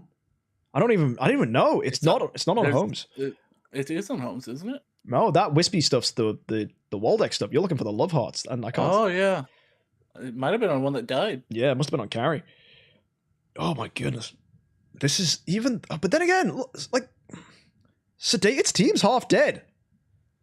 So yeah, but they also have revival heroes. They do. But Azrael's not done anything yet. Actually, he's been taunted. Oh, that's big damage. Come on, you just gotta get this now. Azrael, if he pops, it's massive. I think Sasha's going to die here. Oh no, Azrael did hardly anything. Can Saul win this even with the disadvantage from the energy steal of carry? If that Holmes doesn't die, if you can't seal the deal and that Holmes gets inactive, you're going home, Sedated. Or at least you have to do another fight and you have to win. No way. No way. Oh, that Holmes is totally going to lock down the other Holmes. Oh no, carry's energy. Oh. Wait, oh my, look how low. That energy steal on Holmes every time. Yeah, but the problem is there's still 6 heroes you have to deal with. Yeah. That's it, yeah. Man. Yeah, that was a Soul win even with getting energy drained and not stunning the Sedated Holmes. Yeah, that was a weird fight to watch. That was a very weird fight. But all we can say about that, though, is bring on the next one, because even though Saul gets a win here, it's not a defensive win, so it doesn't matter. Yeah. And Saul's in the hot seat now. Yeah, 3-2. Whew. Okay. So Sedated, if you don't win, you're going home. That's what happens now, buddy. No pressure. I'd love to see this go to going to the losers bracket, which is, Oh yeah, he's not going home. This is winners. That's right. We're not killing people anymore. I mean, removing them from the tournament anymore. Yeah, that's the difference. That's what happens this tournament. Did we not tell you about that? Did you guys not sign the paperwork? That's the sudden death part. Yeah. Well, here we are. We got Waldeck Holmes. We got Azrael, Mim, Rogan, and Carry. This is Sedated's team. If he cannot win here, that's a defensive win for Saul. So, as the attacker, all the pressure's on you to win this. And Saul just wants to clutch a victory, or, well, that's what he wants. Oh, okay. So Soul's Holmes is just getting bullied by Carry every time. Yeah, and that Unimax not managing to taunt. And oh, that's it. Carry soaked a few hits there. That's good. And here's the active. If we can dove Saul's Holmes here. Ooh, not quite. Who we dubbed there? I think that's Fiona. Yeah. That Sasha and Holmes is still up, which is scary for Sedated here. Ooh, that Holmes is dead. Oh, never mind. That's big. That's so big. Azrael's still up as well, so we got death damage still to come. Oh, all that damage over time stacking up from the Holmes. Oh, this is looking great for Sedated. Like, really good. Sasha pokes. Azrael hits. Okay. His trump card here is Azrael. And Holmes. Andrea healing the team up to full and then instantly back down. Yeah. Carry stealing all that energy, locking down. If we can kill that Sasha before she goes, things are going to be easier. But no. But Azrael dies, causing Sasha to fall. Oh my word. If Holmes Young just gets an active and dubs, that's game over. Absolutely game over. Yeah, I don't know if they can defeat a Holmes like this. No. With no energy steal. We've got a Supermax on Saul's team, though. But now he's a doved Supermax, so yeah. Uh-oh. Yeah, I don't think for Saul against this Holmes. Yeah, I'm not feeling it either. Exploded. Yeah, that's going to be it. It's got to be. Surely. Azrael, come on. Yeah. There we go. Dead. Yep. Wow, folks. Sedated gets another attacker win, which means we are, for the first time this tournament, in a absolute standoff situation. 3 wins to Saul, 3 wins to Sedated. No defensive wins. Sedated sweating himself there. Right? Somehow losing as defender, which he hates, but then winning back as attacker, and now it's all back to Saul as the attacker, which is great for Sedated, because if Sedated wins as defender, he potentially wins this and moves on. So, Yeah, this is great. This is IHXC at its finest. Man. I don't know what it's. Yeah, there's nothing to say. It's just let the numbers roll, right? Yeah, it's just we've seen all types of CC, no CC, and I don't know. I say it comes down to CC, but I don't know anymore because they didn't get CC, but they still lost. So yeah, I think it all comes down to like Carrie's resurrection timing, and we've just got to see how this fight plays out. So, folks, there you go. Carrie hitting Saja. Oh, that's good. Home's not drained for the first time. That's true, but hitting Saja is actually great because it means Waldeck lives, but Saul's homes will go first. So that is bad. But for the first time ever, Waldeck is going to get a basic. And I think Saja out of action is actually worse for Saul here. Oh, no, but... Oh, 4 doves? Are you sure about that? Have you seen a Holmes active before? I have, but I've also seen a Saja active. And, you know, I'm used to Saja mirror matches, but... Oh... Yep, oh no! Poison damage. And the taunts as well. Oh my guy, Azrael, when you do nothing when you die when you're taunted, bro. And he was dubbed as well. Oh, yep. There's just nothing happening here. Well, Saul's just eager to defend again. That's all I can say. He's just like, dude, get this fight over with. Come on. You're not having a chance this time. No. Oh. Absolutely brutal. Carrie's back. Oh, but she energy steals the back line. That means that Saja is just going to clean up. Yep. Unless Carrie dodges, but no, Mim's totally dead. Mim is so dead. Yeah. Yep. That was a very aggressive victory by Soul there. Yeah. Oh, Sedated hardly did anything. Man, those numbers. Wow. But couldn't break through the Fiona shields. No, but this is good, man. It's nice to see the teams are really getting to a point now where they're really like well matched. Like, you wouldn't think that teams this abstract, like, they're so different to one another. Not even abstract, sorry, asymmetric. You wouldn't imagine this situation. But that's what we've got, right? It's really nice. I actually like this. for me, this is peak PvP. This is it. Yeah. This is a balanced meta. That's what I think, right? This is how DH games should understand that PvP should be. It should be back and forth wins as attackers until someone clutches a defend. So, yeah. It's nice to see, like, in PvP, your win rate should be around, like, 50%, typically. Yep. And it's that, like, 51% that clutches you. But... No, it's 50 grand that clutches you. Oh, mate, you can give me 50 grand. Right, nope, that's not, no, that's, yep, cool. Well, here we go, folks. It's gonna be Saul as defender. Yes. So if Saul wins this, he's through. If Sedated wins this, he gets to defend again for himself. So yeah, just looking for defensive victories now, guys. Here we are with Sedated as the attacker, and okay, he energy steals the carry again, but he also wins the speed tie on the Holmes Young. And that was a really clutch energy steal on the Saja there because the mesmerization is on Holmes, so it's not going to get hurt by an active. So that's if Soul's Holmes can avoid getting dubbed, he has a chance here. Yes, and he does. Half the team is dubbed, but now Soul gets a chance to return his dubs, and he gets 1 on a Rogan. Yeah, I think is the right response. Yeah, he had his chance, and then he just didn't get the doves. Yeah. I actually think the dove on the Fiona's clutch because it means the shields ain't coming back. So you just got to cut them away. Yeah, that is true. Oh, Carrie's dead. That means Mim damage comes into play. Waldeck's dead. That means more damage. Good. And now you just need to stomp him. Get that Saja gone. Come on, Sedated. Saja gets this active off. She won't. Azrael says no. Surely. Oh, Azrael's still alive? What? Wait. Is anyone going to hit him? No? Oh, no. Oh, they're healing up from the Andrea. Azrael finally dies. Oh. That's what he needed. Oh, my goodness. Oh, my gosh. That is another, surely. There's no way an Andrea solos what is inevitably going to be a 5v. Oh, wait, no. Yep, Azrael's back. Yeah, a 5v1. No. Oh, I'll let it play out. See who gets the win. But... Oh, man, I was scared for a moment. But Sedated, it's 4-4. We're going to be here all night.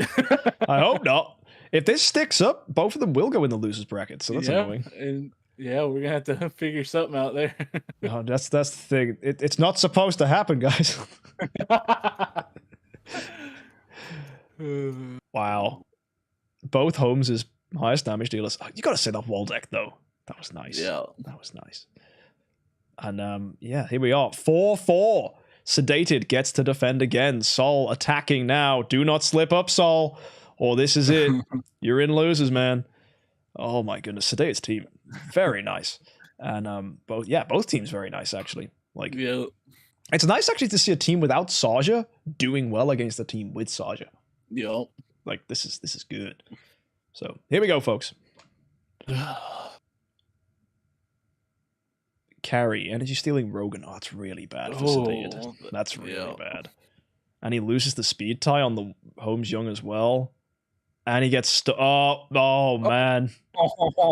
There's no defensive win here. There is no world where it's gonna happen. You are gonna get doved to death. Oh yeah, that's a stun dove. Holmes got doved but didn't get doved. Oh goodness. You know what? If Holmes breaks free, wishful thinking. Maybe there's something here. It's happened before. Yeah.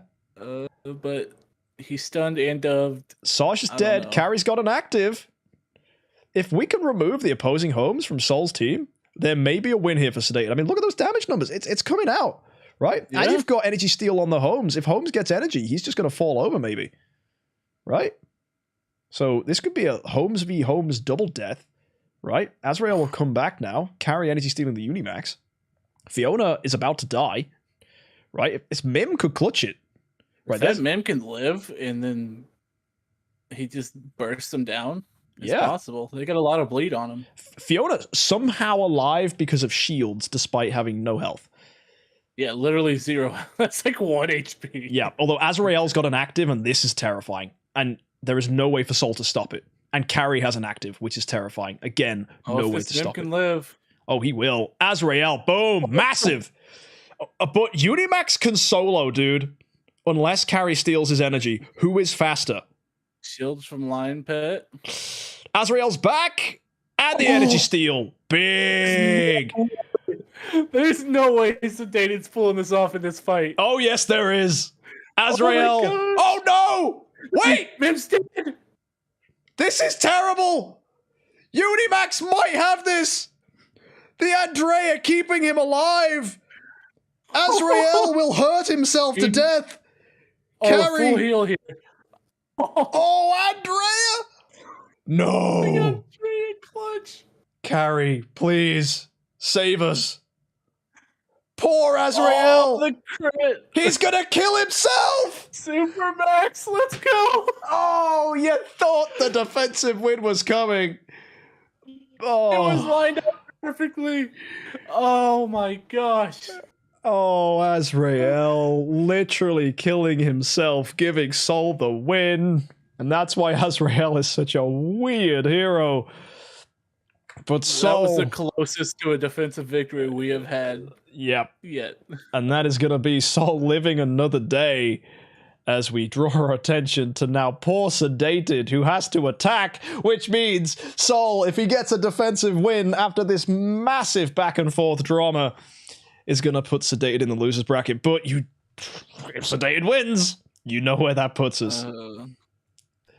Saul's scared. I think he knows that Sedated could beat him. I think both of them are scared. Like, it's such a 50-50 matchup. It's so beautiful. This is the Idle Heroes XC. Right, Sedated, you are now our attacker. You cannot slip up. Stealing from Saja, beautiful, because your Holmes is mesmerized. That's a good play. You win the Holmes speed tie. That's everything you needed. Now it all comes down to your Holmes is active. Will he actually do anything? And Carrie's got some big energy steal coming up. Oh, nope, she's dead. Okay, look for those doves. Can you dove the opposing Holmes? Okay, you dubbed Andrea. And you dubbed... Who's that? Unimax? Oh, but Saul gets doves on Azrael and Rogan's. The doves are weird. And the doves have been very weird. Waldek's not even dead yet. So Waldek should attack. Which, pokes at Saja. Nothing amazing. Oh, it's amazing when that happens. Wow. Okay, Saja's gone. Carrie will be coming back at the end of this round, for sure. Which means I mean, that's not good news for Saul. But Azrael's about to die. I don't think he's going to get any damage off because he was dubbed. Oh no, Azrael stays alive somehow. What wizardry is this? There we go. But that only triggered Mim, so Azrael doesn't get his damage, which is really good. That's going to be an active from carry marking the homes. But if he can kill this Mim, I think Saul might have it. It's very close. The taunt on the homes young is really important here. Mim's gone. Mim is gone. Oh no. Oh no. Holmes is undubbed. If Holmes can untaunt and do an amazing active, which is entirely possible, there is still a win here. It all comes down to that taunt. He stays taunted, which means Unimax is going to get ganged up on. So unless Unimax does die here, we're in for a big problem. Unimax dying, which means the Dubs finally hit the opposing team. This could do it. Oh my gosh. Wow. Even under taunt, if you kill Unimax, it don't matter. Azrael's back. There's no way. Somebody get a defensive win. Yeah, I don't care. This is wow. Both of you, right? You both were nearly dead, and you somehow clutched yet again attacker victories, which means Sedated clutching it from the jaws of death. It's now 5-5. No that defensive was win. Soul's fight to win, and then it's just the That's it. Unimax's taunt. I mean, everything was in place. 4 jumps. It was carry energy stealing Unimax, lowering his health enough, and it was literally an order issue, right? The poison potions happened before the dove potions. Yeah. So you bullied that Holmes. Sorry, you bullied that Unimax with your Holmes, and then when he was dead, then the doves came out. It was just perfect. It was just, yeah. Which actually means that's a good design choice from DH Games there, because if it was the other way around, it would have sucked. And yeah. Oh my goodness me. So Saul's the attacker again. And Sedated's our defender. So again, here we go. All eyes on Sedated to get a defensive win. If he doesn't, it means we're back again with another fight. So Sarja, Holmes Young, Rogan, Unimax, Fiona, Andrea, Saul's team needs to win, or this is it. Oh, brilliant. Okay, where's Carrie's energy steal landed? Is that Andrea it hit? Oh dear. Yeah, hit Andrea. That's not good for Sedated. No. And his Holmes is stunned. Ugh. Oh no, we've got another fight! Not again. Then again, unless Holmes gets a really, really bad dove here. Oh no, just casually all of the important ones. Azrael's still alive though. This is mad. Holmes might break free. He did it last time. Yeah. You just got to stay alive. You got to give it to him. Speed HP, Snowheart. It's a chunky boy. And for all its souls, it looks like he's doing a lot of damage, but his only damage dealers here are Sarja and Holmes. Yep. Oh, dear. No, that Holmes, his health is too low. There's no way he does anything. No. That's it. Carrie's insane. Unless Carrie does some witchcraft, it's over. It's absolutely over. I mean, energy steal on the Sarge is nice. I need to high roll against that Holmes. Oh, Sarge barely took anything from that. And Andrea with the heal. That's taking it home. Yep. That's it. That's a W for Saul. I don't see any world where an Azrael resurrecting is going to change this fight. Unless it's like a weird stalemate, which was technically a defensive win. No, not at all. And there you go, folks. That's another aggressive win. Holmes Young doing all the damage. 18.5 million. And we are back again with what is only attacker victories. So still no defensive win here. Saul Sedated. 6-5. Sedated. Time to get nervous. You are the attacker. Which means if you slip up, Saul is through. And you're in the losers. I've said it enough times now, but just to remind anyone that's tuned in. So, folks, here it is. Waldeck, Holmes Young, Azrael, Mim, Rogan, and Carrie. Oh, you not familiar with the teams yet? Where you been? It's been a long fight. Absolutely. Right. Carrie's energy steal was on Saja, which is really good. So Saja doesn't do much here. She just pokes out. We win the tie with the homes, so this is a great situation for Sedated. It's the win condition he's seen a few times here. Now, do we get the dubs off? Do we get some good ones? Okay, dubbing Saja and Andrea is actually okay. The opposing homes is going to try and dub us here. And, okay, Waldeck got dubbed. That's actually pretty important. Hopefully Waldeck can break free. Both teams with some decent dubs. Right, Azrael's still alive, though, so we do have some nasty damage coming out. Although it's looking like Soul's team's better for health. That said, there's a lot of damage coming out here, and Sarge is gone. Rogan's gone. Anything could happen. I am so lost. Yeah, I'm just trying to... My eyes are darting all over the screen trying to keep track of what's happening. Oh my, Saul! Saul! Unless... Oh. But carry, right? Do not underestimate the carry resurrect. Oh! Fiona did a crit! Massive hit on Fiona! Oh, no! Sedated! Oh, bro, that's just curtains, dude. There is no way you bring that back. Well done, Fiona. Wow. Azrael, what's he gonna do? Kill himself to death? Probably. Yeah, he's going active. Oh, nah, Fiona didn't kill that time. Oh, Fiona, what a menace. that was insane hit. Azrael, dead. Takes Rogan down with him, but it's not enough. Finally, a defensive win by Soul. Yep. Oh, wow. Okay. And that's going to put Saul at 7-5. Oh. So many fights. It's not even the final. Yep. And Saul does not end up in the losers bracket. Man, Sedated, you really racked him there, man. That was good. You had opportunities, but you slipped and fell. What a duel. Yeah, what a duel. Wow. Okay. That was amazing. So, folks, that was the first fight of round 2 of the winners. just way too long. Oh, yeah. I mean, we've been streaming for nearly 5 hours now.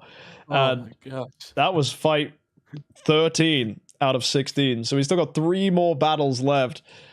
Oh, wow. Oh, it's Sedated taking my day away from me. Come on, guys. Yeah. I don't pay afflicted by the hour. You don't pay me at all. Well, yeah, you could have missed out the by the hour bit, you know. Oh, dear. All right. Yep. This is just it's corporal punishment. Right. Gimmerman Moptosh next. Oh, yay. That'll be fun. Right. We get to see Moptosh again, which should be exciting. If you haven't seen Moptosh's team, you're in for a treat. This team is everything that it should have been last tournament. It's excellent. And yeah, Gimmerman is also running a really, really well-tuned assassin team. So you're going to see basically peak meta this next fight, right? If what you saw last time wasn't meta enough for you, you know, was Andrea and Waldeck not good enough? You're going to see. Either way, let's take a look at these. Gimmerman and Moptosh head-to-head. We have Saja and HomesJUMP on the front, which is really, really good for Gimmerman. Great artifact choices. We've got Melodic Strings, and we got Snowharp. This is really standard stuff. We got Drake with a Crown. I like this. This is a nice way of trying to beat those sustained style teams, just to get that early hit, big damage. Not a bad choice. We got Rogan here. He has Magic Source. It's good. We've got Nakia, speed debuff, very impactful against some matches, especially the mirror match. So yeah, Gimmerman should have a fun time with that. And then finally, he's got the Faith Blade in here, which is a beautiful choice. Faith Blade's active skill racks up when people die, and he is the last to attack of the 3 assassins on his team. Actually, Drake might even be... No, Drake's last, because Drake's got a... Actually, will Drake be last? It's 2-2 split. I think Drake's speed tied, so Drake will do a basic, but Drake should get a kill here. Probably not. But yeah, all in all, should be good. And then Moptosh, that team might look wild to you. No speed, apart from on carry, just to poke and get a cheeky energy steal. And everything else is, if you let them attack, huge damage. If they die, huge damage. And then Garuda built massively tanky to clean up at the end. You've already seen what Abim can do in that last fight. Moptosh totally neglecting the meta. No Rogan, no HomesJUMP, no Saja. He's like, no, they do not help my win condition. They're wasted choices. All on that death damage.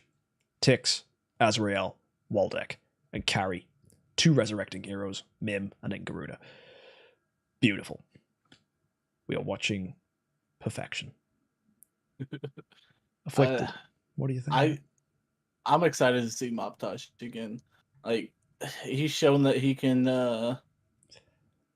take on meta teams, and he can win. I love the team. I love all the if they get actives off, they destroy. If they die, they destroy. Yeah. And that Garuda just sits there and tanks. But you got to watch out if she gets stunned, mezzed, or dubbed. That could be pretty bad for Moptosh. But if he can make it past that, I have a strong feeling for Moptosh. Yeah, I think so too. I think like Gimmerman, he's like going with all this burst, but he's walking right into Moptosh's hands with it, right? His heroes, look at those artifacts, man. Azrael's got an Atlas Cane. 3-in-1 split. Yeah. Azrael's built to basically be, this hero's not going to live, right? I'm not even going to let you dove him, because if he gets doved, he doesn't do his thing. So it's just like, no, you kill him in one shot with a Saja, that's your one chance. And so you're going to see some insane stuff from Moptosh here. And really, what is the best anti-meta team we've ever seen in the tournament. So just refining what he brought last time. And potentially could give Saul a win for his money, although Saul's massive, sustain, the Fiona, the Andrea, that will challenge this. That said, if Moptosh does win, he will have to fight Saul. And I think Moptosh could win this with this team. Really, I do. I think too many people have completely ignored Moptosh's strategy, and you're just playing into his hands. You're absolutely playing into his hands. So yeah, because everybody's trying to do the same thing with Rogan, Saja, and Holmes, that they forget there's other counters to it if you find it out. Exactly. Which, and if they're trying to counter the meta team, Moptosh counters all of them. Yeah. Well, talking about meta teams, we're going to see pretty much Assassin go brr versus Moptosh now. So, folks, here it is. Gimmerman's lineup running Saja, Holmes Young, Drake, Rogan, Nakia, and Faithblade. This should be fun. So here we go, folks. Buckle your seatbelts. We're in for a good one. So we start off with Nakia going first, debuffing the backline speed. And no surprise that Saja kills 2 heroes. Instantly, Nakia falls over. See that damage? That's exactly what Moptosh wants. You'll see that this Waldeck, it looks like he's losing, right? Waldeck and Tix die, but no. The shredded health against Gimmerman. Again, exactly what Moptosh wants. At this point, you're going to see a ton of end-of-round damage from Mim. It's not even the end of round 1. Now it is. Oh my gosh, that explosion is insane. Yeah. We already got a defensive win. Yep, we sure did. And I honestly, what was Gimmerman to do? He was playing the game. He was killing the heroes. It was going great. He was doing what his team was made for. Yep. That's the fun. People. Exactly. Moptosh is like, I ain't looking for high rolls. I don't want to try and shut down that awkward hero you got. I want you to do everything. Do it all to me and watch yourself bleed. Right? He's such a succubus. Right? Oh, I love it. Oh, yeah. And that's exactly how it went the first time we saw his team. And we're like, oh, Moptosh, what is this crap? Your team's losing. What is this? Not what you won? What? What?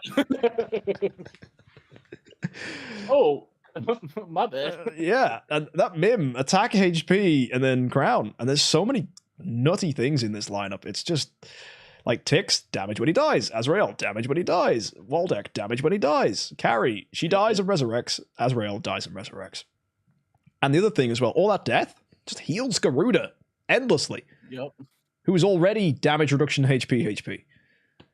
And control immunity from the Magic Stone Sword as well. So, yeah. It's just, it works so well together. Like, his 2 lowest HP is Carry and Azrael, which you want to die. And, it's just, I just love his team so much. Moptosh is a genius. And even if he doesn't win, he's probably, I would say he is the best team in the tournament. Yeah, and I think that sentence, Moptosh is a genius, the reason he's a genius is... Like, he basically, his approach to this was, well, if I'm going to lose every speed tie, that means I'm going to be slowest in 50% of my games. So speed doesn't matter. That was his logic. Yeah. He's one of the only people that thought of how to win defensively. Yes. And by saying speed doesn't matter and neglecting speed as a stat entirely, you suddenly have heroes with way more attack and way more HP than your opponents. Because stones, you sacrifice so much to have 115 extra speed. So Moptosh is like, yeah, you know what? You go and have speed attack. I've got attack holy damage. Or you know what? You go ahead and have speed crit because I've got HP. Right? And I'll eat that crit for breakfast because you've sacrificed too much for speed. And in a bubble where everyone is running speed, that's fine. But all it takes is one person to go, excuse me, sir, but look how strong my heroes are now. Which is exactly what his team does. And yeah, and on the topic of speed ties, it's not really going to matter, but here he is as the attacker. Good luck, Gimmerman. This team is horrid. And we haven't said much about your team, but it is like you're slowing him down. He doesn't care. Like Nakia does that, right? You're whacking him with Saja and you just lost half your health. Saja now reads take half damage, right? Against all your heroes.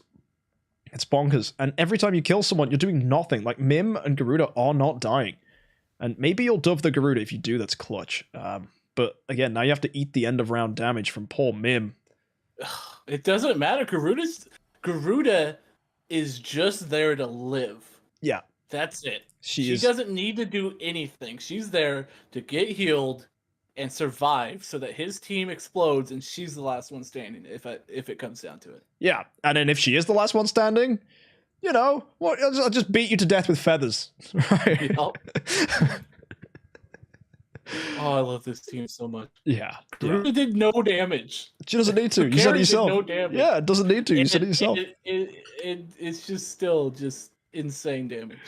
Oh.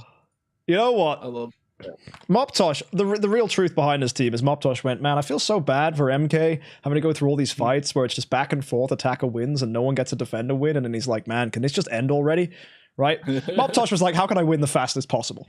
I'm speedrunning the IHXC, baby. Oh, that end around damage is huge. Yeah. Oh, man, you could just make a montage of his team. Just a YouTube yeah, short. You could. Yeah. And that's the greatness about it. Like, it doesn't need to get an active off to win, but if it does, it wins even harder. Yeah. None of his heroes are attacking, folks. That's what we have to stress here, right? Moptosh literally is putting the idol in idle heroes. The only hero that attacks is Mim, and he just goes boop. Right? That's it. All he did was sneeze on a Faith Blade, cause the Faith Blade to fall over, and then Mim goes, ha, your whole team died. Right? It's just flick. Oh, I mean, Moptosh doesn't have OP in his name for no reason, you know? Oh, that's a good one. Did you pull that from chat, or did you just come up with that? No, I didn't. Oh, I love that. That's good. Oh, brilliant. Oh, I love his team so much. Yep. So here we go. Gimmerman running a fantastic lineup. Saja, Holmes, Drake, Rogan, Nakia, Faithblade. His one oversight is he built a glass cannon team, and he is fighting torture, right? He's throwing a glass bottle into a meat grinder, and it's not going to win. Oh my god. And he can't do anything about it because his heroes will always attack the lowest HP. So Tix and Carry will always die. Then Waldeck, as you can see, is about to die. A ton of damage is taken. Mim does a ton of damage. Now Faithblade's low health, so Mim goes, oh, let me just deal with him real quick with a basic attack. Faithblade dies. Everyone dies. Oh, we had a round 2 that time. Garuda is stunned the entire round and just healing through the pain. Yeah. It could be a Michelle and it would still win like this. And it would still work. I want to see a Golden Crown. I want to see a Ruby Scepter Michelle. That'd be so good. Oh, I think that Garuda is perfect for this team. Yeah, just because she just heals and tanks everything. Oh, I love it. That's my favorite team. Yeah. That's a Hall of Fame team right there. Oh, yeah. But no, I'm serious about Michelle, though. Like, the stun and the burn, that can even help. Like, she burns. It's more damage. Moptosh, she's control immune as well. Moptosh, run Michelle next time. Get rid of Garuda and just run Michelle. Oh, wow. It doesn't This is amazing. Yeah. Then again, the Garuda is actually perfect because the Garuda is just massive active if the opponent's tanky. And someone said in chat, Andrea would work. No, it wouldn't. Andrea makes Moptosh's heroes live. That's the last thing Moptosh wants. He doesn't want them to live. He wants them to die. You see how much damage they do from the grave? Yeah, like this is like Yu-Gi-Oh! When people realized the graveyard was useful, right? This is zombies, right? That's an OG Yu-Gi-Oh! Joke. That's OG. That's long. That's long ago. Wow. 3-0. That was insane. Well played. Well played. We went from a 7-5 to a 3-0. Yeah. The funny is, Gimmerman's team's perfect. It is. And it just couldn't do anything against the team. No, it's just absolutely prohibition from Moptosh. Just like, no assassins allowed in this meta. Unless it's Azrael. Psych. And Saul is shaking in his boots now. Yeah. I'll tell you that for sure. Oh, yeah, that's true. That's true. Like, because the funny thing is, like Garuda versus Saul. Oh, that Andrea, that Fiona, that Unimax that are going to potentially outlive him. Garuda just goes bonk. Oh, wow. So, yeah, well done, Moptosh. Absolutely well done. That was a fantastic battle. And if anything, that's the climax victory we're going to see over and over again from him as he fights his way towards the finals. And Saul versus him next is just going to be insane.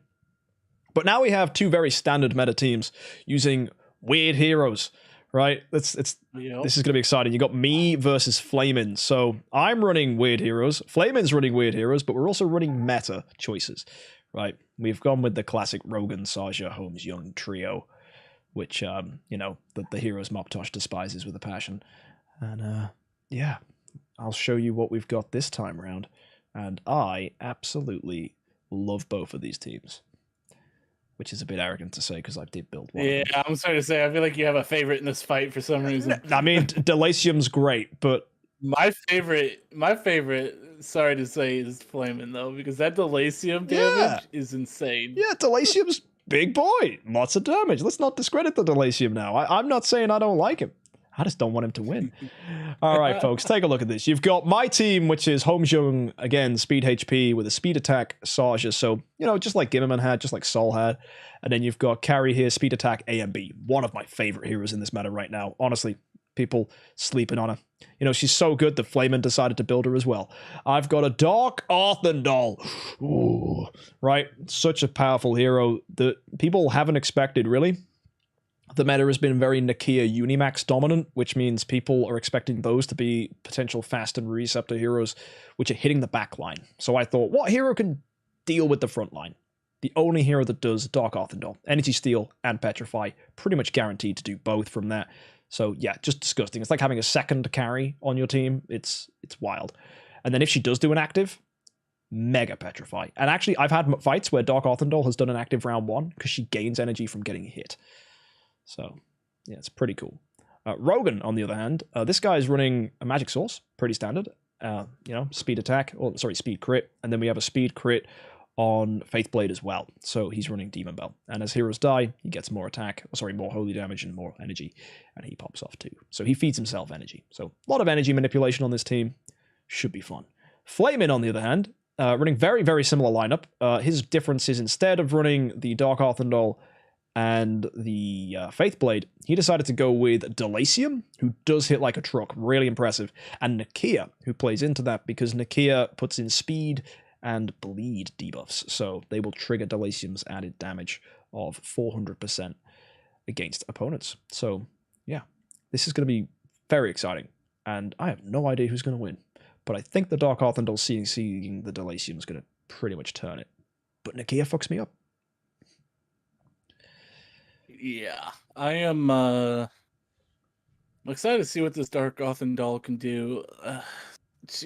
We've seen her petrify and clutch out some rounds, but I feel like this This team Flamin has is very scary with this Delasium. If you can shut him down, I think you have a good chance.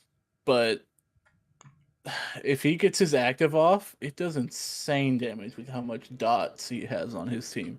Very, very true. I think my answer to Delasium is the Faithblade. Faithblade's faster and stun immune, which you got to ask that question. Who would you rather have, a Faithblade or a Delasium? Double Rogan buffs as well. Yeah, that is true. It's a hard one to call. But I think Flamin's biggest asset in this fight is Nakia. For a meta slave, Faithblade. For somebody who's fun and awesome, Delasium. Oh, sure. Wow. So is that all I am now? A slave to success. Brilliant. Great. Have you seen your team? It's a beautiful team. I built it myself. It's art. But I feel like it's gonna get destroyed by Moptosh if you face him. Okay, look, if my team's a beautiful team, Moptosh's team is sublime, right? Yeah. It's like God level. Yeah, God made that team, right? Right. No, it is literally God's team, right? It was crafted by God. It was built to die, right? Like Jesus Christ and Harry Potter. I've made that joke before, but it still holds. Man, that's it. J.K. Rowling just ripped off the Bible. No wonder she's anti-gay. If I read that in a newsletter headline, I would die. What? J.K. Rowling ripped off the Bible? Yeah. I mean, they all do it, right? Everyone does it. Like, so many people, like Narnia, right? Was that C.S. Lewis, I think? I don't know. I might be totally wrong, but that book's like, Aslan dies and then comes back to life and saves the day. Yeah. Right? Darth Vader, he dies and then he joins the dark side and then he comes back to the light side and saves the day by yeeting the Emperor. He doesn't die, though. He comes close to death. But his soul dies to the dark side. He would have died if he wouldn't have got saved, but, Yeah. Saved in quotations. Maybe that was it. The Bible was just the greatest piece of fiction ever written, and everyone's just copied it with their fictional works. But then everyone forgot that, and now it's the Bible. Right? Oh, yeah, because it's a good story, man. The chosen one dies and comes back. It's a great tale, right? We love those kind of stories. Then again, who knows, right? Who knows? It's the joys of it. I'd love to get a time machine and see if Jesus was like who he said he was. That'd be so cool. Right. Oh, it's definitely not, Hey, let's not talk religion on stream. I'm being open-minded. Yeah. Right. You can't have complete accuracy over that long years. It's true. I'm nearly on these accounts now, I think. Have we got everyone in? No, I'm still on Moptosh's account. What the heck? How did I do that? Oh, I copied the wrong account. That's why. Right. Oh, dear. But, you're so professional. Thank you. You're so great. Yeah. And look, if there was a way that I could just have everyone's accounts open at the same time without my PC exploding, I would. Open 16 instances of BlueStacks. Yep. It doesn't even let you do that unless you have like a NASA computer. Wait, maybe that's why Barry's got 64 gigabytes of RAM. He's trying to get me beat on the IHXC content. He's pre-prepping. Anyway, I'm the attacker here against Flamin, and this should be a good one. So, folks, as you can see, I am running the Holmes Young, the Saja, the Carry, Dark Arthendal, Rogan, and Faithblade. So yeah, good luck to me. I got to deal with Flamin's team, which is... Good luck to Flamin? Yeah, good luck to Delasium. And all eyes on this Dark Arthendal. Will it shut down the Delasium? I sure hope so, but I'm biased. All right, so Nakia goes first. That's going to slow down my whole backline. Yuck. Energy Steal from the Carry. Not surprised. I Energy Steal his Carry. Oh, that means my Carry's always going to be slower. Yikes. Yep. Okay, we killed the Rogan. That's nice. His Saja goes... Oh, Dark Arthendal died! Yo, Nakia totally checks Dark Arthendal. Oh, I didn't think about that. Oh, that Delasium hit was big. Oh, it sure was. But can Holmes do something? Maybe? Is this going to be a defensive win? Nakia! Plus Delasium! That's a shutdown. You've gone quiet, Afflicted. Say something. You just muted yourself to laugh? That was just perfect. That's how I wanted it to turn out. Yeah, yeah. Delasium exploded you. Saja, a lot of damage. Kia screwed your DA. Stupid Nakia. Worst hero in the game. Oh, I'm not rooting for you to lose. I'm just rooting for Flamin to win. I don't like that sentence. That's mean. All right, folks. Well, there you go. That's a defensive win and a victory for Flamin. Well played.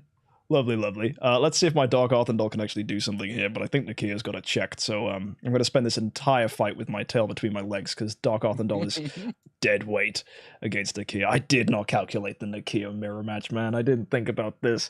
Massive oversight and blunder by me, which is great. That's what we want. Delasium, on the other hand, wild! I love it. Yeah, let's see what happens here, where I have to go and fight... Oh, with a Delasium now. Saja, carry. HomeJUMP, Nakia. Screw that hero. And Rogan. Speed manipulation, it's so strong. Here it is. Right. Of course. Nakia, hitting first. Slowing down the whole back line. Ooh, energy stealing the Dark Arthendal. And then she gains the energy right back. Okay, I like that. Saja hitting. Oh, my Homes was just shut down.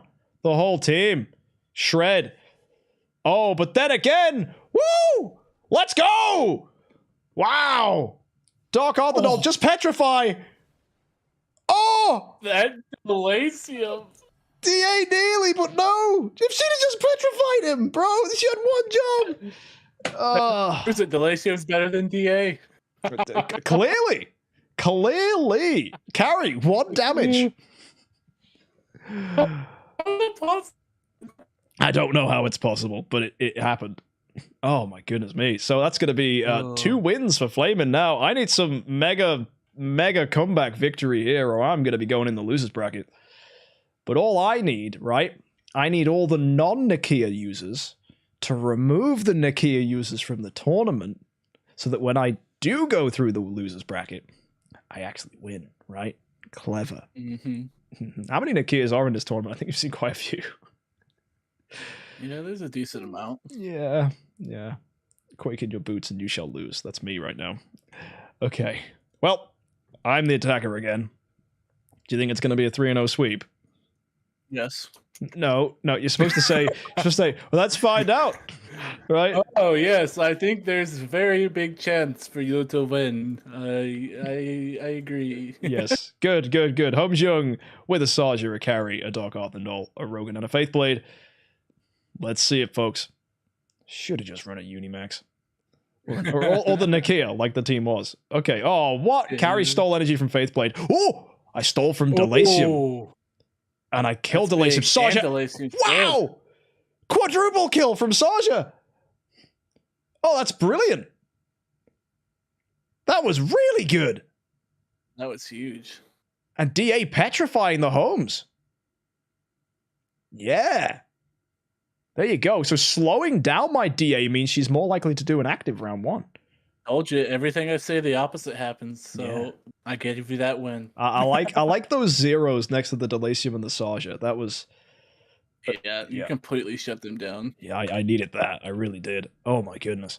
So folks, there you go. I managed to win something. So it's 2-1 to Flamin. And now I'm the defender. So if I get a defensive victory here by some fluke, because honestly, my Saja is losing speed ties. My HomeJUMP is going to be losing speed ties.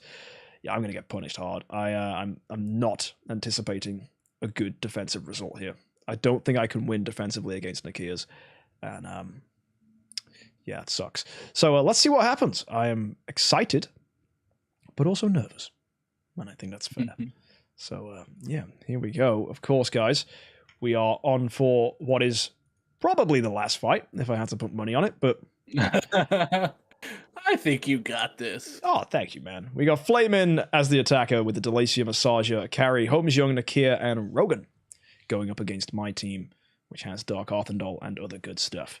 So, okay, I'm slowed down. No surprise there. Dark Arthendal energy stolen. That's totally fine. Oh, I energy stole his Saja. Carry.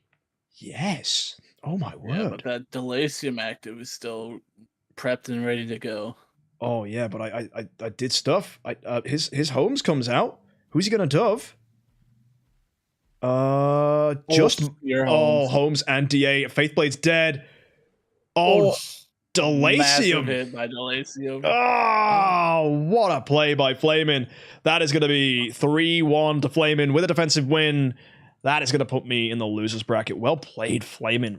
Real well done. And yeah, that means we've got only one fight left, I believe, of the top cut. So now you were the one with 3 zeros on your side. Well, wait, what do you mean 3 zeros? Look. Oh, yeah. Dark Arthendal, Rogan, and Faithblade just didn't move. Yeah, they just did not move at all. Oh, well done, bad. Flame. But you took a win. I'm proud of you. Thank you, Dad. You did good there. Job, son. You can come back in the house now. Bro, imagine. Yeah, you're not allowed in until you win the IHXC. Dude, you're going to kill so many kids doing that. Struggling with their Glorias and Garudas trying to be good, you know. The only good Garuda we've seen is Moptosh's. Oh, yep. Man. And folks, this is it. We go on to our final fight now, which is Nex versus John Nomad. This should be a fun way to close. So, folks, I hope you've had a good tournament so far. Still got one fight left, of course. It's not the end. Don't go anywhere. I mean, if you've made it this far, why would you not watch the last fight of the day? But yeah, I'm just going to leave. Goodbye. What have you thought about the tournament so far, Afflicted? I love it. This is very exciting. We have some crazy teams and some fights that went completely different from what I thought would happen. Yep. And honestly, I think it's a much better start than last season's already with how the fight's been going. Yeah, I think there's been a lot of back and forth. We've seen some good stuff. We've seen some teams we didn't expect to do well. We've seen some wild heroes that we never anticipated, like Delasium. Even Cthulhu popping off for Marcus was excellent to see. So, yeah, it's been a real good time. It's been a nice lazy thing to do on a Saturday afternoon. So, yeah. Or if you're Australian, the middle of the night / morning. Yeah. We don't speak of that place right now. Yeah, the only reason this started at 6 p.m. and not later was because Smeegs needed to squeeze it in for work, and then he got his days mixed up. So we will catch Smeegs tomorrow, but I think we're going to start later so that he doesn't have to wake up at 3 to commentate. That poor guy. 3 a.m.? Nah, I can leave him alone out of that. So we'll be starting a little later, just so that Smeegs doesn't die. But yeah, so make sure you've got all your dailies done before we even go live, because it may overrun over reset.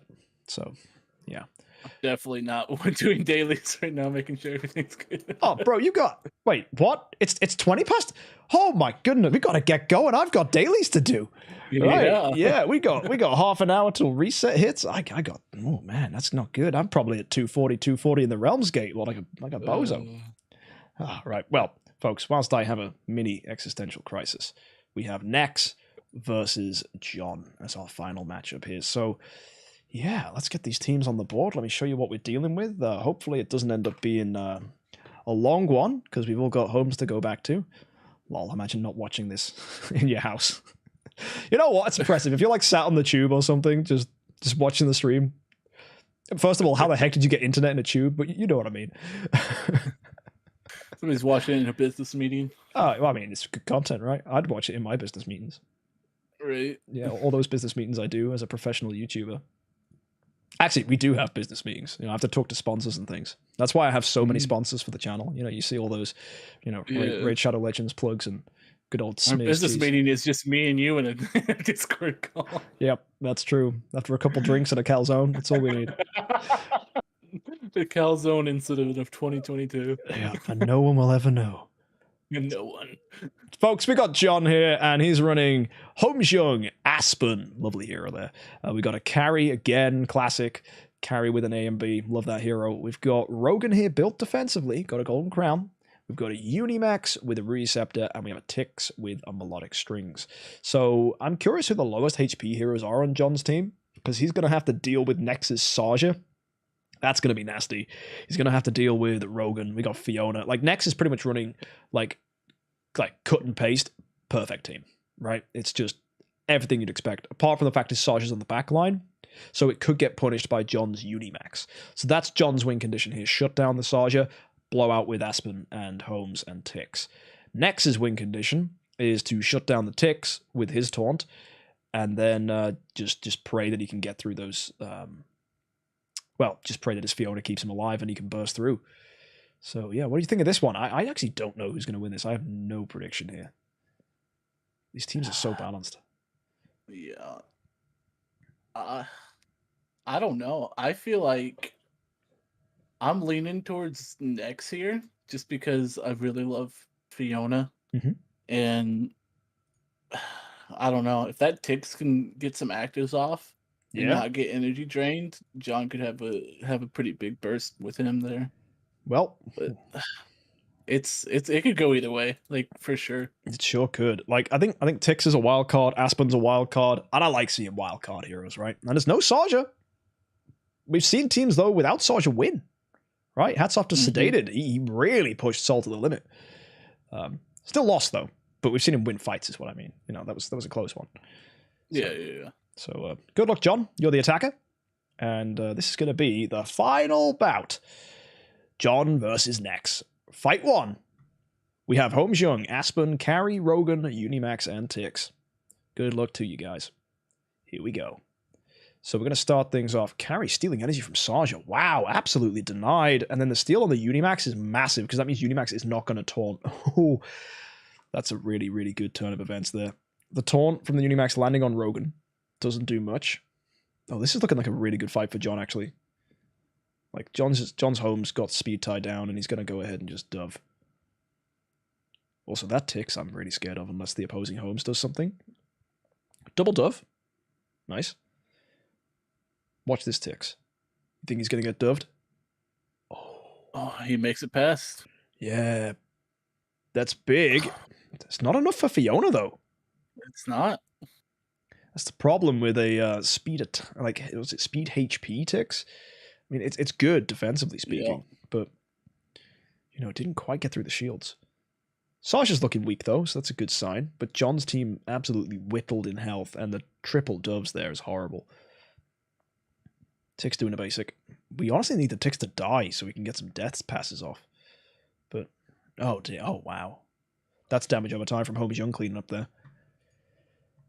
Oh, absolutely. Even Aspen didn't do anything. Yeah. That's a defensive win for Nex. It's a good team, right? You got to give it to him. Nex's team. It is. That just did not go the way I thought it would. What John needed there was to dove the opposing Holmes, and it would have been a different fight. Yeah, I don't think he's got many answers for Holmes outside of Carry and his. That Tix got off as active, but like I said, that Fiona, I love her so much. She just has those shields, and they're so strong in this kind of tournament. Yeah. Because, you can't have like infinite scaling damage like you can, in regular stuff. Yeah, just absolutely ate it. Absolutely ate it up. And that's what happens sometimes. Like Fiona, really good. We found last tournament the winning team ran a Fiona. And we've seen a lot of them this week because it's the way it goes, right? This tournament, we've seen tons of Fionas because she is proven to be very strong. But now we've got a Fiona as the attacker here, which is going to be Nex now attacking John. So Nex has his defensive win. He's 1-0 up. Can he keep that up with a Unimax, Holmes, Fiona, Saja, Rogan, and Carry? Let's find out. Here we go, folks. So, energy stealing the Rogan here is not good. Carry energy stealing the Fiona, again, not good. So the carries didn't really do anything there. Taunting Tix. Oh, that's massive. That's brutal. But taunting Saja, again. Wow, this seems really tied at the moment. It's all going to come down to these Holmeses, which could go either way. Depends on the doves, really. Unimax is dead, so those taunts mean nothing now. No, but that also increases the odds that doves hit Holmes. Oh, but they don't. But now we've got 3 doves he's got to deal with. Yikes, sucks to be John here. Oh, can he get a dove off? Not even. 0 doves. Oh, John. His carry's not even winning the speed tie. Oh, she is? Oh, yeah, because his home slows down, right. His carry must have dodged. But yeah, this is... Oh, no. I think, this is not looking good. This is Yeah, John's not got a thing here. And the weird thing is, like, Fiona gives you realistically more HP, right? It's effectively more HP, which is kind of unfair, right? Really biased. So I think we're going to see a lot of Fiona, especially in the new meta coming up, right? Because that's even less burst. So I think Fiona's going to be an absolute menace. I think she's going to be an MVP for sure. I think it's going to be hard not to run a team without her.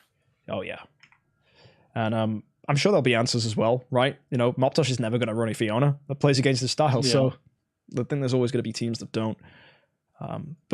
Yeah, that's Nex getting another victory for himself. So John, our attacker, once again, let's see if he can actually do something against Nex here, because he needs it. He really, really, really does. And where on earth is the team? Let me just find it here on screen, and we'll bring it up for you guys. So yep, there we go. This is going to be maybe John's last fight with his Holmes, his Aspen. His Aspen has done nothing in this matchup. This really sucks for him. And we got Carry, we got Rogan, Unimax, and Tix. So, come on, John. Let's see if we can squeeze out a win. Best of luck, buddy. We've seen a couple Aspens, but besides that one almost surviving, he hasn't done much in this tournament. No, and oh man, Carry's sniping is horrible on that Tix. But if you look, Sarge is taunted, Rogan's taunted, Fiona's taunted. The Fiona taunt doesn't do much, but that Sarja taunt's massive, so it's all just going to land on Unimax, which is great news. And we might actually see this Tix die, which then could get popped by Aspen, which is going to be huge damage. So we're going to see now Dove's hitting Holmes. Oh no, not quite. Sorry, wrong Fortress hero. Oh. Yeah, no, that's bad. Next gets obviously some Doves. Oh, Dovesing the Holmes? But then again, for the first time ever, we'll see Aspen do something. Who's he hitting? He's killing Fiona, and now he's got an active skill ready. Oh, and I don't think that Nex has an answer to this Aspen right now, which is great news. That killed the Sarja. That was a huge hit. Sure was. Now Carry's dead. Wow! Yeah, they listened to me, man. I said Aspen hasn't done anything. He pops off. And he wins. Yeah. I got magic words. Oh, my word. Aspen doing it for John there. What a load of damage. Beautiful fight. Oh, $1 million is not going to fall from the sky right now. No. Wait, what? I really hope so. Somewhere it will. But no, in all, look, it's in the middle of the Pacific. A plane just crashed, right? That's what happened. A plane just carried a load of money. Don't put that guilt on me. How much is a plane? $10 million about? Yep. That's not a thing you want to say, buddy. Yeah. That was insane. That Aspen popped off. I guess that's what they've been waiting for their Aspen to do, and we finally seen what he could do. Yeah. You know what I would do here? I'd make that Tix a Sarja, right? Yeah. Shut down the opponent, then just let Aspen go, and just steamroll with Aspen. Damn it, why didn't I run that team? That would have been so much more fun than my stupid Dark Arthur role. Yeah, your little meta slave team. Oh, she'd have killed the Delasium as well, and I'd have won. Terrible. Yeah, that is true. Don't you give me... Copy. Something, that's for sure. But John, well done. That's going to be a win for you, which means it puts you back in the running, so you just got to win the next two. And that'll be a reverse sweep. And I love reverse sweeps. They're my favorite thing to happen, because we all get excited one thing's going to happen, then the opposite happens, and it's great. So, John, keep up the content, man. That's what we like. John's a content creator at heart. That's what's going on here. Right, so here we go. Unimax, Holmes Young, Fiona, Sarja, Rogan, Carry. Best of luck. Carry, energy stealing Unimax. Oh, that's giving you a taunt advantage. That's nice. So you're not going to have to worry about that. Oh, wait, but then again, it's John defending, right? Oh, no. John, come on, John. Yep. So I forgot what side I was on for a moment. Yeah, if Next wins, it's over. Oh, Tix is still alive. Rogan kills Tix. You know what? That's Rogan finishes off heroes so well. Yeah, that's his job, man. Lowest HP goes for them. But Aspen's not locked out. And you know what happened last time, but Aspen got dodged. Oh, Harry dodged him. Yeah. And we will see, though, no abilities here that can stop Aspen getting an active, I don't think. So, provided these shields stay up from Fiona, I think he's still going to be fine, but John does have this active. Oh, Rogan, never mind. Yeah. Rogan is just shutting you up. Yeah. I thought the other heroes would have been lower HP, but no. And that's wow. Oh, Carrie, hey, how you doing? I don't think she's going to do much, though. Really, I don't think she can clutch. I don't think she can 1v6. Yeah, I mean, what? You've never seen a Carrie do that before? No, me neither. Yep. Yeah. That's it. Well done, Nex. That's going to be that third victory for you. Excellently done. John, you tried, you failed. Lovely performance from Aspen, though. Really showing how Aspen, when he goes, right? Aspen's such a fun hero to see. But unfortunately, that's going to be John put in the losers bracket now. But that's not a problem. We'll see more of him, no doubt. Really good teams there. Next, you are through to the next round, where you're going to have to go and deal with Flamin's Delacium. And we'll see what happens next round. There. Yeah. But folks, that is all for today. We have been live for 5.5 hours. A long one. Minor technical issues halfway through with someone not keeping up with their password and deciding to change it halfway through the tournament. But don't do that. Don't do that. That's good advice. Very good advice. And, Thank you. And I love how your camera's slightly gone down throughout the whole day. So now it's a more realistic height difference. I've gotten taller. Like, I usually sit down in my chair, but if I sit up, I'm like way up here. Oh, okay. That's fair. But yeah, it just made me feel small, which is true. I am small. So you're like, a lot of people are small compared to me. Yeah, he's a big boy. 6'6". Yeah, nice. I assume that's rounding. There's no way you're exactly that. But anyway, folks, let's dead on. Oh, fair. Yeah, dead on. Well, I'll prove it to you. No, please wait. How? Sends me a pic, and I'm like, that's not your wait. That's 6 something else 6. Yeah, it's 6 in it. Oh dear, folks. Here is the bracket as it stands so far. We have Saul and Moptosh still up in winners there, playing each other next time. We have Flamin and we have Nex. Our attention, though, for the beginning of tomorrow will be the losers, where we will see John go against Marcus. We're going to see me, MKX Jump, go against BB1. We'll see Gimmerman play Bendy Man, and we will see Sedated play against the Talking Scribe. Lots to look forward to here. Potential favorites to win this are absolutely all over the place, because I'm looking at the winners bracket right now. And funnily enough, I think Flamin is probably one of the weaker ones up in winners, right? That Delacium Nakia is a little wild. Nakia's clutch, though, so Nakia might get this. Nex is running the lineup that won the tournament last time. So Nex, by default, you'd think would have a really good chance of winning. And then you look at Saul and Moptosh. Saul won every IHXC we've ever done, so you'd think he's going to do okay. But then Moptosh has just pulled from the pits of hell this team that is insane without running a single one of the meta heroes we'd expect. So, yeah, Moptosh is an absolute black horse to win this. Saul the favorite. Yep. Nex running the best team, and then Flamin with his wild Delacium Nakia combo that actually might seal him some wins. So I think the top bracket looks amazing. And then lower down, there's some teams we can just be like, what? Like Bendy Man's Gloria, Scribe's Abyss meme team. But Sedated went toe-to-toe with Saul. And Gimmerman's team is just good. He got blown out by Moptosh. He just had a bad matchup. But then again, unless someone can remove Moptosh from the tournament, Gimmerman's going to have to deal with him. So poor Gimmerman is all I can say to that. Although Gimmerman has fallen on the side of the bracket where he's not going to have to face Moptosh again until if he has to finals, right? So that's okay. And then just me versus BB. No idea what's going to happen there, because BB is also running an assassin-style team. Slightly slower on his Saja, so I think I can clutch it, but we'll have to see. It just will come down to eventually losers versus winners and what happens there. I would not be surprised if Moptosh is in the final. That's my expectation. I have to agree with you there. I'm just super excited for the Soul Moptosh fight. First, it's gonna be amazing. It's Moptosh versus Fiona Shields, and if he can just out damage it, which I think he could, I have a strong feeling for Moptosh, and Flamin's team's amazing, and I'm rooting for both of those guys for sure. Fair enough. Yeah, and I stare at this and I'm thinking there's so many assassin teams, right? There's so if you look, Saul assassin team, Flamin assassin team, Nex assassin team, me assassin team, John even kind of not running a Saja, so I wouldn't really call it that. BB assassin team, Gimmerman assassin team. Moptosh is just rubbing his hands. Like, it's like, yep.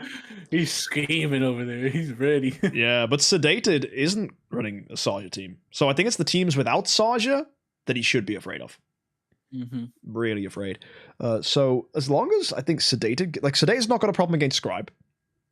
And Gimmerman's, I think, going to be Bendy Man.